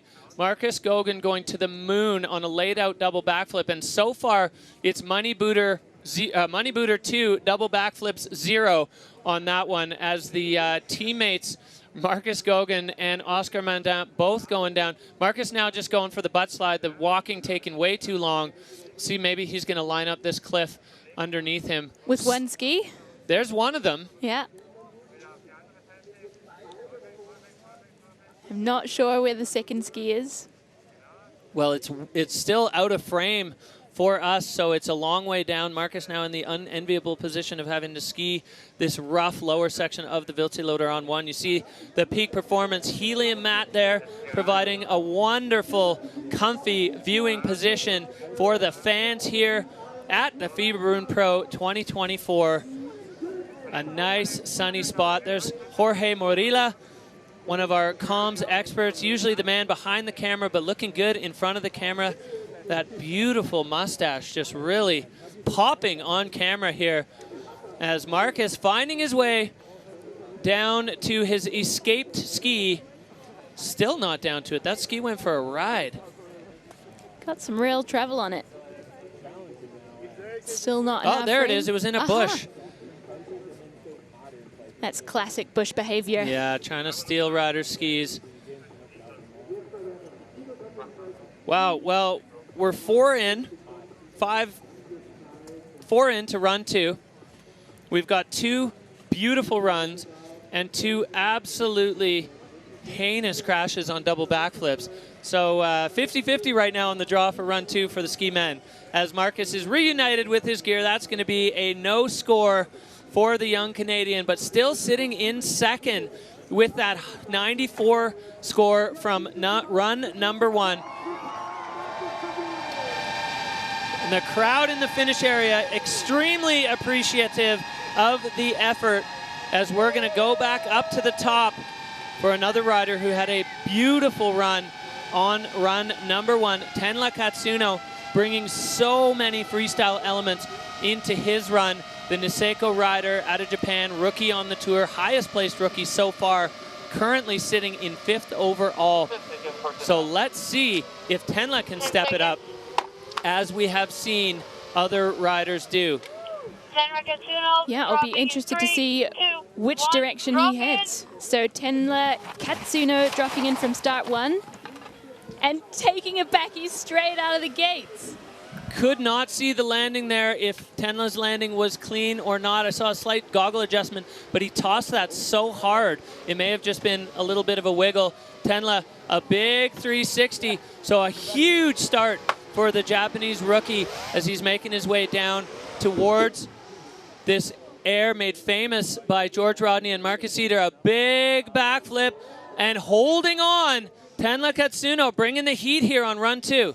Really stacking up the features, just going from cliff to cliff and popping and locking, working his way down the couloir, finding the next piece of real estate to play with.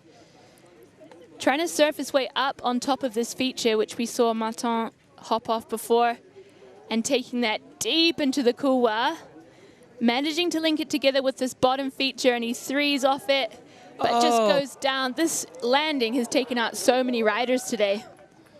Yeah, that one is so hard. It looks like on the first jump, Tenla's helmet may have come off. He just was pointing at his head, and it doesn't look like he's got it on. So I wonder if that's where we lost him for a sec on the drone shot, because we know he tossed that backflip.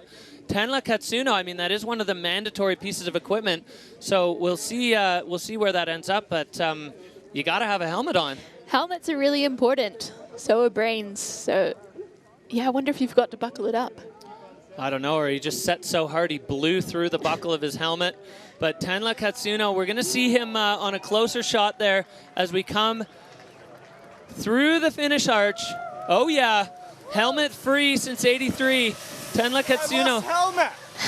I lost a helmet, the first one. On the first one? Yeah. Oh my God. I lost helmet the first. On the first hit. He's gobsmacked. The jazz. You're good.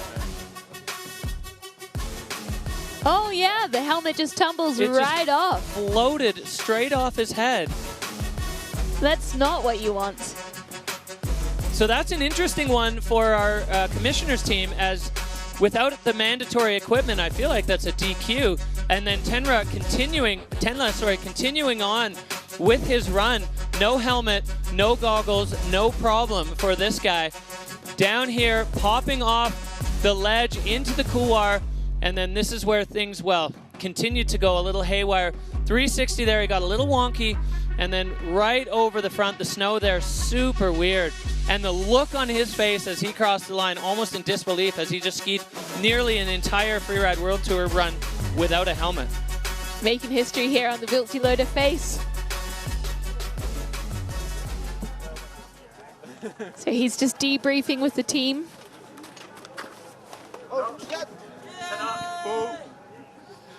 Party time in the finish area. Okay. So that is a no score for Tenla. Yeah, so as expected there, you do have to have all mandatory equipment on the Freeride World Tour, so not having a helmet is definitely in violation of that one, especially on the very first feature. So Tenla Katsuno wrapping up. He's going to hold on to 5th place so far as we are making our way through the field here. Ski Men, Fieberbrunn Pro, run number 2. Now we had, I'd call, an uncharacteristically wild run from our current rankings leader, Max Hitzig, on run number 1. Still a 90.3, based hugely on that massive 360 on the Hitzig transfer up top. And he is heading back out that way as well. Anna, let's see what he brings to our second run here. Yeah, that was certainly the move of the day, but a few moments to tidy up in Hitzig's run. So he's heading back into the same zone, working his way into the couloir, and finding that takeoff for another massive 3. Perfect landing. Yeah, maybe a tiny bit shorter, catching just a bit of the knuckle, but Max is so strong that he was able to absorb that impact. And now moving through, floating a backflip off the windlip, pinned into the fall line. Max Hitzig now has cleaned things up hugely after his first run, collecting a ton of speed into this section. Lofty backflip for Hitzig. Unbelievable stuff. A little bit backseat in the landing, but he just went enormous. Yeah, maybe a stage 1 on that one in the judges' scale. Hitzig now coming into this lower section, opting out from that one, popping over the glide crack with a bunch of speed, long, low angle air, and Hitzig following the track set by Ben Richards. A beautiful, beautiful answer to run number 2 for Max Hitzig. That is a lot more of what we've come accustomed to seeing from Hitzig. That was extremely tidy. Big fan. He's making his way across the flats there. I think he'll be happy with that run. I hope he's happy with that run. I'm certainly happy with that, and I think the fans in the finish area extremely happy, as hopefully all of the Freeride World Tour fans at home watching the Austrian throw it down here on this face. Incredible riding from Max Hitzig. So checking out the replay, he catches some airtime above huge exposure. And then coming into this couloir, he has no control issues this time. Smoothly makes his way over to his takeoff and then throws that 3. Lands really well and rides out super strong. Yeah, big backflip into this section and then going the Ben Richards style, no speed checks, just pinning it off there. And this enormous backflip. He traveled so far and catching the transition right next to the rock where there's a little bit of snow built up. Veteran scoping there from Hitzig, and then I love this angled out to the left. So there are championship implications here in Hitzig's run. If he's first and Marcus is 3rd or worse, Hitzig is going to be world champion here today. If Hitzig is 2nd and Marcus is 5th or worse and Turdell is under 2nd, then Hitzig is world champion. So lots to play for here as the judges, they're going to have to weigh those 2 runs up. Ben Richards' 3 over the Heusel versus Hitzig's 3 over that entire channel gap. Huge moves from both of these riders in play, in the mix right now. The score coming in, and it is going to go way up there. He is in 2nd. 95.33. So the judges loving Ben Richards and very much still liking Max Hitzig, but Ben just edging him out there. So we'll see what that does to the math for the championship implications. We've got, that puts Marcus Goguen down into 3rd, Christopher Turdell into 4th, and so on down the rankings. So Ben Richards fighting off a massive challenge from our current rankings leader, Max Hitzig, but we do not take any breaks here on the Freeride World Tour. Valley Rayner, the reigning Freeride World Champion, sitting on an 85.3, looking to better that on run number 2 here at the Fieberbrunn Pro. Dropping in from start 1, scooching past the security members there, finding his entrance and his first air time. Looking super smooth and relaxed in the air there. Valley going so fast. Big 360 above the Heusel Cliff. Now just trying to wash off a little bit of speed. Going where we saw Marcus Goguen go on run 1. Taking the same line. Tiny bit backseat, but holding on. Valley Rayner now crossing into the sunshine. That sunshade line moving across the face. Making visibility a little tricky for the riders. And floating a 3 there. Positioning himself for the next features, where we saw Oscar Mandango. And doing a big backy, perfect landing, looking silky smooth. Oh, so smooth. That is Valley's trademark. And a high speed 360 landing way down there. Valley Rayner with a huge run going. Getting right across to the edge of the venue on the right side there. And catching some more airtime cross-court back towards the finish. Again, another perfect landing. Valley Rayner just sniping every single transition on that run. It never looked like he had to work for it. He just found the exact right spots to land all the way through this run. The champ doing champion business out here on the Wildseeloder. This is Valley's home event, and he wants to put on a show for the Austrian homies. The Peak Performance and Scott Rider definitely doing his part with a blistering run here on the Wildseeloder. Getting a big hug from Hitzig. Checking out this replay. This is his top air. Highly committed. It's getting pretty rutted out on that traverse track. And this Housel, he just absorbs those bomb holes and cruises out no problem. Such an aggressive take on that section. The 360 into this part and then lining up the backflip. You know, we wondered if it would work. We saw it go for Oscar Mandin and Valley Rayner. Perfection on this one. Landing and straight onto that downhill ski to redirect into this huge 360. Beautiful stuff. It's really made the most of the whole Wildseeloder face with an impressive run. Yeah, really, really solid run from the champ. As we see the line tracker showing us the exact route that Valley Rayner took down the Wildseeloder face in his campaign for glory here in front of his home crowd. All smiles for Valley Rayner. We're seeing the score come in 88.33 for the Austrian rider into 7th place. A huge score. The ski men's field, I mean, an 88-point run right now, only good enough for 7th. That just is a testament to the strength of this field. Absolutely. A solid run and a mid-pack result means that this category is really pushing it. They sure are, and we are making our way through as we go back up. Finn Billis with another blistering run on run number 1. 10 seconds for Finn Billis. Getting the countdown from the starter. Seconds. Number 8, Finn Billis.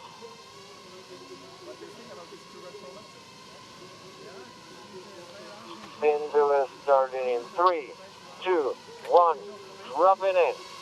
Finn looking to better a 91.6, a huge score for run 1, a big ask in run 2, but Finn Billis certainly capable of delivering out here. Again with the butter 3 in above the exposure of the Housel Cliff, getting that speed under control.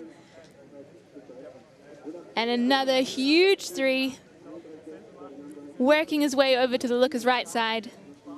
So Finn going straight back to what provided that 90s score on run 1.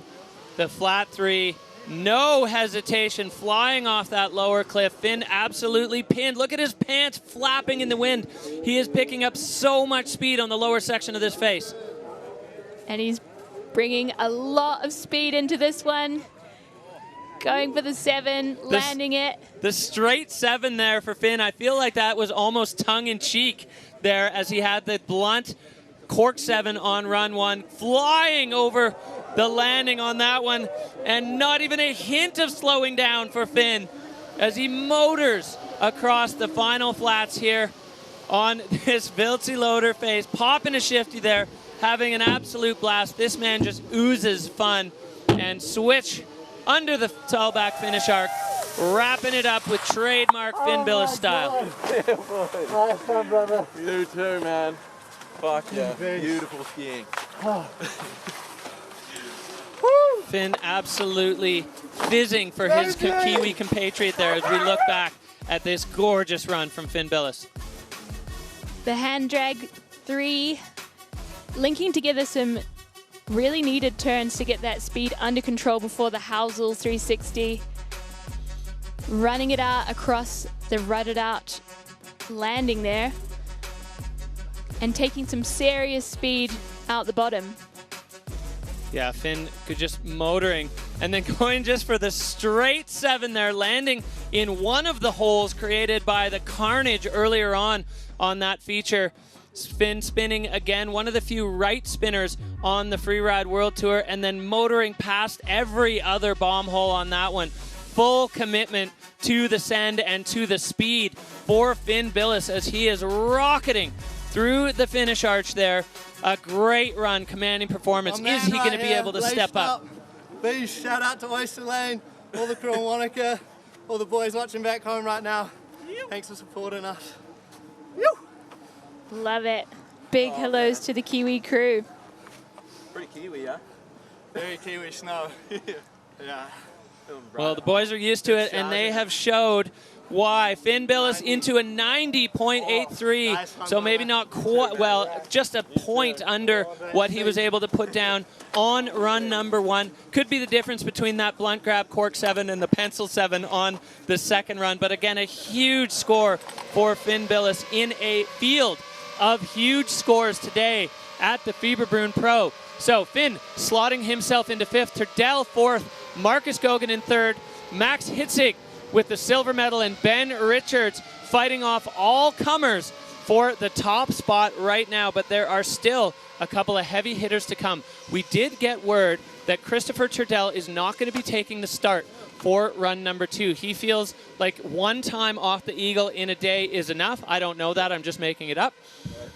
Which means that we are down to our last man in the ski men's field. This is Maxime Chablot, and these are going to be nervous moments for Ben Richards sitting in that hot seat, as this guy knows how to win on the Freeride World Tour, and he had a banging run going before it fell apart on run number 1.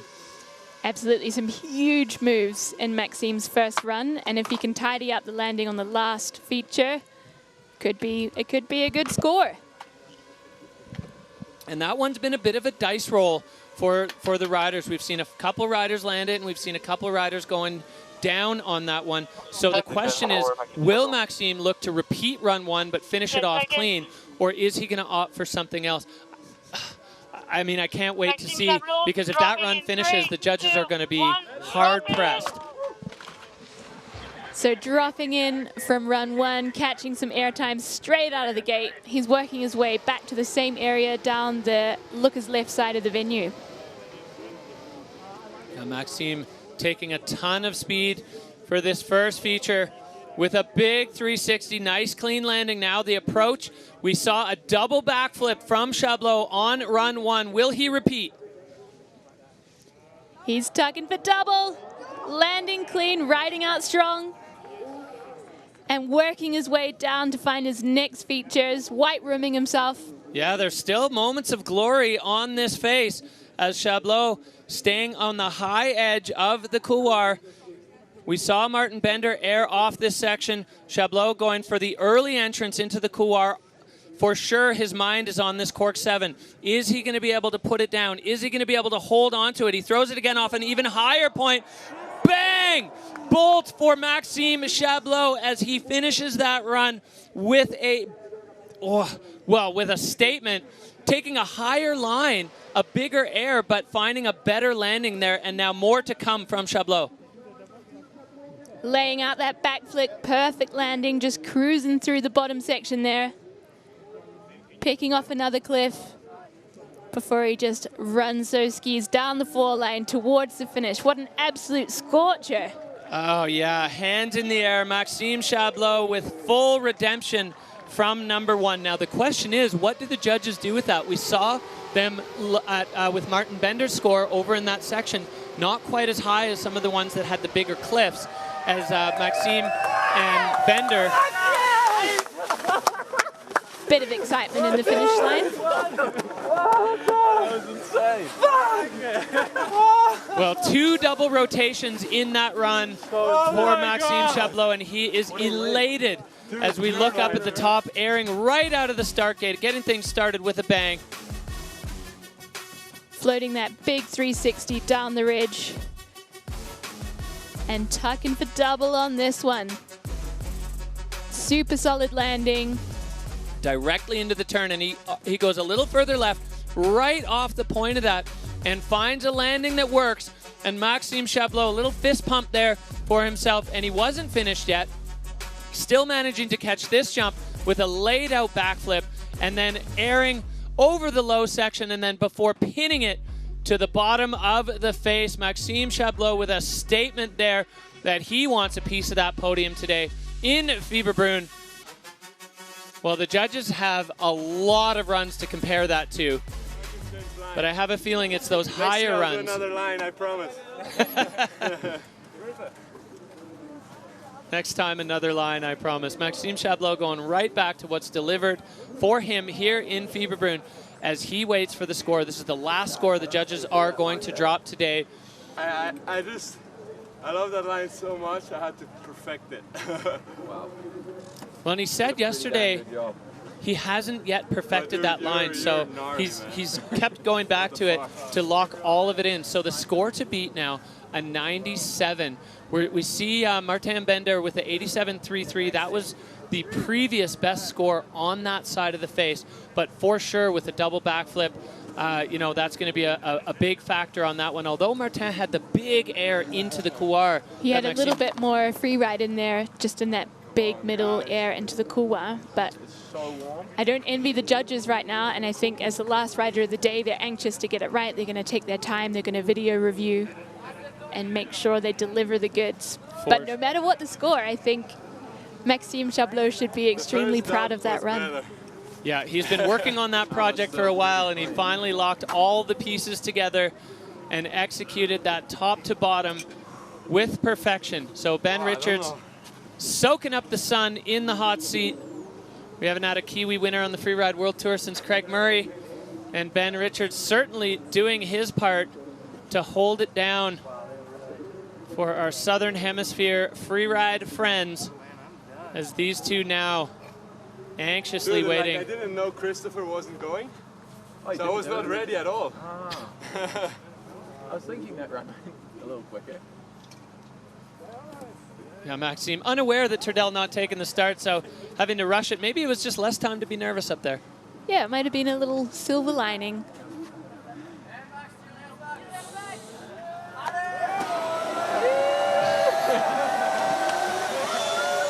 It is a 90.33 as the airbag inflates for Maxime Chablot, popping him into 6th. So the judges having their say, and it was kind of, as we said, I think, Anna, the big mountain vibe having its way on the Wildseeloder. That's what the judges wanted to see. But Chablot perfecting that run over on the rider's right side. Full freestyle, which means, as Finn Billis has just realized, our winner today in Ski Men is Ben Richards. Good on you, boy. He is over the moon, and Finn Billis is pretty stoked for him as well. Nice work, boys. Yeah, boy. Yeah, that's sick. Oh my God. What a show we've had We're going to take a look here at how the day shook out, Anna. So the Kiwi, Ben Richards, up on top in first position, and then Max Hitzig, our current tour leader, in second, with Marcus Gogan sliding into third position there. Christopher Trudell with the traditional freeride line, still high scoring with fourth position. Yeah, huge score on the Eagle. Finney B sliding into the top 5.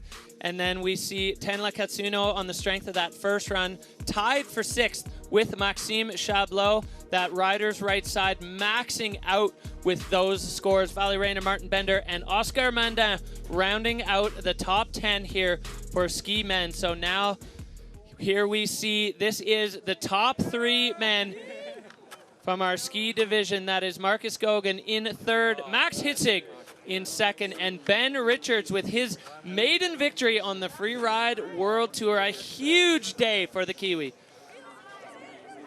Congratulations to the team. They've really put it out on the line today and put on a fantastic show. Well, now the mathematicians running the numbers here, and we see Max Hitzig holding on to that top spot, 30,550.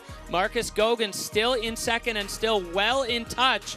And Ben Richards rocketing up the rankings into a podium position in the overall. Incredible situation here, as it is going to come down to Verbier, to the Yeti Extreme Verbier, to decide the Freeride World Tour Ski Men's rankings. Only one division locking in a champion today. All of these riders all the way down, really throwing it down on the Wildseeloder today. And here we see some of the riders that didn't make the cut and hopefully have gone back to the Challenger Series. Some big names down below the cut there that are hopefully putting in the good work in the Challenger Series. All right. Well, let's catch up now with our winner, Ben. We're going to catch up now with our winner, Ben Richards, lighting it up on the Wildseeloder today. First of all, how did you choose that line? And second, how are you feeling right now repping it for the Kiwis? Honestly, I cannot really believe it. Like, I enjoyed my first run and didn't manage to get to the bottom, and kind of even thought my step-up run couldn't compete with these guys. They're all unbelievably good skiers. So I don't know, to be able to do it for New Zealand as well in some pretty classic Kiwi conditions it's pretty special. Well, incredible riding there, Ben. One of the things that really stood out to us on your line was just the full speed approach. There wasn't a single speed check on it. Was that kind of by design, or were you just getting loose out there? No, I don't know. My favorite skiing to do is fast. So especially in conditions like this, I know that it's going to be pretty difficult to shut down and control as soon as you have speed. So I don't know. I quite like to just pick up speed and try and control it all the way down. Yeah, almost not a single turn out of the fall line. Ben Richards just putting it down. A 97-point run on the Wildseeloder in this field. That's a huge, huge accomplishment out there today. Yeah, thank you. I was honestly kind of surprised with the score. I don't know, this field is unbelievable to watch, and it's pretty cool to be pushed to try and max out your skiing potential as well. So I'm stoked. We are super stoked for you, and I'm sure the Kiwi crew back home is going nuts right now. Super well done, Ben. We're looking forward to seeing you ski in Verbier. Thanks, guys. Appreciate it. What a run. What a show from Ski Men. And what a run from Ben Richards. Incredible performance across the board. We've had 4 categories of fireworks for 2 runs here at the Fieberbrunn Pro. It was dicey this morning. We didn't even know if we were going to run. Conditions looking a little wonky, a little seasick all week long. But once again, the Fieberbrunn Miracle delivers absolute magic for us. And we have seen the show of shows here in Fieberbrunn. You're not wrong, Derek. I think everyone's spirits skyrocketed when we saw blue skies today, and the weather gods have taken care of us to really deliver a fantastic show today. The riders have done their bit. It's been fireworks. Spectacular showing from the Fieberbrunn crew, from the local crowd, of course, from the Freeride World Tour superheroes that took to the Wildseeloder and absolutely lit the fuse of this stick of dynamite. Every single category, electric performances, and some big shakeups in the overall, and a world champion crowned. Can't wait to see the finals in Extreme Verbier. All right, well, we can take a look here one more time at the replay of the run of Ben Richards, full throttle riding. He said he doesn't really like to slow down, and he showed exactly that on the face today. He keeps it four-line and he keeps it silky smooth. This was such an impressive combination of big mountain prowess with some freestyle maneuvers. This 360 traveling so far, having to open up to stall the rotation out to get it right. Just arcing, silky smooth turns. I hope that Drew Tabke and Andrew Pollard are happy sitting at home knowing that Ben Richards is carrying on the legacy. We got the finish area hot tub. The boys enjoying a nice cold brew there in the finish area. An absolutely spectacular show, top to bottom, end to end here in Fieberbrunn. Fieberbrunn delivering the goods once again, an incredible face, an amazing Freeride community. Thank you for having us. Yeah, well, on behalf of the entire Freeride World Tour crew, Anna Smoothie, and myself, Derek Foos, thank you so much for joining us here in Fieberbrunn.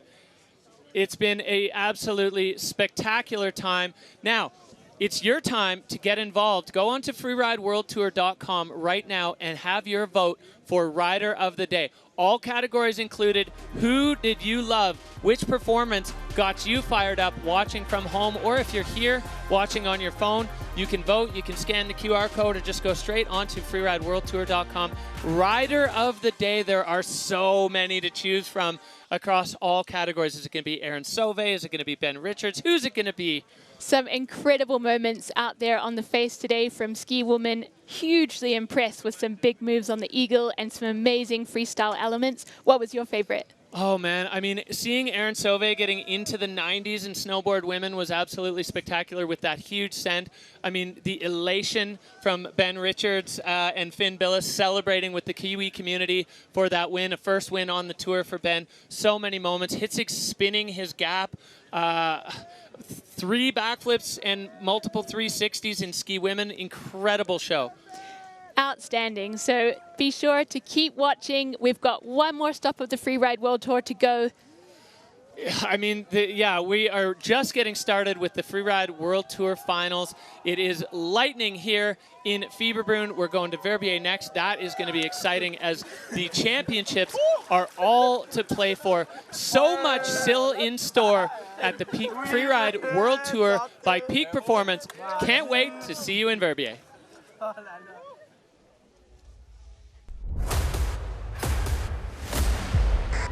Verbier, the mountain, the legend. It's time to give it your all. Push yourself to the limit. Overcome your fear. Lebec is back.